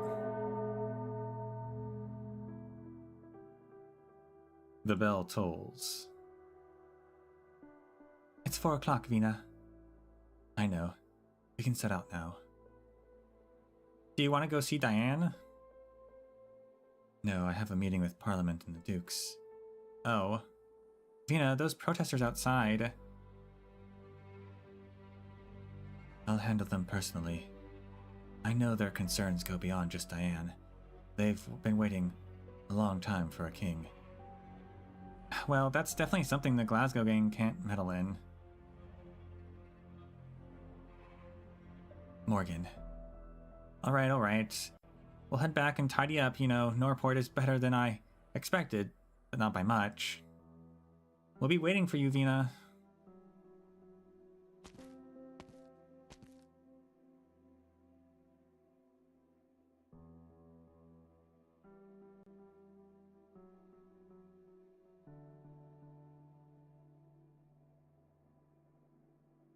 Vina, you could ask them to stay. Of course, I'd love for the Glasgow Gang to stay together, but Ochterrig isn't their home. Besides, just take a listen. There are plenty of people outside waiting for my response. But before I address them, I intend to bring back more than just empty promises from the Dukes. Vina, Parliament has done more than just make empty promises. They've helped revive our industries, restore order, resettle those affected by war. Tell me, Delphine, does everyone now have an equal right to a decent life? I need to show them that even without a king, we can prove this nation's potential to any doubters. Let's go. I don't want to be late for a meeting with the Dukes. We should sing something. Sing what? Any song will do, as long as it's not that blasted Ochtrick carol.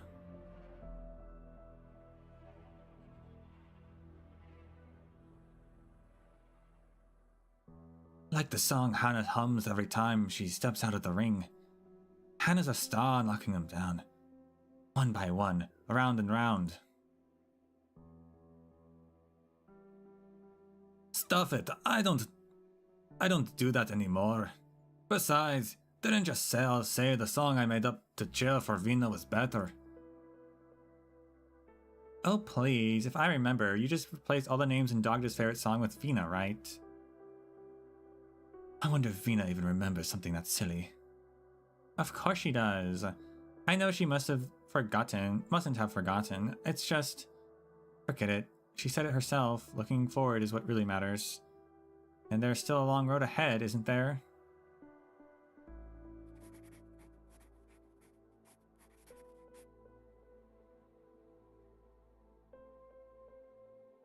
That day, we didn't take a detour to watch Diane's end, and we didn't listen to any radio broadcasts. I heard her oropathy was so bad that they had to separate her to prevent any incidents. I think that her last shred of dignity came from oropathy.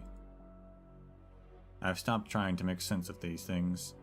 As we left central Londinium and caught sight of the factories of Norport, I knew we were home.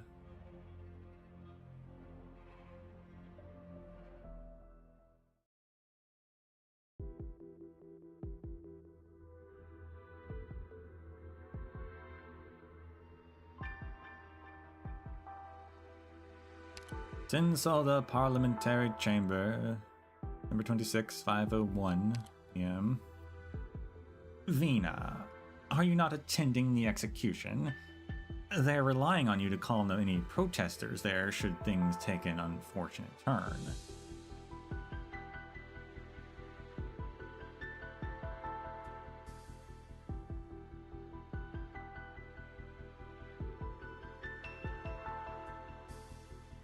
My good Earl of March, I'm not that indispensable. Besides, the defense forces are already maintaining order on site, and several MPs are there to oversee proceedings. They don't need me. Diane Weber truly was a hero. Shame, really, she didn't really do anything wrong.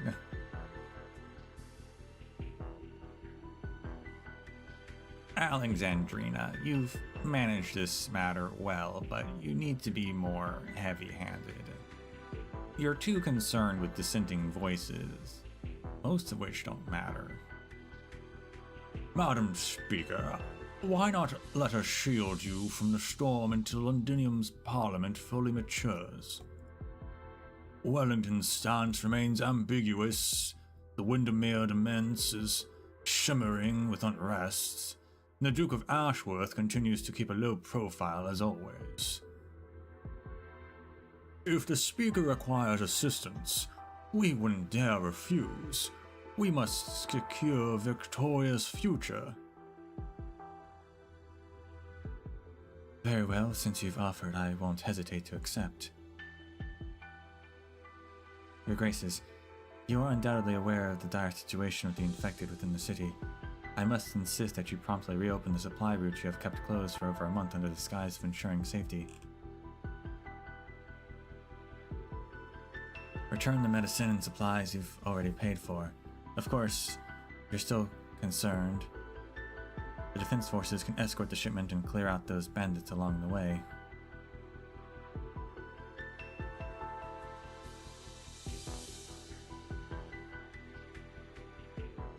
Of course, those are minor issues. Now, how about my proposal for forming and training infected fighting squads? I understand your concern.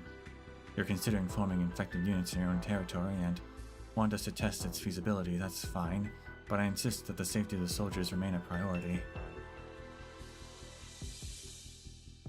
I'll make all the data available to you, of course, to every other Duke, after all. This has critical implications for the future strength of Victoria, doesn't it? This is no simple matter, Madam Speaker. In truth, it has given me quite a headache. I'll be waiting eagerly for some good news from you.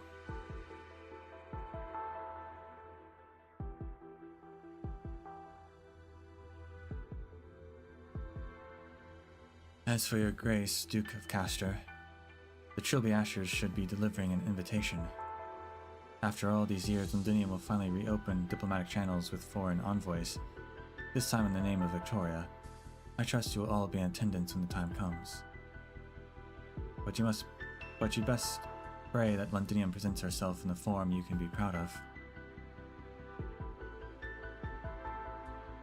I'll consider this a provocation, Alexandrina.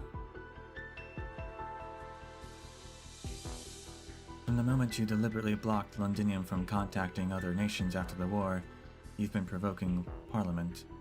You call it protection. Where I'm from, we have another word for it: kidnapping. Unfortunately for you, we always have our ways of reaching those whom we want. Oh, Vina, is it my turn to negotiate now? No, Earl of March, we have nothing to discuss and certainly no need to be friends. I'm afraid that's not for you to decide.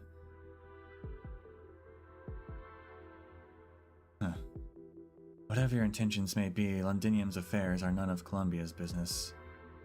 It seems you've found what you need to refuse any deals with me. All I have is a few photos. Surely you're aware of what's hidden beneath Londinium, right? Oh. Vina, it seems you've managed to find yourself some leverage.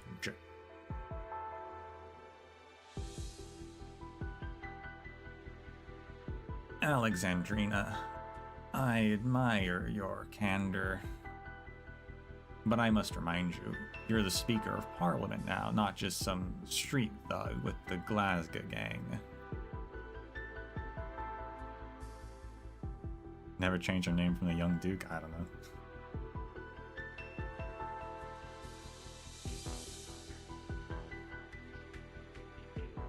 Well, do you know how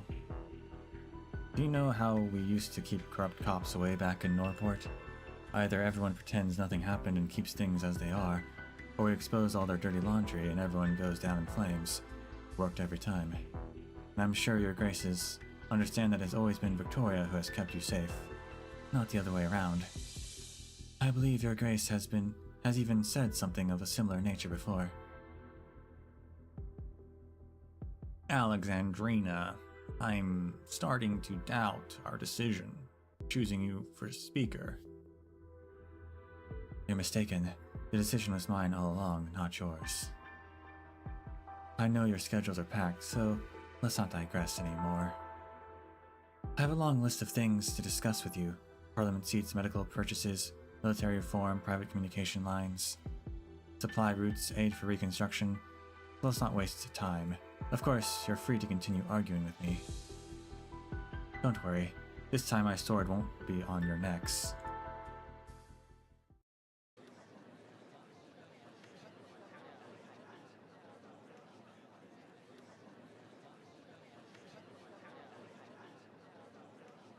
He's coming! Everyone, get over here! If we can make the speaker hear us, we can save that poor soldier's life!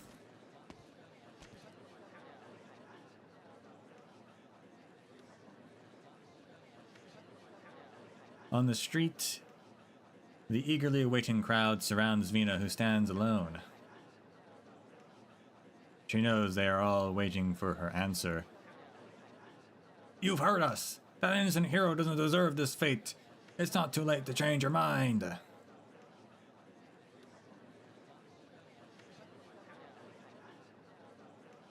I'm sorry, I have nothing to say with regard to Diane. The Parliament has decided. As its speaker, I stand by its decision. Everyone please disperse. Then again, if you absolutely insist on a resolution, you're welcome to stay. Just know, I reclaimed many things from the visiting dukes, things that rightfully belong to us and are crucial to our future. I will tell you about each of these things one by one. This is the only matter I'll be addressing. The sounds of protest begin to subside. While most await the outcome of the meeting, a few discontented voices still rise from the crowd. Is there really nothing that can be done for the poor soul? But why?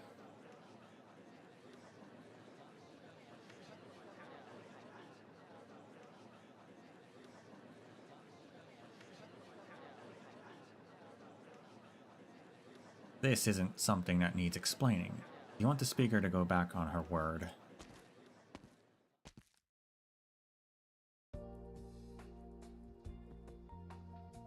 If we start bending the rules now, the new laws passed by Parliament won't be worth paper they're printed on.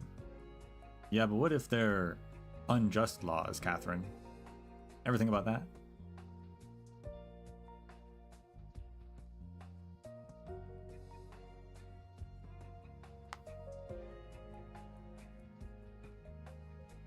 Catherine, what brings you here?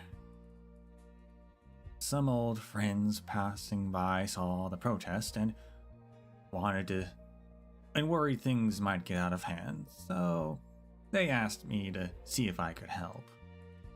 And as luck would have it, quite a few workers just got off their shifts, heard about it, and came to support you. Take a look. As more and more workers gather around, they wave at Vina and spot familiar friends and family members among the protesters. Conversations begin to ripple through the crowd, and the streets suddenly come alive with activity. Looks like we're a bit late.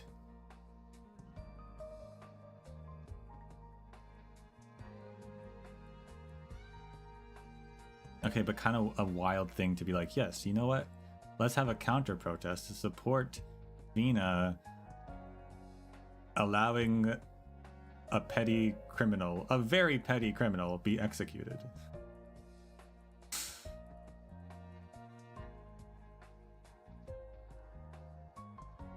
Lieutenant, aren't you supposed to be waiting at the sanatorium for your departure?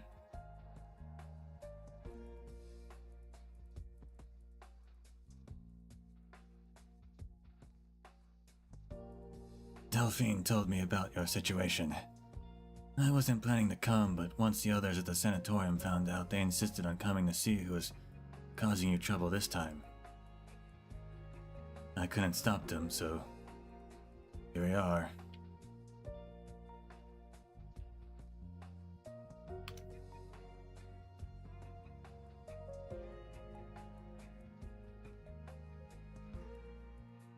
A column of soldiers marching in perfect formation and singing approaches the congested crowd.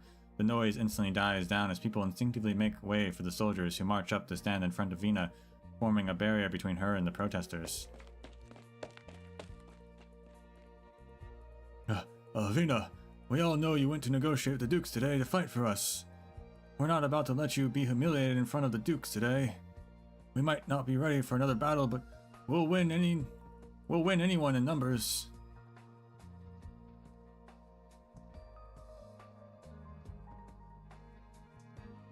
Thank you, all of you. Hey everyone, come quick, I think they're over here. A group of rowdy children fearlessly pushed through the crowd, squeezing their way right up to Vina. It's really you. You know me. Of course, we've all heard your story, the great hero of the Exemplars, our very own speaker. I've made so many new friends recently, they're all people who walked back to Londinium with you. They told me you would definitely recognize them, take a look. Hello, Vina. Annie. And there's Annabelle. And Jones, you're here too. I guess they were telling the truth then. But why have you come? We ran into this lady with really tan skin. She said you might run into trouble and told us to come help you. Did we actually help? Tan skin.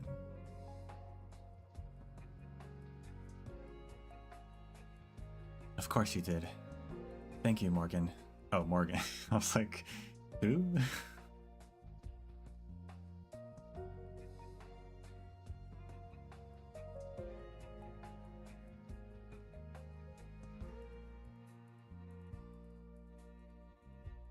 More and more people gather in front of the steps while those who had been protesting for Diane start to quiet down. Yeah. She thinks about everything that has happened over the past few days. She thinks about the drunken Diane, the departing Glasgow Gang, and the stolen crown. Bloody hell.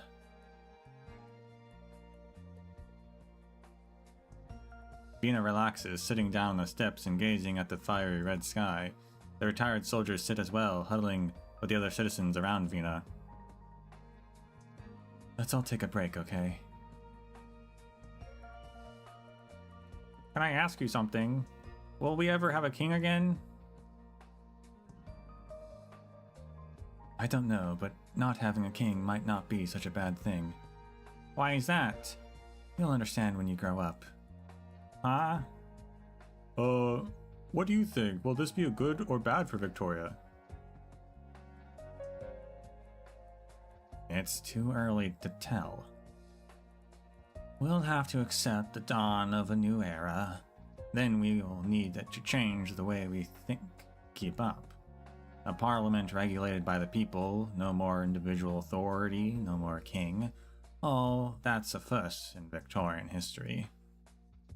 Even I have to admit, she may well be biting off more than she can chew.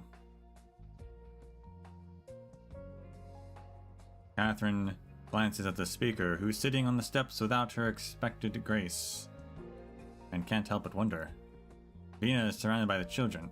They all smile and laugh together. Every so often, she raises her voice to share jokes about the dukes or what she managed to wrestle from the dukes. Things that belonged to the people. The sun sets, warm light bathes her figure, but slowly fading as the time passes.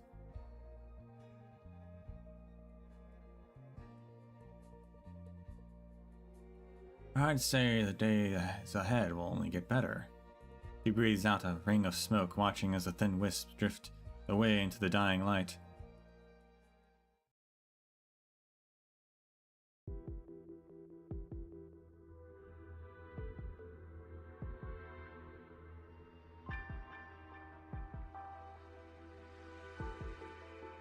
What a weird scene. just weird.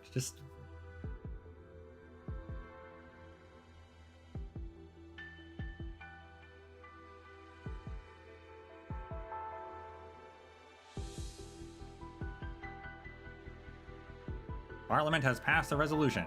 The crown will be placed on the throne in the Palace of Westleg, guarded around the clock by the defense forces. Until a suitable candidate for the throne is identified, the crown will be guarded by Parliament. Once a candidate is chosen, a nationwide referendum will be conducted under parliamentary review and supervision to finalize the coronation. Additionally, Parliament will announce decisions regarding the distribution of living supplies and other welfare matters. Parliamentary supervision. All these meetings are truly exhausting. I much prefer settling matters at a grand banquet. At least there's wine when my lips are parched.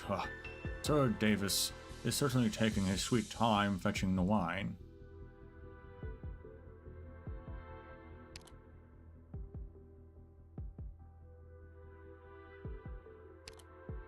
And then the people vote for a Draco. I don't even know if it's voting. The nationwide referendum will be conducted to finalize the coronation. That doesn't sound like it's a vote. That just sounds like they'll just do it. I don't know. It's not a nationwide referendum to see if people want to have a coronation.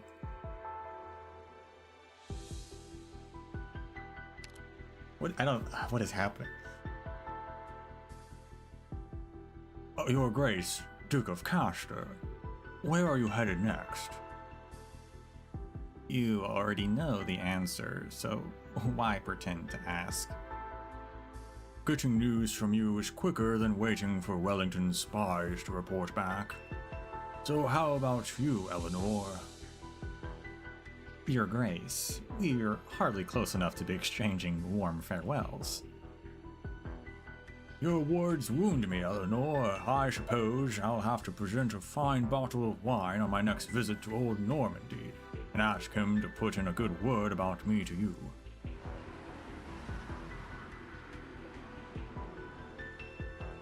Your carriage has arrived, sir. Allow me to get the door for you. Much obliged, Earl of March. And remember, we are all Victorians after all. Of course.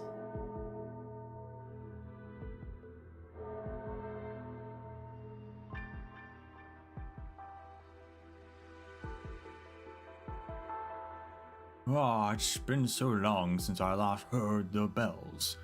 The sounds bring back memories. Your Grace, I've brought you one of the finest wines from our cellar. Even those Sarkaz devils couldn't sniff this one out after they took my estate. Sir Davis, you are a man of rare wit. Rest assured, there will always be a place for you in the Godwin territories. The Duke of Godwin takes a sip of the wine and turns to make a remark, but then suddenly freezes. He is confronted with a stunning sight. The sun has set.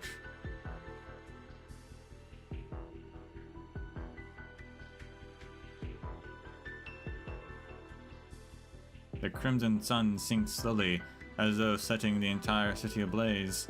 The scars of the Sarkaz torn into the city stand out even more vivid in the evening glow, as if they're still bleeding. Yeah, the winter sunset truly shows no mercy. As much as the speaker's attitude towards us, I suppose. I could send someone to deliver a few sets of winter clothing for your Grace. Take care of yourself. Victoria isn't ready to do without you just yet. Many thanks.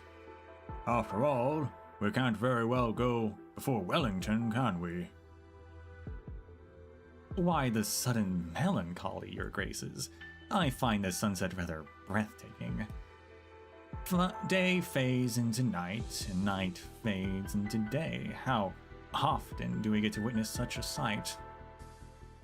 Londinium's thick fog and heavy clouds rarely part like this. Eleanor, back in my day, the lads at school would always joke that it was the sun that had to follow behind Londinium.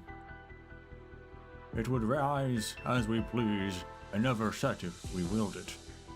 Now, though, she has to go full speed just to barely keep up with the setting sun. That's the thought that keeps me awake at night. Day or night, sunrise or sunset, only Londinium can be Victoria's capital. Earl of March, remember my words. Droll, very droll indeed. The sun really does move. Another bell tolls. More black-feathered foul beasts stir and take up to the skies of the city, circling before flying through the steam towards the setting sun. As the sun dips out of sight, the glow of the twin moons becomes ever clearer. Night approaches. Job's done. Be sure to rest up now. So what are these nays? Every respectable citizen has the right to oppose Parliament's public proposals, and these emblems are Parliament's acknowledgement of said right. But rumor has it that some civil servants at the Office of Proposed Resolutions will secretly trade goods for this valuable right. An emblem personally gifted by the Madam Speaker for outstanding behavior during battle or reconstruction. Anyone can use them as valuable tokens of opposition during a notice of periods of proposals deciding Londinium's future. Note that Parliament strictly forbids the trading of this honor.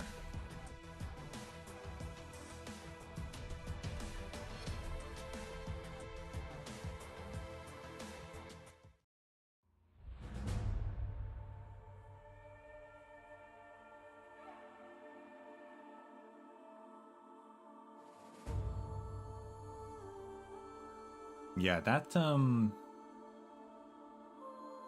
don't know, like, that whole scene with the protest was really weird to me. Like, I like, did the writers not want, like, us to feel bad about Vina becoming isolated for her decisions? Because I think we should, you know, be like, no, she is being isolated, and that's kind of her own fault at this point. But then they threw that in, are like, no, look, everyone still loves her, don't worry. Diane, who cares about Diane? She's already dead. And it's like, just really weird, like,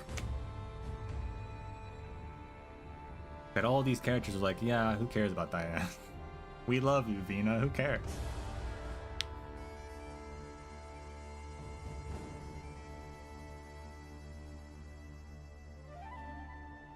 I still think, at the very least, it would have been no problem at all just for Vina to be like, hey, we don't need to execute someone over this, just put them in prison for a few years or something. Put them to work helping rebuild the city. Hey, yeah, we're trying to rebuild a city here, maybe they can just be put to work or something.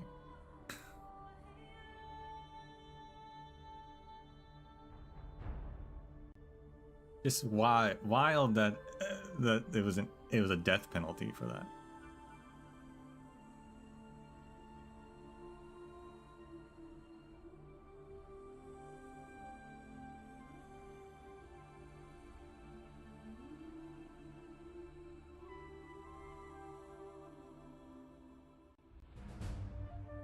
She really is Britain's king.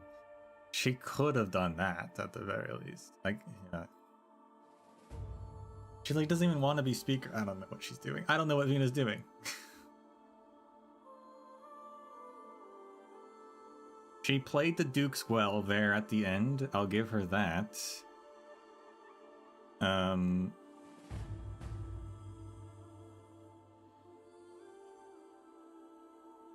But I mean, we'll see. There's this epilogue. We'll see what happens.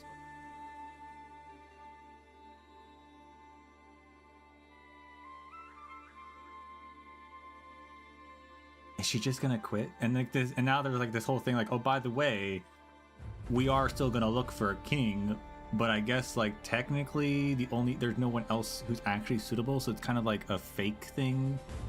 Vina's the only one, except for the Taurans. But like, I doubt the Taurans are that. But that maybe is a setup for that. I don't know.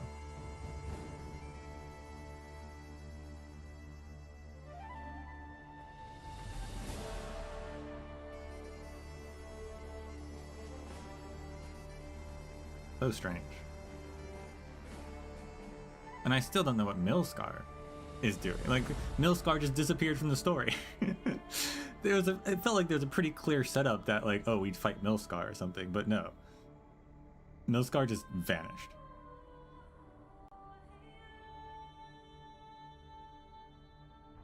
Well, let's see. Fairy tale ending. I don't think it is a fairy tale ending, actually. There will come a day that you, Vino, will read these words I wrote down. Actually, no, it is a fairy tale ending because of that whole scene, when it really shouldn't have been a fairy tale ending.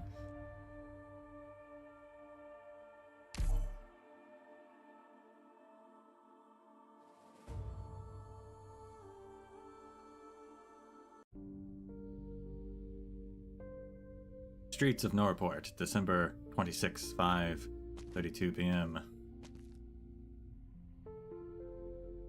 Oops. How'd things go on your end, Dagda?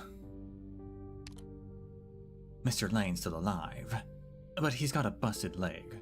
His sworn brother didn't make it, though. I tried asking some old friends.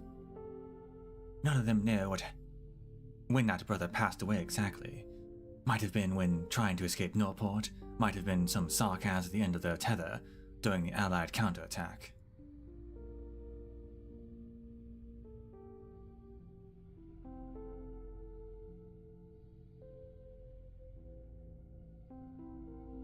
Did you manage to see Mr. Lane himself? I did. He works at the port now. He didn't bring up the old days, and he avoided talking about his coup. But he thinks that now he's living a good life. Bloody hell. I strolled around one of the factories we used to look after. It's full of little punks now. None of those youngsters have ever heard of us Glasgow Gang. That pack of brats deserves a right thrashing.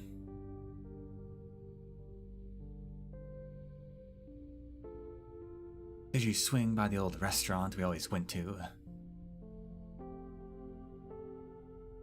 Torn down. Parliament sent some men over to get in touch with all the old shopkeepers. Anything so run down it couldn't be fixed up, and whose owner was missing was slated to be torn down and rebuilt.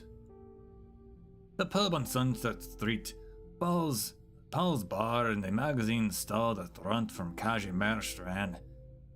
They're all gone. Hannah. I checked out that public cemetery we were talking about. I couldn't find McLaren or... Damn it. Choking back tears. Why don't these graves have names on them? Stuff me, I can't believe you caught me crying. Let's head home already. I don't want to leave Morgan waiting.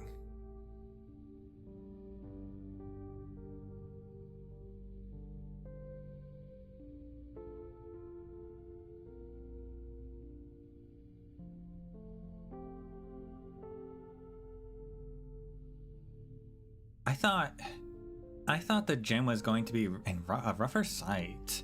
Thank you. Looks to me like you've been taking care of the place this whole time. There he is. Cador.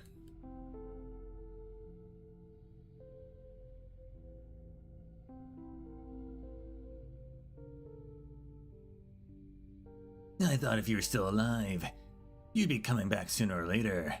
Doesn't matter how you look at it. I'm still part of the Glasgow Gang. You didn't get on Duke Windermere's ship with us back then, which was kind of probably smart because it went terribly wrong.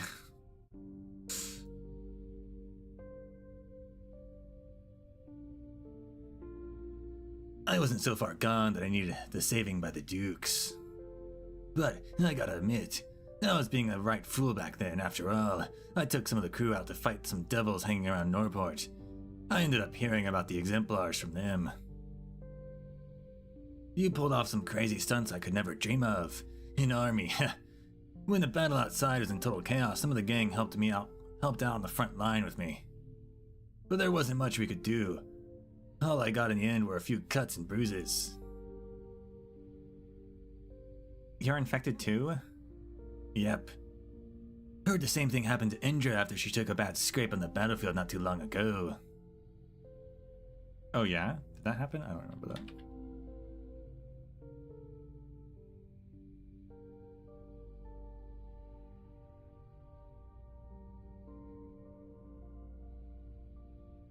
I guess they didn't all have plot armor then, okay.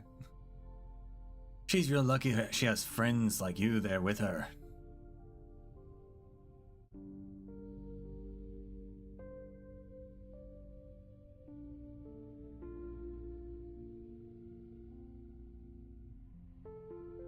Morgan stares blankly ahead. She never considered that problem. Not even Indra herself had.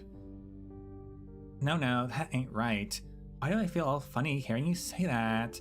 Though I gotta admit, I'm not sure what's not right about what you said.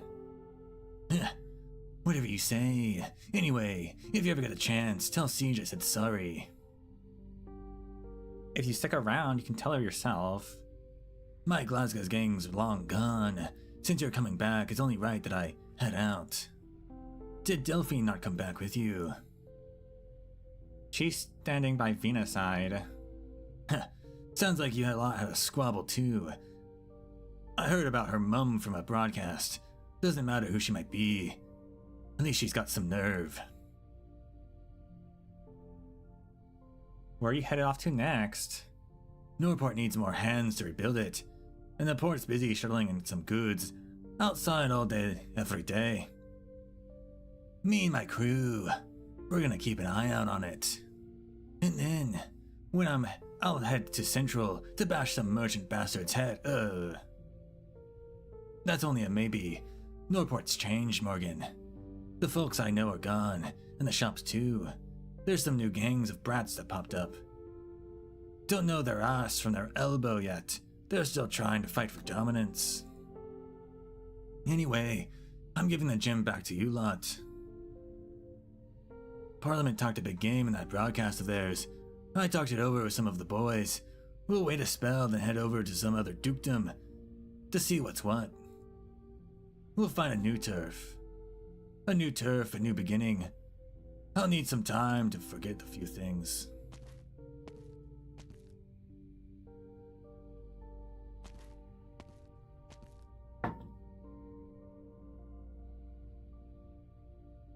Morgan, was that Caldor just leaving now? Yep. He came to say goodbye and decided to hand this back to us while he was at it. She pulls out a butterfly knife from her pocket. It's badly scratched, but the emblem of the Glasgow Gang can still clearly be seen. Baird's butterfly knife. Hannah would recognize it anywhere. It was her who insisted on engraving that emblem once she beat Baird, after all.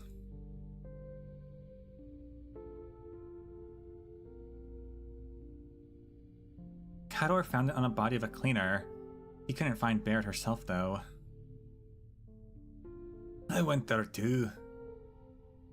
All I found was some stuff on the wall I didn't get. It's almost all gone, what with all the rain. But I'm sure she was there. I saw her handwriting. I hope so too. I hope so too. What did Bear hope for? She thought about it long and hard. We were never able to make sense of it. Her wishes had already been washed back into Norport's soil by the rain. We decided not to dwell on it too much. For much longer. We never could guess her last little secret. She's definitely having a good laugh at us right now.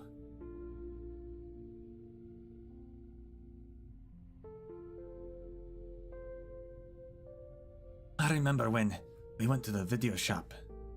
Baird hated weeping scenes about grieving the most. Yeah, she never thought death was worth being all sad over.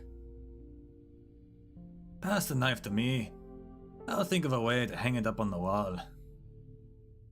Then I'll go get some drinks. We'll celebrate us coming home and a toast to Baird.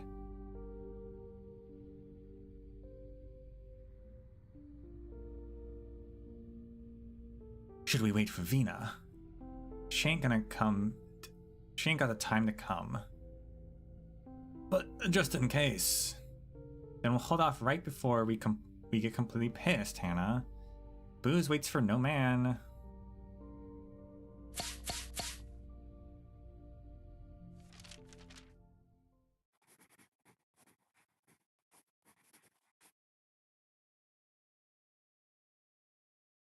That day, without having to say a word on the matter, we all drank our drinks real slow.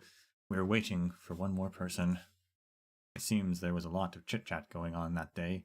Not that we remember any of it after the hangover. All I remember is that Hannah and I got in a fight and Dagda's brow got itself another scar. Why? None of us knew. If Vina were there, they'll all be fine. She always stayed the most sober out of all of us. She'd remember for us. She never showed up that day.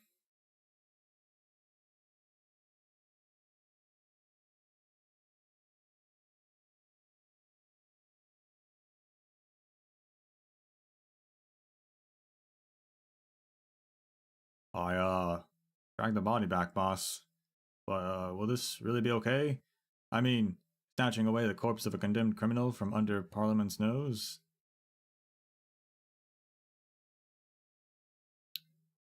Okay. What's going on here?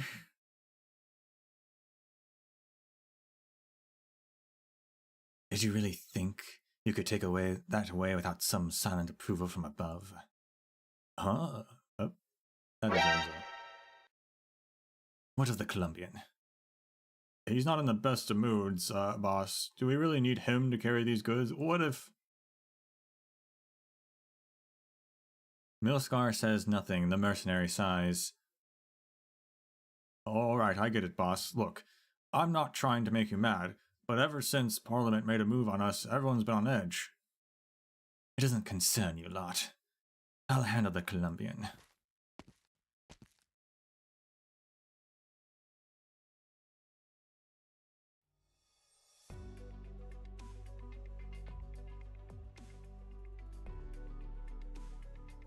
Eliseo, I presume I don't need to introduce myself. But she said me herself.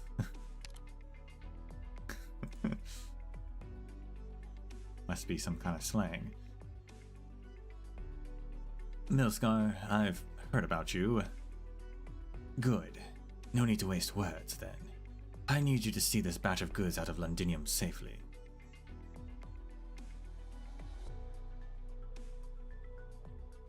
You will, of course, receive payment.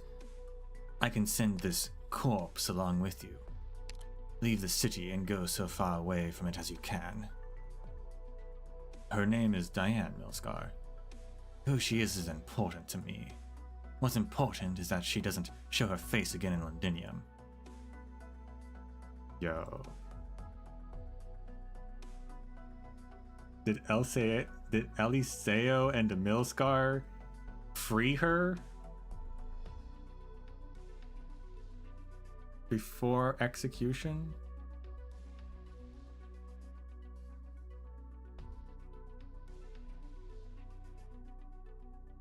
Because I was kind of hoping Milscar was gonna like stop the execution or something.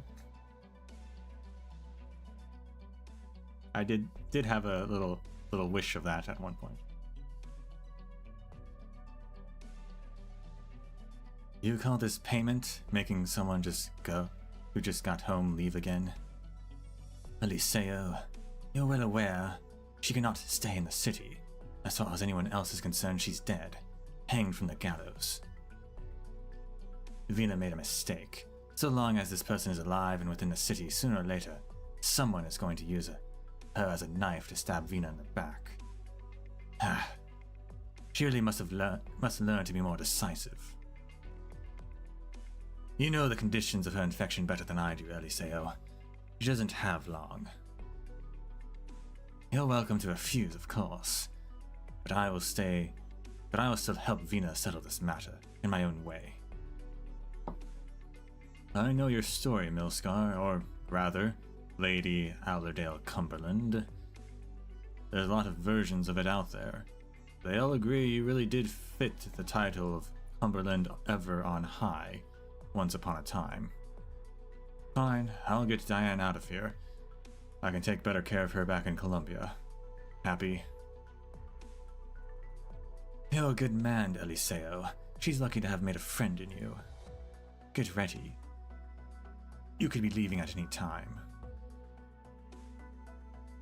You either die a hero or you live long enough to see yourself become the villain. Did you ever think you'd turn out this way? Why ask just me? Countless heroes lived through the war. From the most radiant of them to those none remember. I too am curious as to how they will change in the face of reality.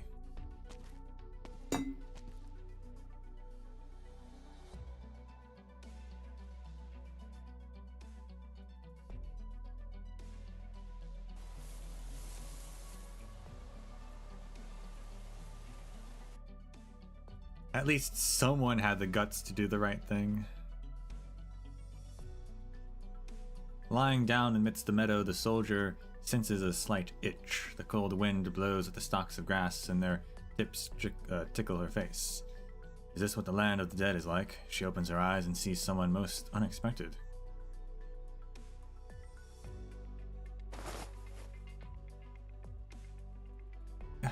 What? You're awake. You. It's me, Eliseo. You shouldn't just go off on your own to do dangerous stuff without a word, Diane. I remember standing atop the gallows. You're dead, at least to those who witnessed the execution. Before we left, I asked the people at Rhode Island to give you the once-over. It's not looking too good. A lot of your major organs have already begun to crystallize. In other words, Oranginium is replacing those organs.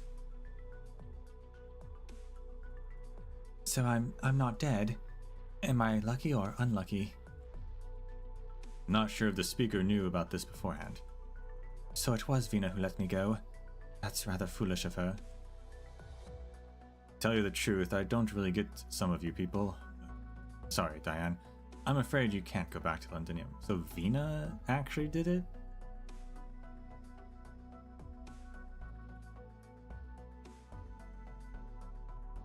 He certainly did not show any hint of that.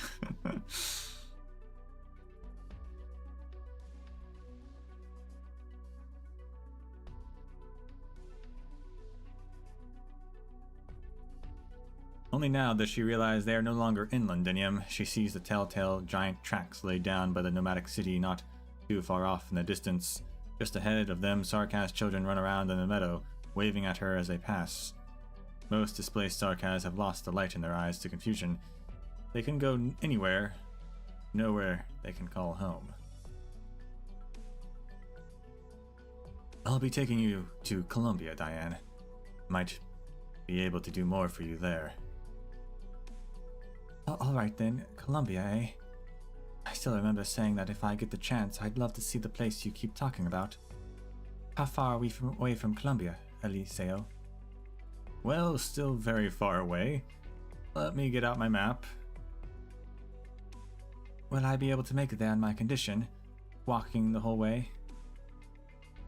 I see. Would you promise me one thing, Eliseo? I know what you're going to ask, Diane. When the day comes, I'll bring you home. I'll bring you back to Londinium. I'm rather curious myself as to how much the city would have changed by the time we return. Maybe we should have hitched a ride with Rhodes Island or something.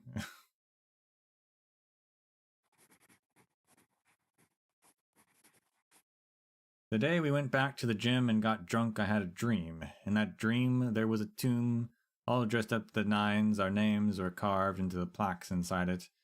Morgan, Kate Morgan, Indra, Hannah Jackson, Dagda, Isabel Montague, Baird, Bridget Lucan.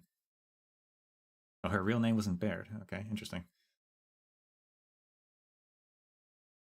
Outside the tomb, there was a blazing carriage, and atop it sat a golden lion. He was calling my name. Vina Victoria.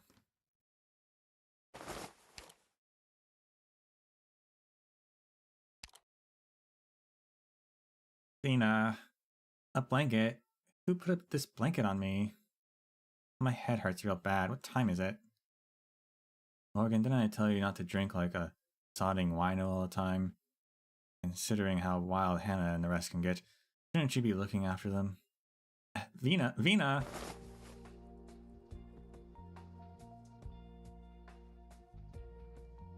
Morgan nimbly launches herself out of the sofa, leaping over the short table to throw herself at Vina. Vina, you came over. I thought... You thought what? Why didn't you wake me up, Hannah?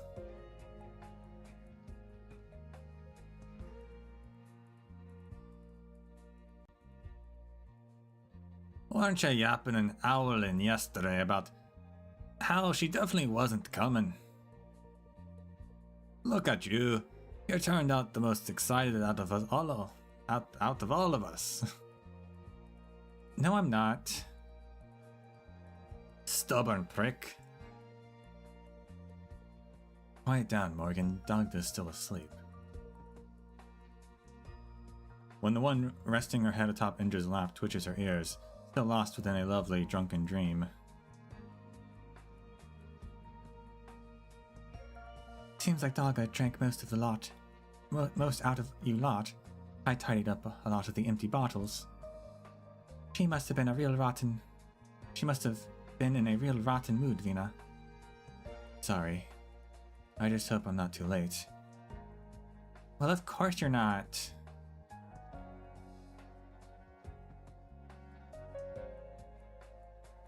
Wasn't what you said yesterday, Morgan.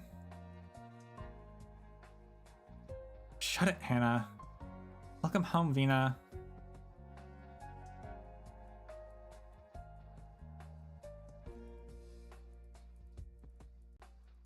I was really hoping to pop in earlier, but there's simply far too much to handle over at Parliament. Then how did you... I'm afraid I've given Horn another headache to deal with. I suspect she'll only just have discovered I slipped away. Then does that mean you need to head back? I can't run away from my responsibilities, but I owe you all an apology. Vina, you don't need to...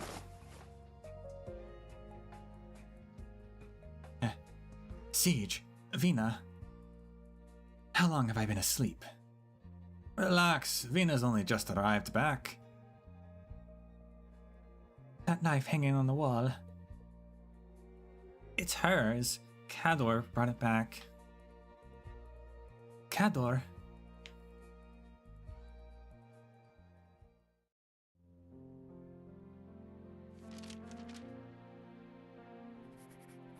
Vina never brought up having to head back the whole day, but we all knew that the Siege Vina, the boss of the Glasgow Gang, the ever-victorious king of the Slobberknocker, and one of my best friends, could never leave us at any moment. Or could leave us at any moment. So I was loath to lose a single moment where I could tell Vina all about the changes in Norport that she hadn't had a chance to see yet. Cador, Mr. Lane, the video shop, the reworked port, the rebuilt stores, a handful of old friends who rushed home after hearing the news. Of course, who could forget the inexperienced little buggers who wanted to take over our gym?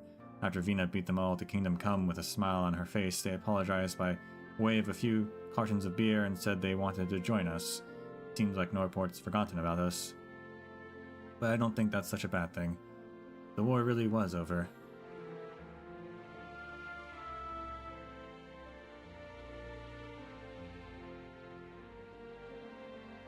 Do you still remember this place? Why don't we go back to our little games? See who's fastest this time around.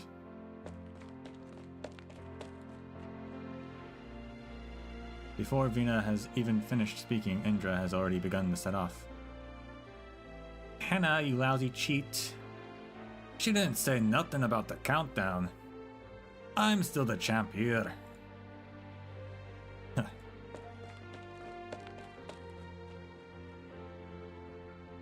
You've gotten slower ever since your injury, Hannah. Say that after you've caught up. What? What's going on? Wait for me.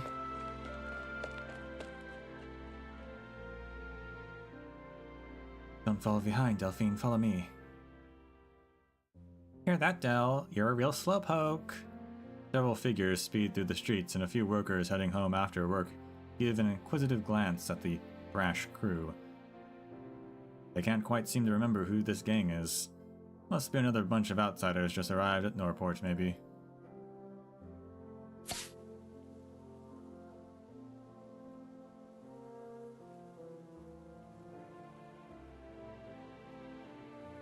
High above the gaps between the factories, the Glasgow Gang return to their favorite spot of theirs. Here they can look up and down upon the squatting factories and look at the Shard's pointed peak over at Central. It was here that they started, and it is here that they left home. After a long period of wandering about, they have finally returned to this familiar place. But I left a glass for Baird. Sure you don't want a tipple, Dagda. I don't know what a tipple is. A tipple, to drink as strong liquor frequently and in excess. Okay.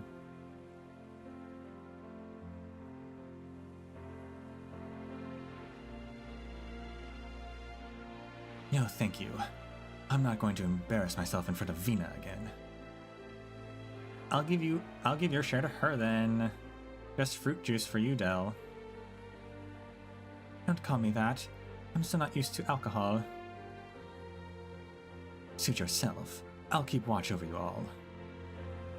Hell yeah! Finally, the part where we can start bloody drinking. To Baird and to the Glasgow Gang. To Baird and to the Glasgow Gang. To Rhodes Island. To the Exemplars. To everyone who fought in the war. And to all those who risked their lives coming home. To all those who live and who left. To all those who still by our side. To all those who shed blood and tears. To all those who struggle in the darkness and in pain. To Victoria. To Victoria! There is no need for sorrow. The living engrave the moment in their memories, while those who left leave behind their hopes and dreams. The foul beasts croon as they spiral overhead, echoing their words.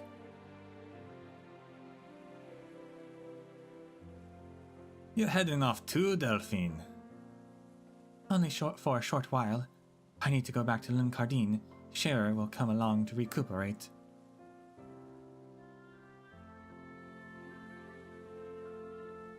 If you ever get real fed up with those lousy bastards, you can always come back here. This is your home too. Of course I will. I promised Vina after all.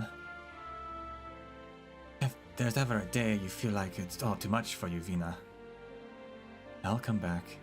I think I can handle it. I hope the Londoners can live in peace and happiness, and I hope that everyone can live their best lives. It's what they deserve.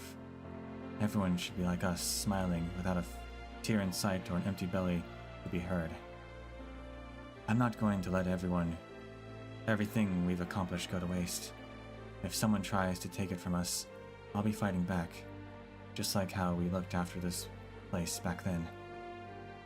Vina, Alexandrina, either's fine. There's no difference the way I see it, no? If Baird were here, that's what she'd want me to do.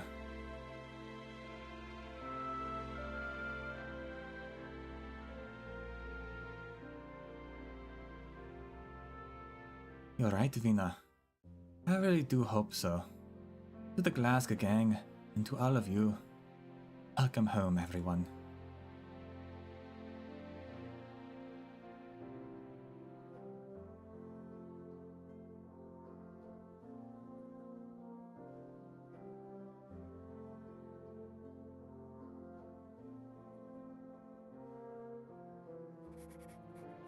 Vina left us on the morning the day after. She didn't let us see her off. Maybe she didn't want to wake us.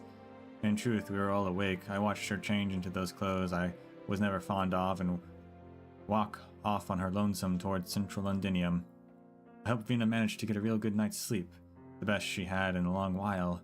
After all, it's only when she's at home that she doesn't need to think about anything. I spent the entire night writing down everything that happened the day Vina came home, no matter how big or small.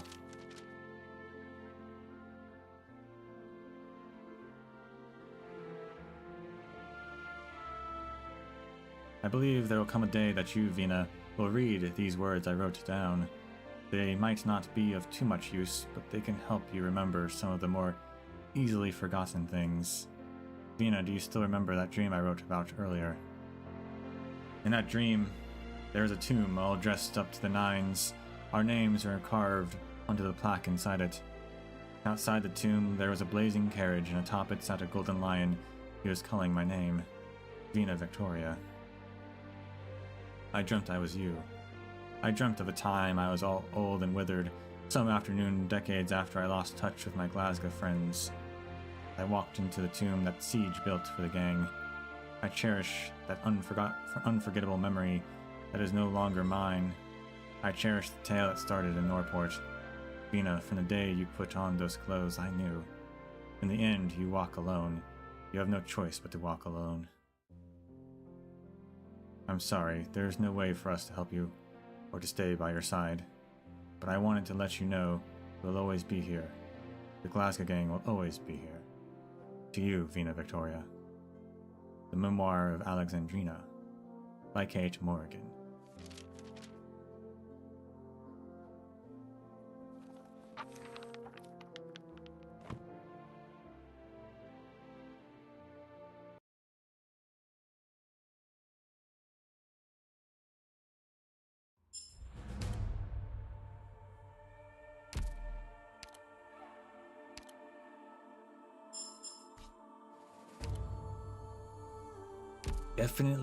Definitely a bit sad. I guess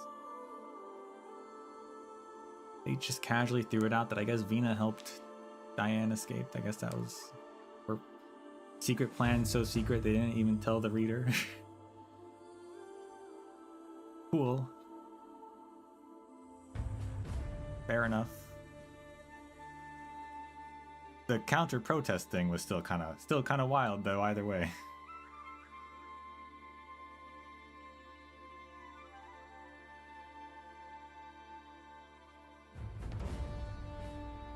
Definitely some very good moments though in this.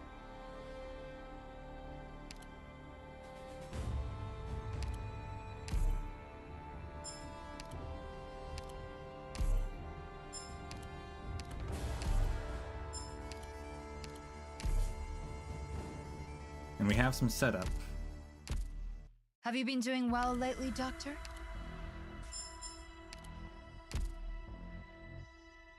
Have some setup. Whoever Rose is and whatever she was doing, which I guess the event or whatever she's in that in the future, I guess it will be maybe explaining that, or I don't know. I did not expect she was here.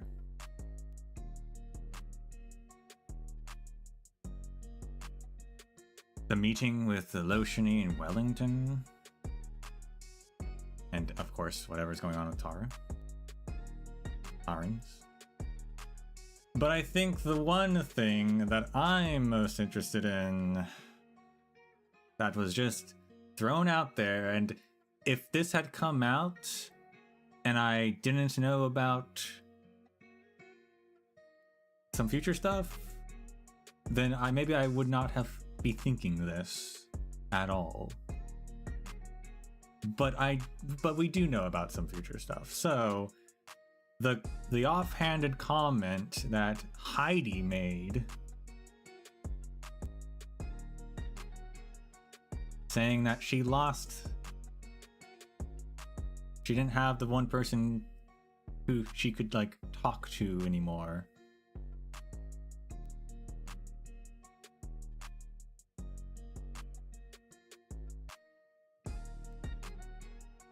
Are they going to kill Calcit?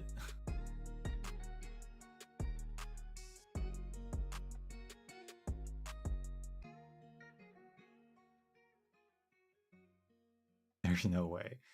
I'm just saying we've got Monster, and then Heidi made that comment. If I didn't know Monster was a thing, I don't think I would have interpreted that from Heidi. I don't know what I would think about that comment from Heidi, but like knowing that like Monster's a thing in the future, who else would Heidi be talking about, and who else would Heidi be able to like confide? The school teacher. Okay, fair argument. Golding was her friend. That's fair. Okay. Okay.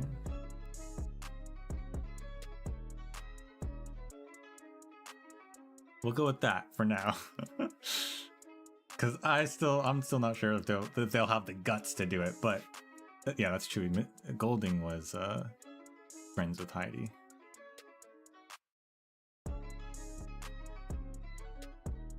Okay.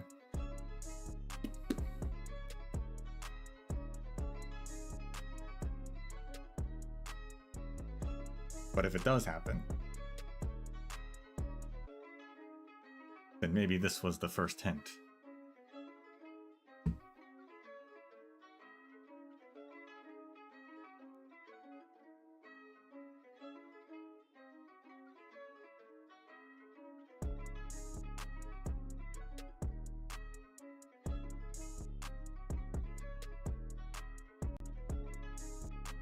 I think that's everything. I think that's all my thoughts.